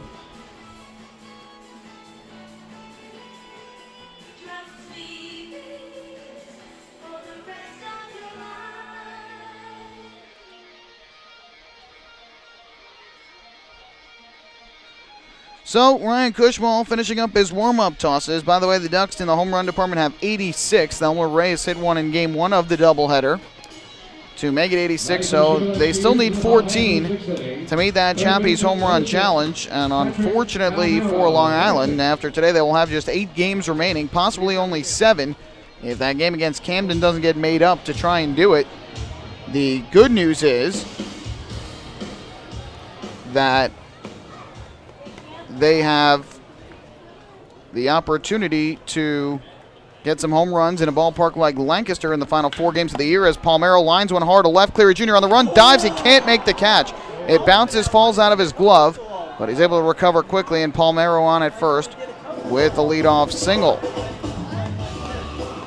And now they're going to go check on Delta Cleary Jr., who is hurt in left field. Cleary Jr. is on the ground in pain here in left field. He dove to try and make the play, recovered and got the out, but he might have hurt his wrist there trying to dive and make that catch. He's on the ground in pain out and left, so both Dottie Pitchford, the trainer for the Ducks, and Kevin Baez, their manager, will go check on him.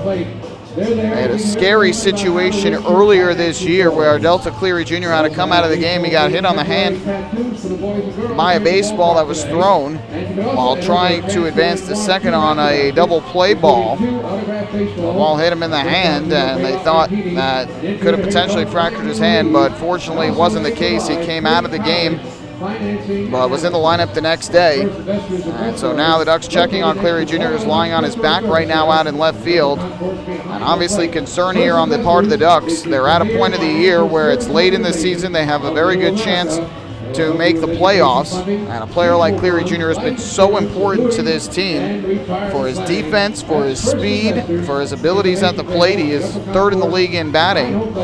Kevin Baez looking to the dugout right now, and Anthony Vega is going to have to probably come into this game in left field. He just pointed to the dugout. Cleary Jr. has gotten to his feet. Still hunched over here talking with Dottie Pitchford, and let's see if he stays in the game or if he will come out, but definitely seemed to be shaken up after trying to slide and make the catch, and he almost did come up with it. It was close, but after sliding, the ball seemed to carry him out of his glove and go off to his left, and so he is going to come out of this game here. He's walking slowly back towards the infield. And it is going to be Anthony Vega who is going to come into this ball game. So the Ducks have to hope that it is not serious for Delta Cleary Jr. because he is a part of the lineup that they certainly do not want to lose for any long period of time, especially entering the final week of the season. But Cleary Jr. has come out of the ball game, and he is making the slow walk to the Ducks dugout on the first base side. And by walking as gingerly as he is, I'm almost thinking that it may be having something to do with his leg on that sliding attempt, but he is definitely making a slow walk off the field, and if it was something with his arm or his wrist, I would have to think he would be able to move a little bit quicker than that. So it might be something with his leg, but he is making that walk off the field. Ryan Cushmall throwing on the mound to try and stay loose. And either way, Patrick Palmero is on at first base to start things off with a base hit here in the 6th inning against Ryan Cushmall. So we are now just about ready to return as Cleary Jr. has made his way into the dugout. Kevin Russo will come to the plate. We'll give you the numbers on Cushmall momentarily. But Anthony Vega now in left field. And here is Russo to the plate. Palmero, by the way, is now 2 for 3 in the game. Russo 0 for 2 with a pair of groundouts. Cushmall looks into the sign and comes set. His first pitch on the way. Russo squares the bunt, bunts it to the first base side of the mound. It'll go foul. Nelfi Zapata racing after it and fielding it in foul territory to make sure it doesn't go back fair. The count 0-1. Russo trying to sacrifice Palmero in a scoring position here. No surprise at all. And on the season, Kevin Russo has a total of 1 sacrifice bunt. So he is not a known sac bunt guy, but trying to make the small ball decision here. Sugar Land with 9 hits now in the game. Here comes the 0-1. Cushmall deals to the plate. Russo squares, bunts it up the first base line, foul again. So Kevin Russo twice trying to lay down the bunt, has bunted it foul to the first base side of the plate. And now we'll see if Gaetti keeps the bunt side on with 2 strikes, or if he will instead have Russo swing away.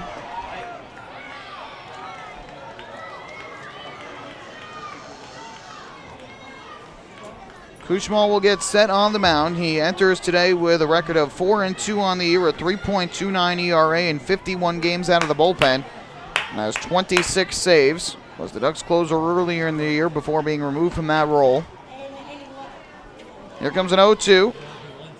Kicking the pitch on the way, and Russo will take a fastball low, blocked at the plate by Zapata. The count goes to 1 ball and 2 strikes.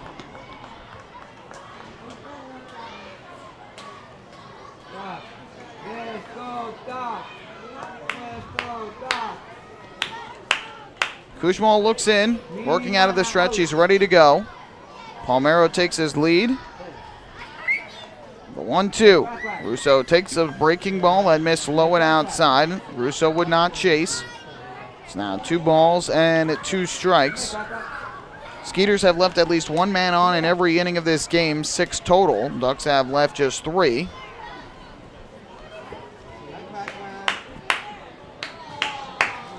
Cushmall taking a long time on the mound as he goes through the signs.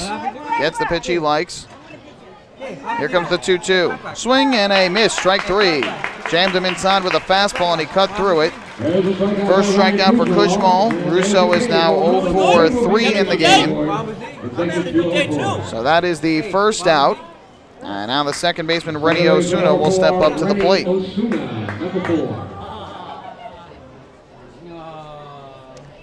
So here is Osuna to bat from the right side for the Skeeters. 0 for 2 in this game and made a big no-no back in the 4th inning that potentially took the Skeeters out of the game at the time.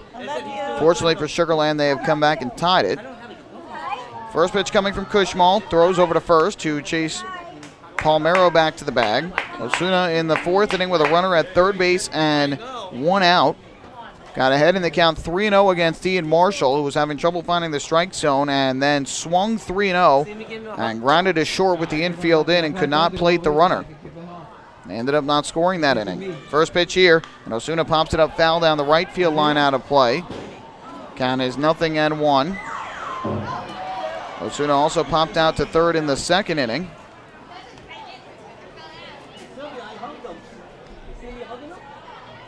Some guys like to swing away 3-0. They think it'll be the best pitch they see in that at bat. But a lot of times a walk is just as good as a hit, just to put the pressure more on the pitcher. And Osuna rounding out there on that 3-0 pitch. 0-1 the count. Cushmal comes set, kicks and fires, and this fastball way low and outside, skips past Zapata, goes back to the backstop. And a wild pitch there from Ryan Cushmal moves the runner to second base with one out. Cushmal way wide on that pitch. It was yanked down and away from Osuna. So that gets rid of the potential for the ground ball double play. That'll be a 1-ball, 1-strike pitch coming up to the second baseman, Renny Osuna. Top of the sixth inning here at Bethpage Ballpark, 2-2 game here in game 2 of this single admission doubleheader. The 1-1. Swinging a foul ball over the screen, back behind the plate, upstairs. Now remaining 1 and 2 lights have come on here at Bethpage Ballpark. Mostly clouds overhead on this Sunday afternoon. Day game was the first game of this doubleheader full of sunshine, and now it's been getting more cloudy as the day has gone on. But they don't seem threatening. Be a 1-ball, 2-strike pitch from Cushmal to Osuna. Kicks and fires, and Osuna fouls this one off to the first base side. Out of play, up into the luxury suite level. We'll do it once again at 1 and 2.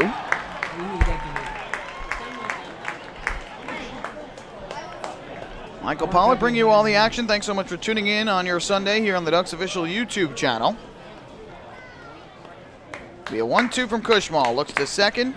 Kicks and fires, and this is swung on and lifted into right field towards the line. Long run over for Phelan Lentini. He dives, and he makes the catch. Oh, what a grab by Phelan Lentini in right field to rob Renny Osuna of a hit, and that is the second out of the inning. An outstanding catch by Phelan Lentini.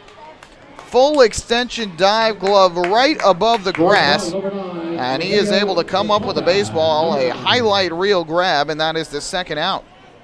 So a big, big play made there by Lentini. That ball lands.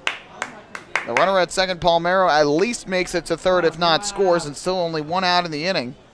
But now 2 away, and the 9-hitter and shortstop Amadeo Zazueta will come to the plate. He is 1 for 2 with a run scored.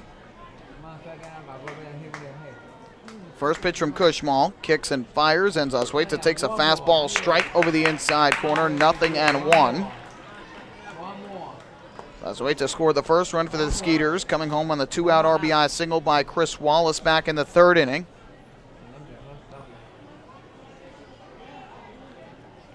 Cushmal looks in for the sign from Zapata, gets the pitch he likes. Be it 0-1. Kicks and deals. Low and outside, great block again from Zapata. Got to be careful here. Don't want to allow the runner to get to third base with 2 out. But a good block by Zapata to keep it at home plate in the count. 1-1 on Zazueta, who started game 1 on the bench but had to come in when Almonte suffered an oblique strain. Came into second base and Jeff Dominguez moved to center. Game 2, he's the shortstop. It'll be a 1-1 from Cushmal, trying to get through the 6th without allowing a run. Here's the 1-1. Cushmal fires to the plate. Zazueta swings, hits a slow roller to third. Charging in his pocket. Fields on the run, juggles, recovers, throws to first for the out, and the side retired. So Cushmal allows the inning opening single, but is able to get through the inning without giving up a run. Good defense from the Ducks. No runs, 1 hit. 1 more left for the Skeeters, who have left 7. We go to the bottom half of the 6th inning. 2-2 the score. Hi, this is shortstop Dan Lyons. You can follow me on Twitter at @DannyLyons, and you're listening to Ducks Baseball on the Ducks official YouTube channel, youtube.com/DucksBaseball. James Simmons is going back. He is looking up, and on the Park Night, that one is gone and reaches a kennel in Central Islip.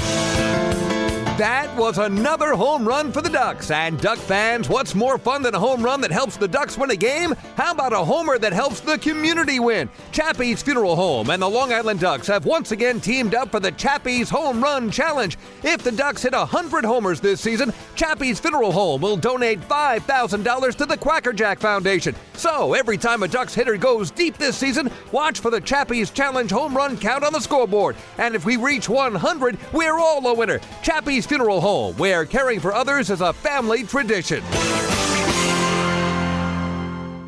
Can't get enough of the Long Island Ducks? Well, now you can get even more inside info on your favorite hometown team through Facebook and Twitter. The Ducks are constantly updating fans through social media with scores, transactions, ballpark promotions, and much more. You can even win great prizes. All you'll need to do is make a free account on Facebook and Twitter, and then visit us at facebook.com/LIDucks and twitter.com/LIDucks. Think you're Long Island's biggest Ducks fan? Get connected now.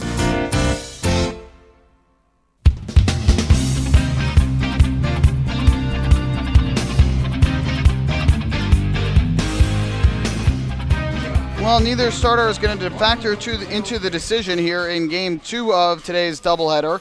Kelvin Villa is done after 5 quality innings here today. Won't get credit for a quality start.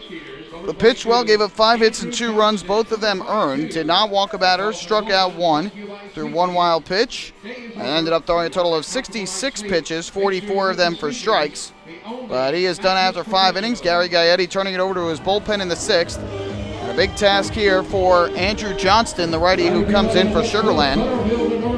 As he has pitched very well this year, but he's going to face the heart of the Ducks order. Lou Ford, Randy Ruiz, and Sean Burrows, 3, 4, and 5, who in this game have been shut down for the most part. They're just 1 for 6 with an RBI. But the most of the Ducks lineup has been shut down here. First pitch to Ford is a breaking ball strike on the outside corner. And the count 0-1. So we'll see what the Ducks can do here to try and regain the lead before the 7th inning. Again, this is a 7-inning game. Second game of a single admission doubleheader. The 0-1. Ford swings, pops this one up. Foul territory, first base side. Wallace chasing towards the Ducks dugout on the warning track. Reaches in to the dugout, but it goes in and out of his reach. And so the count is 0-2. Ford today singled to center his first time up back in the opening inning. And then in the 3rd inning, popped out foul to third baseman Patrick Palmero. Skeeters playing no doubles defense here as the third baseman Patrick Palmero right along the line at third. Chris Wallace not too far off the bag at first. That'll be an 0-2 pitch upcoming. Johnston comes set, kicks and fires, and Ford swings, grounds it foul, first base side, a fastball diving down in the zone. Ford was 1 for 3 with a run scored in Game 1 of the Twin Bill. After going 2 for 5 with an RBI and a run scored in Friday's contest. So Ford still behind 0-2 against Andrew Johnston. From the stretch, the pitch on the way, and Ford takes this one downstairs for ball 1. Johnston on the year, 2-2, 2.86 ERA in 55 games for Sugarland. 21 runs, 16 earned, allowed in 50 in the 3rd innings. 58 hits to 18 walks, 31 strikeouts to 1-2. Low in the dirt, blocked there by Travis Scott. Now leaving things up at 2 balls and 2 strikes. Ducks had a 2-0 lead. Skeeters have come back to tie it at 2. Long Island looking to jump back in front. Each team with 2 runs. Skeeters out hitting the Ducks 9-5. Here's the 2-2, and Ford swings, lines this one in a right field base hit. Excellent piece of hitting there for Lou Ford as he goes the opposite way for a single, his 2nd of the ball game. And the Ducks get the go-ahead runner at first with nobody out in the 6th. And that will bring up Randy Ruiz.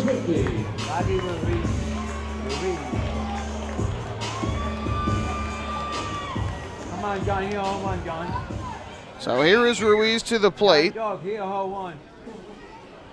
He is 0 for 2 in the game, but drove in a run in the first on an RBI fielder's choice. First pitch from Johnston. Throws over to first to chase Ford back. So how do you play this if you're Kevin Baez?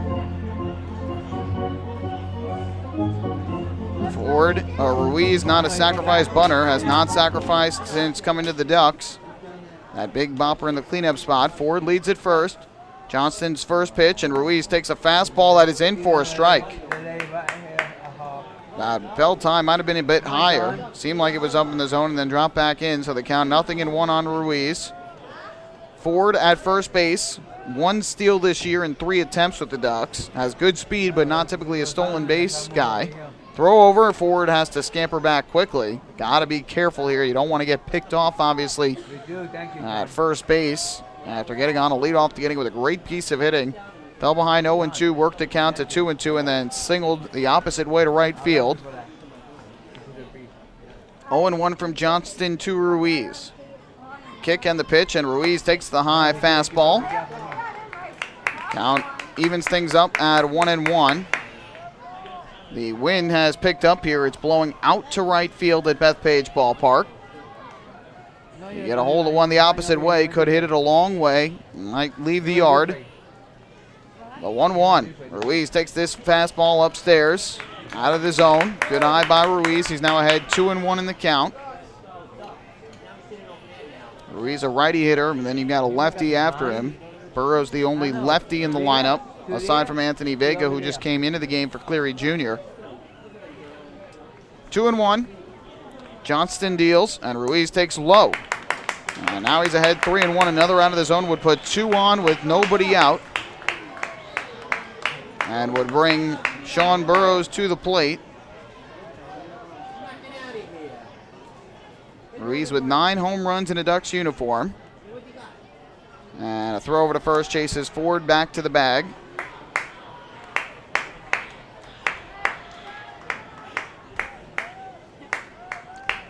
Fans open that. The Ducks can retake the lead here. Runner at first, nobody out. 2-2 game. It'll be a 3-1 pitch on the way to Ruiz. Johnston kicks and fires. Ruiz swings and pops one in the air to right field. Fairly well hit going back into the corner. Long run for Russo towards the line. He makes the running catch. And that's the first out in the 6th inning. So Ruiz got a pretty good pitch to hit at 3-1. Drove it to right field trying to hit it into that jet stream, but the ball seemed to go closer and closer to the line rather than out. So that is the first out here in the 6th inning. And that will leave it up to Sean Burrows.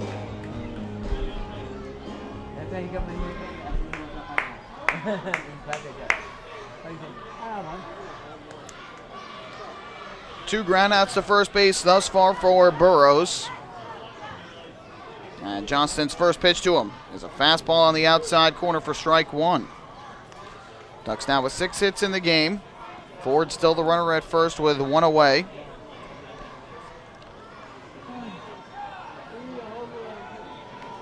Burrows in game 1 was 0 for 2 at the plate, but he did draw a walk. Throw over to first, chasing Ford back again. Johnston has kept a close eye on Ford this entire at-bat, wanting to make sure that Ford does not take off, try and steal second again in a scoring position.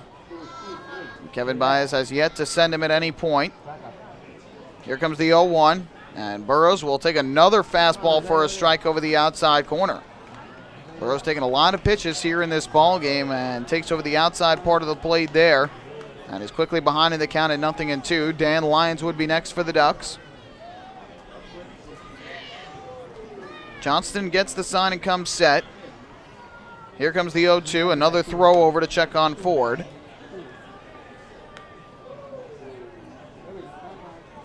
Keeping a close eye on the Ducks center fielder. Who again has only 1 steal and 3 attempts for the Ducks this season. Burrows awaits an 0-2 pitch. Johnston kicks and fires, and Burrows takes way up and outside for a ball. That'll run the count to 1 ball and 2 strikes on the Ducks' first baseman. He's been hitting the ball extremely well.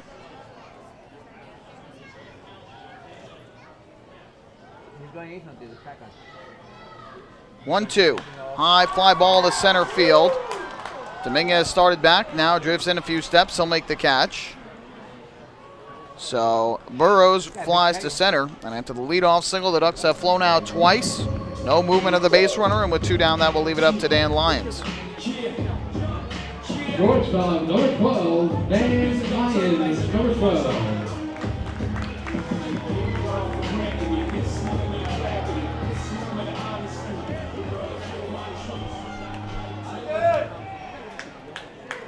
So with 2 down, up to the plate will step Dan Lyons from the right side. 1 for 2 with the runs scored.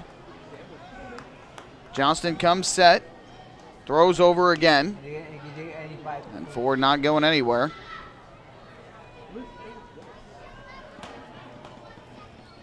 It's going to be a pitch coming up to Lyons here with a runner at first, 2 down. Johnston set, first pitch on the way. Lyons swings, grounds this one towards the middle. The shortstop's Azueta ranging up the middle, makes the play, flips to Osuna at second, and he's able to get his foot on the bag and make the play. Another nice play by Azueta. And the Ducks come up empty after the leadoff single by Ford in the 6th. We'll take this game to the 7th, all tied up at 2 apiece. Hey fan, this is outfielder Delta Cleary Jr. and you're listening to Ducks Baseball on the Ducks official YouTube channel, youtube.com/DucksBaseball. Spring into a new Honda at Huntington Honda and pay $59 a month for a new 2015 Honda Civic LX sedan. $59. So spring into Huntington Honda on Jericho Turnpike just east of Route 110 or HuntingtonHondaCars.com. Huntington Honda, discover the difference. Auto 24-month lease, total due at inception. Civic $31.90 includes bank fee, first month's payment, no security deposit. Taxes, DMV, title fees extra with excellent credit through HFS. Have your birthday at the ballpark this season and celebrate with the Flock. Kona Ice birthday party packages with the Long Island Ducks are now available. Each package includes 10 box seats, a commemorative birthday t-shirt and autographed baseball, a pizza and Kona Ice party in the Hebrew National Picnic area, and so much more. Best of all, the birthday child will stand on the dugout while the entire crowd sings happy birthday. Reserve your party today by calling the group sales department at 631-940-3825. Kona Ice birthday parties with the Long Island Ducks, a once-in-a-lifetime experience.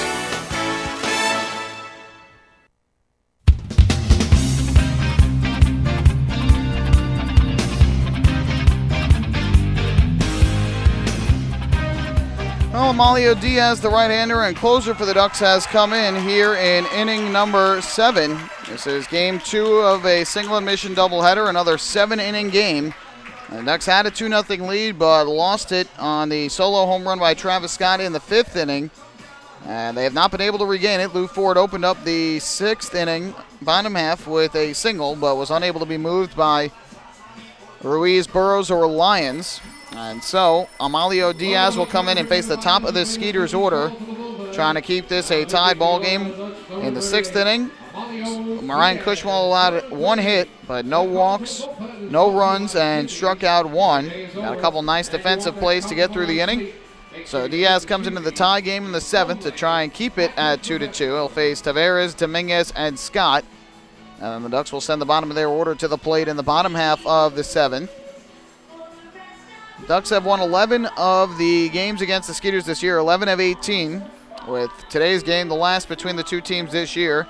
So they have already won the season series, and in addition, they have won 7 of 8 against the Sugarland Skeeters here at Bethpage Ballpark this year.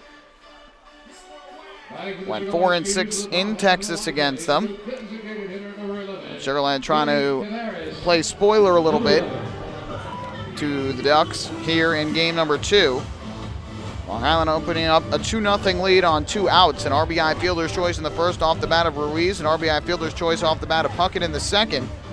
And Sugarland, a 2-out RBI single in the third from Chris Wallace. And a 2-out solo home run from Travis Scott in the 5th, tying up the game. So, with Taveras at the plate, Diaz takes the mound. And his first pitch upcoming. Taveras takes low and outside for ball 1. He is 0 for 3 in this game. After not playing in game 1, has struck out twice and grounded out to second. First game of the series finished 0 for 5 with a run scored and a walk. Here comes a 1-0. Diaz fires to the plate and takes up and inside. Not how Diaz wanted to start, behind 2 balls and no strikes. On the righty swinging Taveras. Crowd today at 4,823. Many have departed, but many are still here. Long day at Bethpage Ballpark with the 2 7-inning games. Here's the 2-0. And Diaz misses inside again. So 3 straight out of the zone from the Ducks right-hander Amalio Diaz. And another out of the zone would put a runner on first with nobody out here in the top of inning number 7.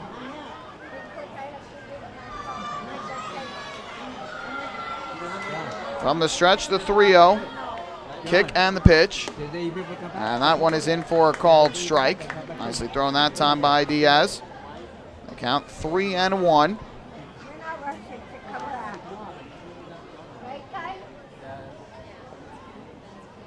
Diaz is ready, set at the belt. This 3-1 offering, and Taveras takes another fastball on the outside corner for a strike. So a good job by Diaz to battle back from 3-0, get the count full at 3-2, and now looking for one more strike for the first out here in the 7th.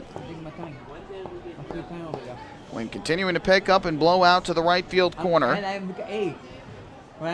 Here comes the payoff, and Taveras swings, fouls this one back to the screen. Another good hard fastball over the outside corner. So we'll do it once again at 3 balls and 2 strikes.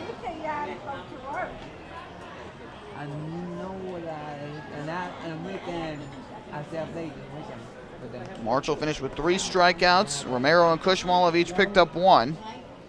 And now Amalio Diaz trying to join the strikeout party. Here comes the 3-2. Fly ball right field towards the corner. Long run, Lentini won't get it, and this will land fair right along the line. Taveras around first. He will go to second, and he is in there safely with a leadoff double and a good start for the Skeeters here in the top half of the 7th inning. So Taveras got ahead 3-0, and after it comes back to 3-2, doubles down the right field line. Lentini chasing after it, could not get to it. For Taveras, his first hit of the series. And the former big leaguer picking up his 7th double of the year. And now you have to think Jeff Dominguez is going to try and sacrifice him over to third base to put the go-ahead run at third with only 1 out. Diaz comes set. First pitch on the way, and Dominguez does not square. He ends up taking a fastball outside for ball 1. Dominguez thus far has laid down 2 sacrifice bunts with the Skeeters. That has been it. Cody Puckett is in on the grass at third. Sean Burrows towing the grass at first. Be a 1-0 from Diaz. Comes set. Looks to second. Kicks and fires, and Dominguez swings and fouls this one off down the left field line out of play. That'll leaving up the count at 1-1. And the key is getting ahead in the count. Trying to get guys to chase out of the zone, although the Skeeters have been somewhat patient. But either way, trying to make him a bit more defensive at the plate. But Diaz fell behind Taveras 3-0. Was able to battle back, but at that point 3-2. Didn't want to walk Taveras, and instead he hit a bloop double down the right field line. Here comes a 1-1. Diaz kicks and fires, and Dominguez will take a fastball called strike anyway on the outside corner. Dominguez had checked his swing, and no appeal was made. Zapata was looking for an appeal to first and to third, but then home plate umpire Tom Major just called a strike anyway. Dominguez could not believe it, and David McDaniel, who's coaching down at third base, couldn't believe it either. Came towards home plate, but Tom Major seemed to acknowledge nobody. So now Diaz ahead 1-2. Kicking the pitch upcoming. Looks to second. Looks back there again. Deals to the plate, and Dominguez will take a fastball up and away. That'll even things up at 2 balls and 2 strikes.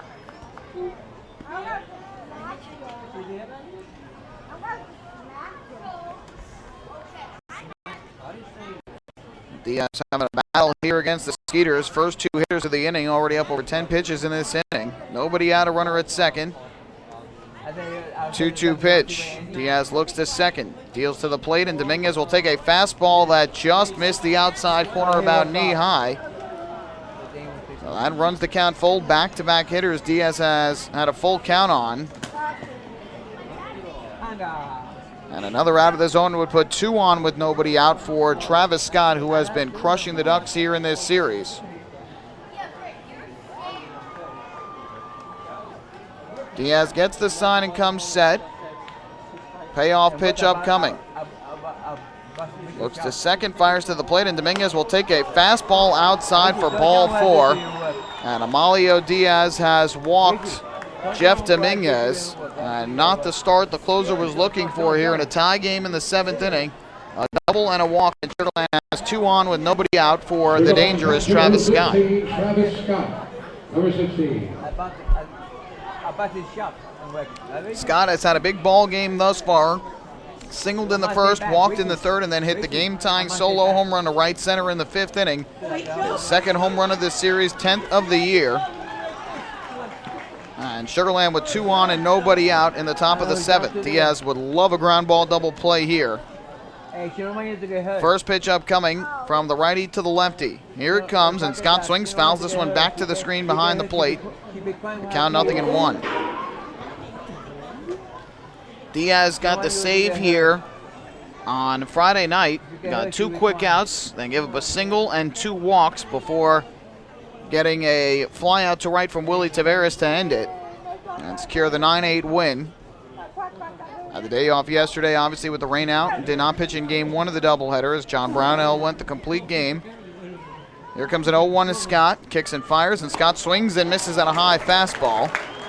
And the count 0-2. Wouldn't be surprised to see Diaz go back to that pitch. Good high fastball. Scott obviously likes to hit pitches up in the zone, but up and away, sometimes hard for him to get a good swing on. So the count's still 0-2. He would definitely take a strikeout here. You got Chris Wallace waiting on deck. And a double play could get him out of the inning, but just looking for outs at this point with 2 on and nobody down. 0-2 the count. Diaz set at the belt. Claps from the fans, the kick, the pitch, and Scott takes a breaking ball down low, would not chase. And the count goes to 1-2, and as we've seen from Scott consistently here in this series, will not chase pitches out of the zone. In game 1, did not strike out, and on Friday night, he did strike out, but twice, and both were on pitches that were near the plate. That'll be a 1-2 from Diaz. Ready to go, looks to second, fires home, and Scott lays off another high pitch just out of the zone from Diaz, in the count 2-2. The Ducks dugout beside themselves here because Diaz has been throwing many out of the zone here in this inning. 17 pitches already for Diaz, just 8 of them for strikes. And this is the 3rd batter of the inning. 2-ball, 2-strike pitch upcoming to Travis Scott. Diaz gets set, looks to second, fires to the plate, and Scott will take outside ball 3. Amalio Diaz gets ahead 0-2, but has now missed on 3 straight pitches. And 1 more out of the zone would load up the bases with nobody out for Chris Wallace. One thing Amalio Diaz has done especially well this year is avoid walks. Before his last outing, he had walked just 10 batters in 55 2/3 innings, but walked 2 his last time out and is 1 pitch away from walking 2 this time. Here's the payoff to Scott. Runners lead from first and second. They do not go, and Scott takes up and outside for ball 4. A second straight walk, this one after getting ahead 0-2, and the bases are loaded for Sugarland with nobody out here in the 7th inning. First baseman, number 20, Chris Wallace. No visits here from the Ducks dugout. Either Marty Jansen or Kevin Baez, neither going out to try and settle down the right-hander. But after getting ahead 0-2 on Travis Scott, he misses on 4 straight pitches to walk him. And Sugarland now with the bases loaded and nobody out in the top of the 7th inning. The infield is in all the way around for the Ducks. Here is Chris Wallace, who is 2 for 3 with an RBI in this game. Diaz comes set. His first pitch on the way, and Wallace a half swing. Home plate umpire Tom Major says he went around. The count is 0-1. Wallace flew out to right back in the first, had an RBI single to right in the third with 2 out. First pitch he saw, then doubled to center in the 5th on the first pitch he saw. This time gets him to chase out of the zone. It'll be an 0-1. Diaz comes set, kicks and deals, and Wallace will take a breaking ball low and away. And again, Sugarland not chasing out of the zone. So that will even up the count at 1-1. Bases loaded, nobody out, 2-2 game, top of the 7th inning in what is a scheduled 7-inning game. It'll be a 1-ball, 1-strike pitch from Amalio Diaz. Comes set, kicks and fires, and Wallace will take a breaking ball low and away. It scoots away from Nelfi Zapata, In to score from third base is going to be Taveras. Everybody else moves up a base on the wild pitch. And it is now a Skeeters 3-2 lead. The absolute last thing you can do with the bases loaded in a tie game, especially with a runner at third, is throw a ball down the dirt. That's exactly what Diaz did. It's good pass at the top, so a wild pitch. Run scores, and Sugarland has the lead for the first time today. Diaz just clearly does not have his command here today. The double in the first at bat after falling behind 3-0. He's walked the last two hitters behind 2-1, just threw a wild pitch to give up a run. Now behind 3-1. I'm Kevin Baez. I'd have to think he'd probably have to change pitchers at some point because Diaz is just having such trouble finding the strike zone here today.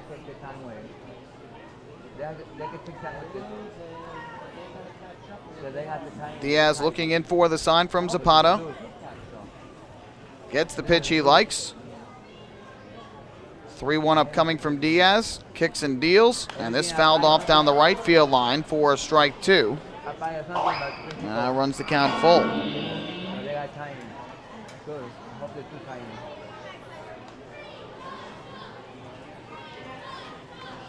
A double, 2 walks, and a wild pitch in the inning. And Diaz one more ball away from walking his third in a row. That'll be a 3-2 to Chris Wallace. Here's the kick and the pitch, and Wallace will take low and outside on a breaking ball, ball 4. And Amalio Diaz with his third straight walk.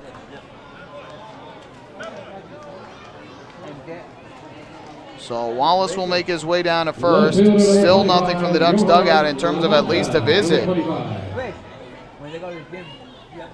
And up to the plate will step to lefty swinging Johan Lamanta. So the frustration continues here for the Ducks in the top half of the 7th inning. Diaz has yet to retire a batter. 1 run already in on the wild pitch with the bases loaded. And 3 straight walks allowed by Amalio Diaz. First pitch upcoming to Lamanta. And he will swing in line, one in a right center field base hit. In to score from third, Dominguez. Scott will round third and come in to score. Going to third and stopping there is Wallace. It's a 2-run single for Johan Lamanta. And the Skeeters extend their lead to 5-2. And now Kevin Baez will come out of the dugout, presumably to take the ball from Amalio Diaz. It has been very rare that Amalio Diaz has not had good stuff when he's come out of the bullpen. He's had a couple times where it's gotten hairy, 1 or 2 times where he has struggled. But this today clearly does not have his best stuff. A double, 3 walks, a 2-run single, a wild pitch in there as well, and Diaz is done after 5 batters in the 7th. Pitch and change at Bethpage Ballpark. It is now the Skeeters 5, the Ducks 2. Hey fans, this is pitching coach Marty Jansen, and you're listening to Ducks Baseball on Ducks official YouTube channel, youtube.com/Ducks Baseball. North Shore LIJ Southside Hospital in Bayshore is the healthcare heart of our community. We provide outstanding health care right here at home with centers of excellence in cardiology, orthopedics, neurosciences, women's health services, and much more. Experience counts, and North Shore LIJ Southside Hospital has been around for nearly a century of care. For more information, please call 631-968-3000 or visit us on the web at www.nslij.com. Family fun every time. Beautiful evening for baseball. Big action every time. Value every time. And the Ducks have won it 7-1. The Ducks schedule is loaded with new promotions this season. And with an average ticket price of just $10 and free parking, there is no better value on Long Island. For game times and tickets, visit liducks.com. Long Island Ducks Baseball. Good times every time.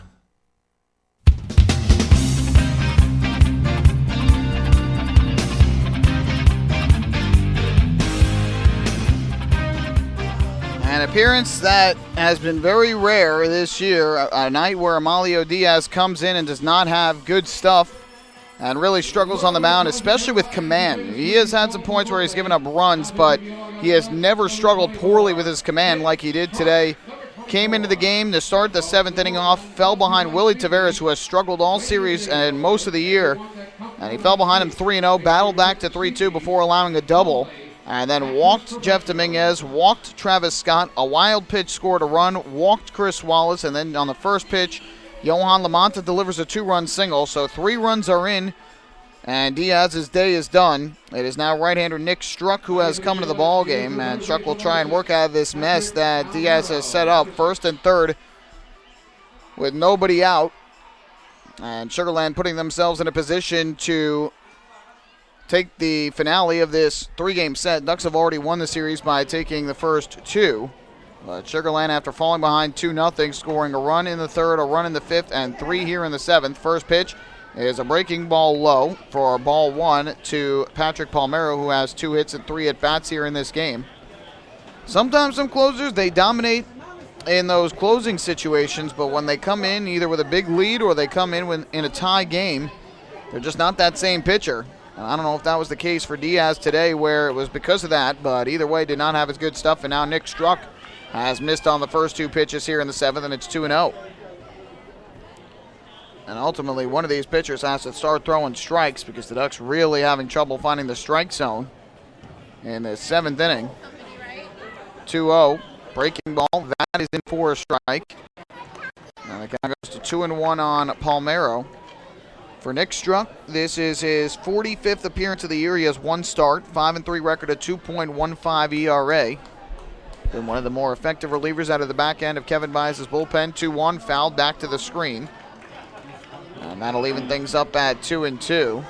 Seen a lot of fans making their way up to the concourse, so I'm thinking there might be a little bit of rain that is falling here. Not enough to stop play, but might be some light drizzle that is falling at Bethpage Ballpark.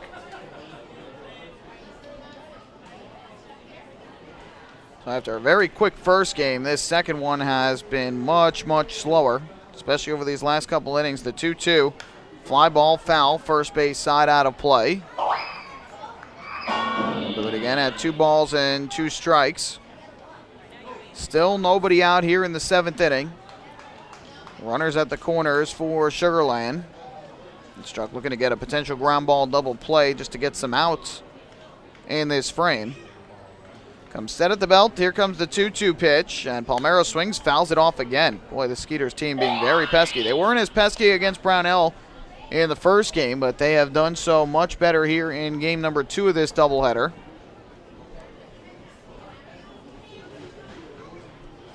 Refusing to give in and commit the first out of this inning. LaMonta leads at first, Wallace at third. Another 2-2. Breaking ball low and inside, ball 3. John Brownell walked just 1 batter in 7 innings in the first game, and the Ducks pitching staff combined to allow just 1 walk in the first 6 innings of this game. So only 2 walks in the first 13 innings for Ducks pitchers today, but already 3 here in this 7th inning. And a 3-2 pitch to Palmero is hit high in the air to deep left center field. Going back is Lou Ford. Still ranging back in left center. He makes the running catch. Somehow came up with it. Both runners move up on the fly out. So in to score from third is Wallace. It's a sac fly and an RBI for Palmero. And the Skeeter lead is now 4 at 6-2. Right fielder number 5. So give Palmero the RBI. Still 2 for 3 in the game. And with that RBI, he is now up to a total on the season of 52. LaMonta, seeing that Ford had to go a long way to make that catch, took advantage and took second base. But finally the first out of the inning, that run charge to Diaz. The first pitch misses for ball 1 to Kevin Russo, who's gone 0 for 3 in this game with 2 groundouts and a strikeout.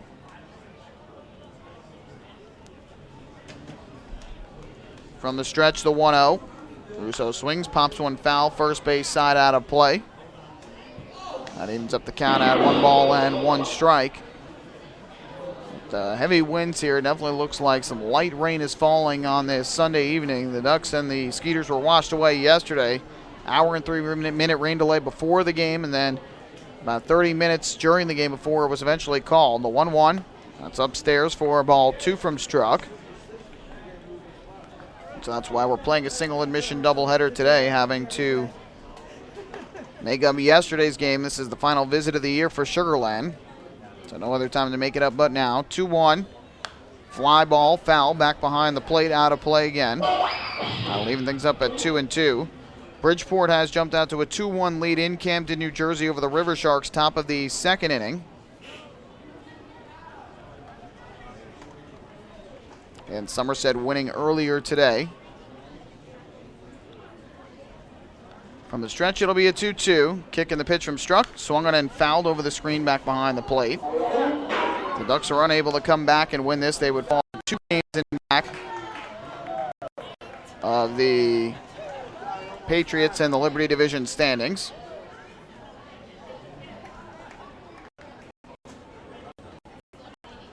Lamont leads at second with 1 out. 2-2 pitch on the way. Fastball just missed the outside corner at the knees. And yet again another full count.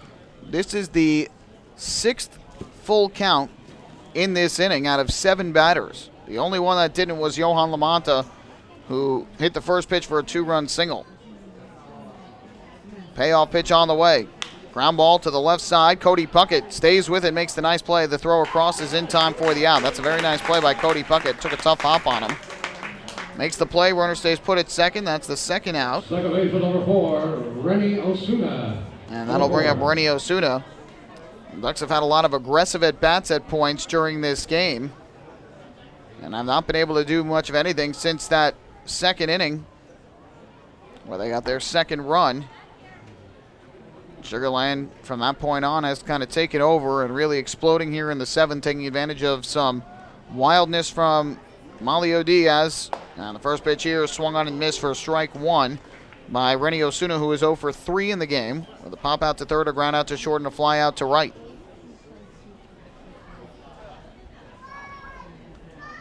Chuck looks in for the sign, gets the pitch he likes. The 0-1 is a fastball low in the dirt, scooped out by Zapata. That'll even up the count at 1 ball and 1 strike. So if everything holds in this game, Andrew Johnston, who pitched the 6th inning, would get the win, and Amalio Diaz would get the loss. Here, a ground ball to third, fielded on a hop by Cody Puckett, and his throw across is in time for the out. So Nick Struck comes in, restores order, and gets the 3 hitters he faces to end the inning. But not before the Skeeters score 4 runs on just 2 hits in the inning, 3 walks and a wild pitch thrown by Amalio Diaz. And we go to the bottom half of the 7th, the Ducks need 4 to tie as they trail 6-2. Hi, this is pitcher John Brownell, and you're listening to Ducks Baseball on the Ducks official YouTube channel, youtube.com/Ducks Baseball.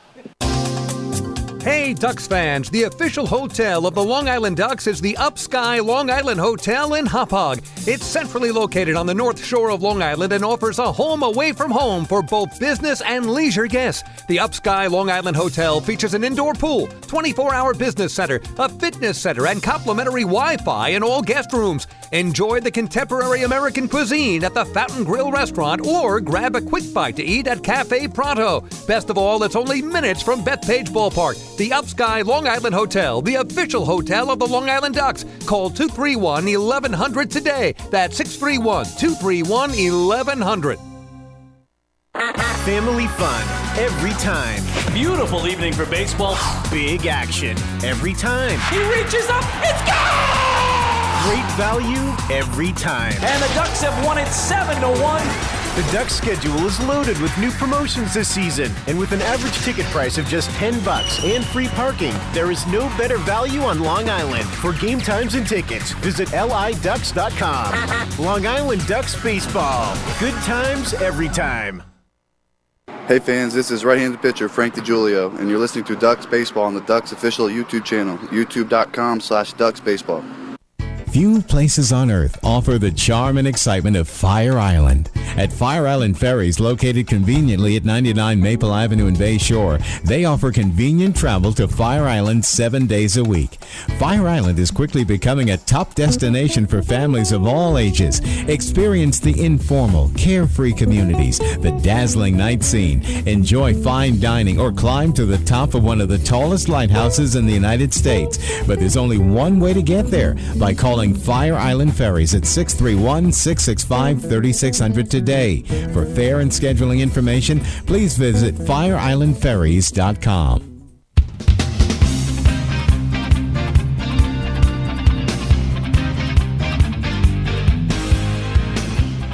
To the bottom of the 7th inning we go. The Ducks have some work to do in this 7-inning game. They trail 6-2 thanks to the 4-run top of the 7th inning where Amalio Diaz had a lot of trouble throwing strikes. And so the Skeeters will try and pick up the victory here to close out this 3-game set. Ducks will try and rally back. First pitch is taken up high for ball 1 from Nelfi Zapata, and the count of 1-0. Zapata in this game 1 for 2, a single and a strikeout in his 2 at-bats. The 1-0.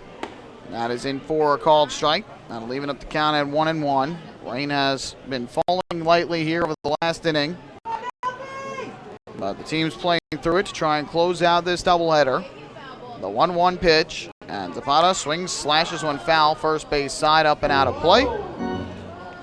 And the count goes to 1-2. Ball rebounds all the way back down onto the field. That was up on the concourse and just kept bouncing and bouncing and came all the way back down below. So the count of 1-2 on Zapata.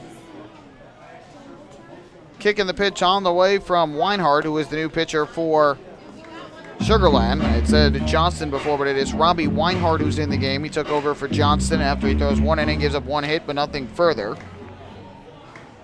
2-2 the count on Zapata. Weinhardt winds and fires, and Zapata will swing and foul this one back to the screen. Weinhardt pitched here on Friday night through 1 scoreless inning in the 9th. No hits, runs, walks, or strikeouts.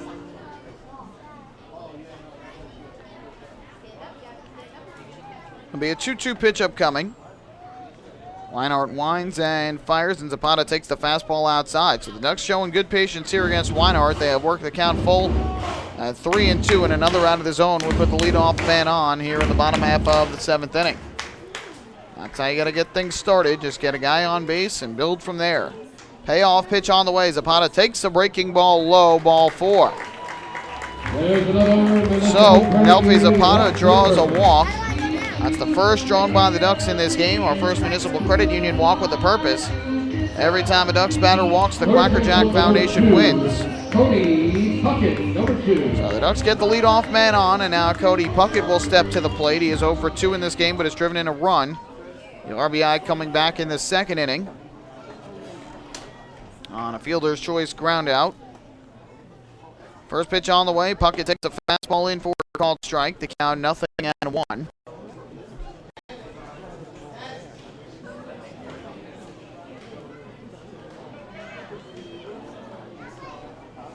Be an 0-1. Kick on the pitch. Fly ball, foul. First base side out of play. Now 0-1.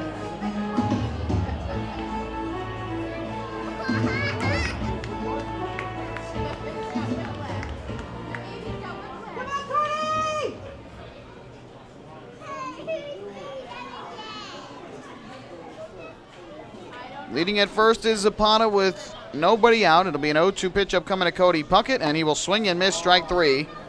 So after Zapata shows good plate discipline, Cody Puckett does not, chasing up and out of the zone. First strikeout for Weinhardt, the second for the Skeeters pitching staff in this game.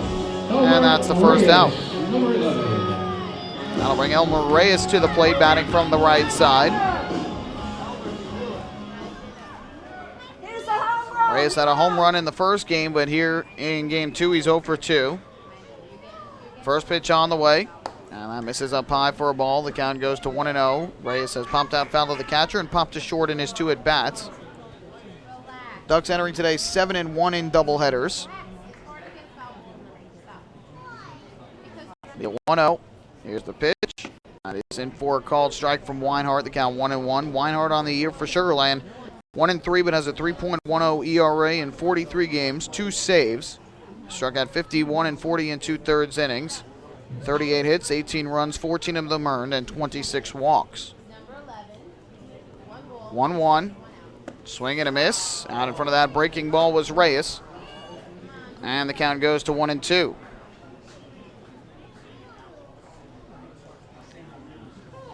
Lightly raining here at Bethpage Ballpark in a weekend that has at points been full of rain, but has held off for the most part in this game up until the 7th inning here. It'll be a 1-ball, 2-strike pitch coming up to Reyes. Here it comes, and Reyes fists one out in the air to shallow center. Going out, the second baseman Osuna makes the catch. Nice running grab by the second baseman, Rennie Osuna, to rob Reyes of his first hit of the game. So with 2 away, that will bring up Phelan Lentini. Right fielder number 22, Phelan Lentini, number 22.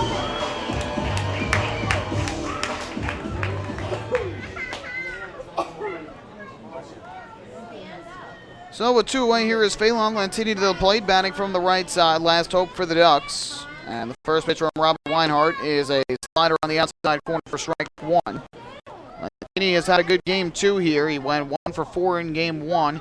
And here in the second game, he's 2 for 3 with a single, a double, and a run scored. 0-1 pitch. And Lentini swings, lifts this one in the air down the right field line, slicing towards the line and foul. The count quickly 0-2, and the Ducks are down to their final strike.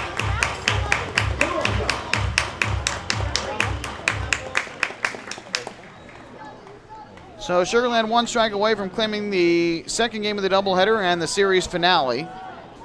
Ducks winning the first 2 against Sugar Land here in this 3-game set. Weinhardt gets the sign, comes set, and is 0-2. Swung on and popped up on the infield in a shallow center. Now goes Zazueta looking through the raindrops. He will make the catch. This ball game is over, and the Sugar Land Skeeters claiming the finale of this doubleheader 6-2, salvaging a split of the twin bill and claiming the final game of this 3-game set. Don't go anywhere. Post-game shows coming up next. We're going to recap this game and hand out the Player of the Game award. Skeeters win the finale 6-2 over the Ducks. Hi, this is manager Kevin Byers, and you're listening to Ducks Baseball on the Ducks official YouTube channel, youtube.com/Ducks Baseball. James Simmons is going back. He is looking up, and on in the park night, that one is gone and reaches a kennel in Central Islip. That was another home run for the Ducks. And Duck fans, what's more fun than a home run that helps the Ducks win a game? How about a homer that helps the community win? Chappie's Funeral Home and the Long Island Ducks have once again teamed up for the Chappie's Home Run Challenge. If the Ducks hit 100 homers this season, Chappie's Funeral Home will donate $5,000 to the Quackerjack Foundation. So every time a Ducks hitter goes deep this season, watch for the Chappie's Challenge home run count on the scoreboard. And if we reach 100, we're all a winner. Chappie's Funeral Home, where caring for others is a family tradition. Can't get enough of the Long Island Ducks? Well, now you can get even more inside info on your favorite hometown team through Facebook and Twitter. The Ducks are constantly updating fans through social media with scores, transactions, ballpark promotions, and much more. You can even win great prizes. All you'll need to do is make a free account on Facebook and Twitter, and then visit us at facebook.com/LIDucks and twitter.com/LIDucks. Think you're Long Island's biggest Ducks fan? Get connected now.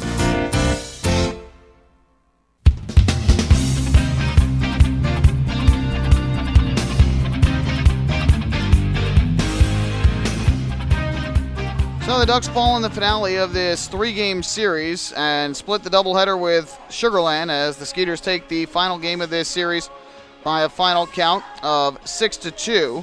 Let's recap this one. Ducks got off to an early start against lefty Kelvin Villa. They got a run in the first inning on 2 singles and an RBI fielder's choice off the bat of Randy Ruiz. And then in the second inning added a run on 2 singles and an RBI fielder's choice off the bat of Cody Puckett. But then the Ducks offense went dry. From the 3rd inning through the 7th inning, they managed just 2 hits and a walk. That was it against Villa, Andrew Johnson, and Robbie Weinhardt. And so the rest of Sugar Land's pitching staff able to shut down the Ducks offensively. And then in the 3rd inning, the Skeeters would begin their comeback. Amadeo Zazueta open up the inning with a single against Ian Marshall. And after a strikeout and a foul pop-out, Travis Scott drew a walk with 2 outs against Marshall. And Chris Wallace delivered an RBI single to right. So the 2-out base hit made it a 2-1 game. 2 innings later in the 5th inning, after Marshall got the first 2 batters out, his struggles again in the 5th inning continued as he gave up a solo home run to Travis Scott, his 10th of the year and 2nd of the series. And then Chris Wallace delivering a double that would keep the inning alive. That would spell the end for Marshall. Now 4 straight starts in which he has not gone 5 innings. And J.C. Romero had to come on and get a strikeout, get out of trouble. In the 6th inning, check that Ryan Cushman allowed an inning-opening single to Patrick Palmero in a play in which Ducks left fielder Delta Cleary Jr. was hurt. We got no further update on him. But then 3 straight outs induced by Cushwall ended that threat, and that took us to the 7th inning in a tie game at 2. Kevin Baez calling on Amalio Diaz, the closer, to try and keep it tied at 2, but he did not have as good command today. Fell behind 3-0 on Willie Taveras, battled back to 3-2, but then allowed a bloop double down the right field line. Walked Jeff Dominguez, walked Travis Scott, that loaded up the bases. He threw a wild pitch with Chris Wallace at the plate that brought in the go-ahead run, made it 3-2. Walked Chris Wallace to load up the bases again, and then Johan Lamonta delivered a 2-run single to right center that spelled the end of the day for Diaz. In came Nick Struck. He got a sacrifice fly that allowed another run and made it 6-2 before getting 2 groundouts to third to end the inning. But the damage was already done. The Ducks went in order in the bottom half of the 7th, except for the leadoff walk to Nelfi Zapata, and the Skeeters won the game by a final count of 6-2. Final totals from the game, and for the Skeeters: 6 runs, 11 hits, no errors. They left 8 men on base. For the Ducks, 2 runs, 6 hits, no errors. They left 5. The winner, Andrew Johnston, in relief, improves to 3-2. He threw the scoreless inning in the 6th before the Skeeters rally to win. Amalio Diaz gets the loss. It falls to 1-4. Just a terrible appearance for him today. 2 hits, 3 walks, 4 runs allowed. Did not record a single out. No save. The game took a total of 2 hours and 20 minutes in front of 4,823 here at Bethpage Ballpark. The Ducks dropped the final home game of the 2015 regular season. As for the player of the game here in Game 2, no question it is Travis Scott, who reached base all 4 times he came up to the plate, had the game-tying home run in the 5th, finished 2 for 2 with that home run and an RBI, 2 runs scored and 2 walks, and Travis Scott is the player of the game and the Skeeters' lone win of this 3-game series. Take one final look at the out-of-town scoreboard. Again, the Ducks won the first game of the doubleheader 2-0 behind the complete game shutout from John Brownelli. He earns his league-leading 12th win of the year. Somerset with the victory today, so they are now 2 games ahead of the Ducks for first place in the Liberty Division standings. The winner was Matt Zielinski. He improved to 8-3. The loser, Shunsuke Watanabe, fell to 6-5. No save in the game. 2 home runs for Somerset. Robert Andino, his 4th, and David Vidal, his 11th. And so that counts the 2 runs that were scored, or that counts for some of the runs that Somerset scored in their 5-1 win. As for games going on right now, Bridgeport has opened up a 3-1 lead in Camden, top of the 3rd inning, trying to end a 10-game losing streak on the Bluefish. The starter for the Bluefish, Robert Carson. For Camden, it is Jeff Singer. Bridgeport so far getting 3 RBIs, all off the bat of Wellington Dotel, who has 2 hits and 2 runs scored. For Camden, they have not gotten an RBI yet in the game, but they are trailing again 3-1 bottom of the 3rd. The Ducks hoping that the River Sharks can rally back and take that game to inch the Ducks closer and closer to a playoff berth. And in the top of the 4th inning in Southern Maryland, it is York 8, Southern Maryland nothing. Ducks will be going to visit the Revolution tomorrow. Cody Scarpetta starting for York. He is still in for Southern Maryland. Jake Hale started. He was roughed up, and Brian Grunning is now in the game. York getting 3 RBIs from Luis De La Cruz, 2 apiece from Nick Ferdinand and James Simmons so far, as they lead it again by a count of 8-0, or now 10-0, in the 4th. Yankees 5-0 winners at home over the Toronto Blue Jays today. Masahiro Tanaka, the win, improved to 12-6. R.A. Dickey, the loss, fell to 10-11. Dustin Ackley hit his 7th home run of the year for the Yankees in the win. Mets rallied back. They defeat the Atlanta Braves 10-7. 3 runs in the 9th, 3 in the 10th. Winning pitcher for the New York Mets in that ball game. Just got to refresh to get that for you. But either way, Daniel Murphy hit a 3-run home run in the game. The winner was Bobby Parnell, who improved to 2-3. Edwin Jackson, the loss, fell to 2-3, and Addison Reed, picked up his 4th save of the year. Daniel Murphy, the tying home run, his 11th of the year. Michael Conforto also homered, his 7th of the season for the Mets in the victory. Former Ducks pitcher Rich Hill got his first start back in the big leagues today, and boy, was it a good one. 7 innings of 1-hit shutout baseball, walked 1, struck out 10 for the Red Sox down in Tampa, but got a no decision. Neither side was able to score until the Red Sox scored 2 in the top of the 13th inning. They won the game 2-0. NFL openers for many teams today. The Jets were winners 31-10 at MetLife Stadium over the Cleveland Browns. Ryan Fitzpatrick threw for 2 touchdowns and an interception, 179 yards. Chris Ivory rushing for 91 yards and 2 touchdowns. Eric Decker and Brandon Marshall each catching a touchdown pass. Giants will be in action tonight. That game will be at 8:30 on NBC as they take on the Dallas Cowboys at AT&T Stadium in Arlington, Texas. So the Ducks will hit the road. They will head to York, Pennsylvania tomorrow. They'll open up a 3-game set against the York Revolution, who are trying to keep their playoff hopes alive by a thread, as they trailed the Lancaster Barnstormers, entering today by a total of 4.5 games in the Freedom Division standings. So York will still be playing with a bit of desperation to try and keep their playoff hopes alive. The Ducks obviously hoping to clinch a playoff berth. And I believe now with Somerset's win today, they could technically do that tomorrow. If Somerset wins tomorrow and Bridgeport loses, unless Bridgeport loses today, if Bridgeport ends up losing today, then Somerset winning tomorrow or Bridgeport losing tomorrow could clinch the playoff spot for the Ducks. We'll have to get confirmation on that, but that seems like that would be the case.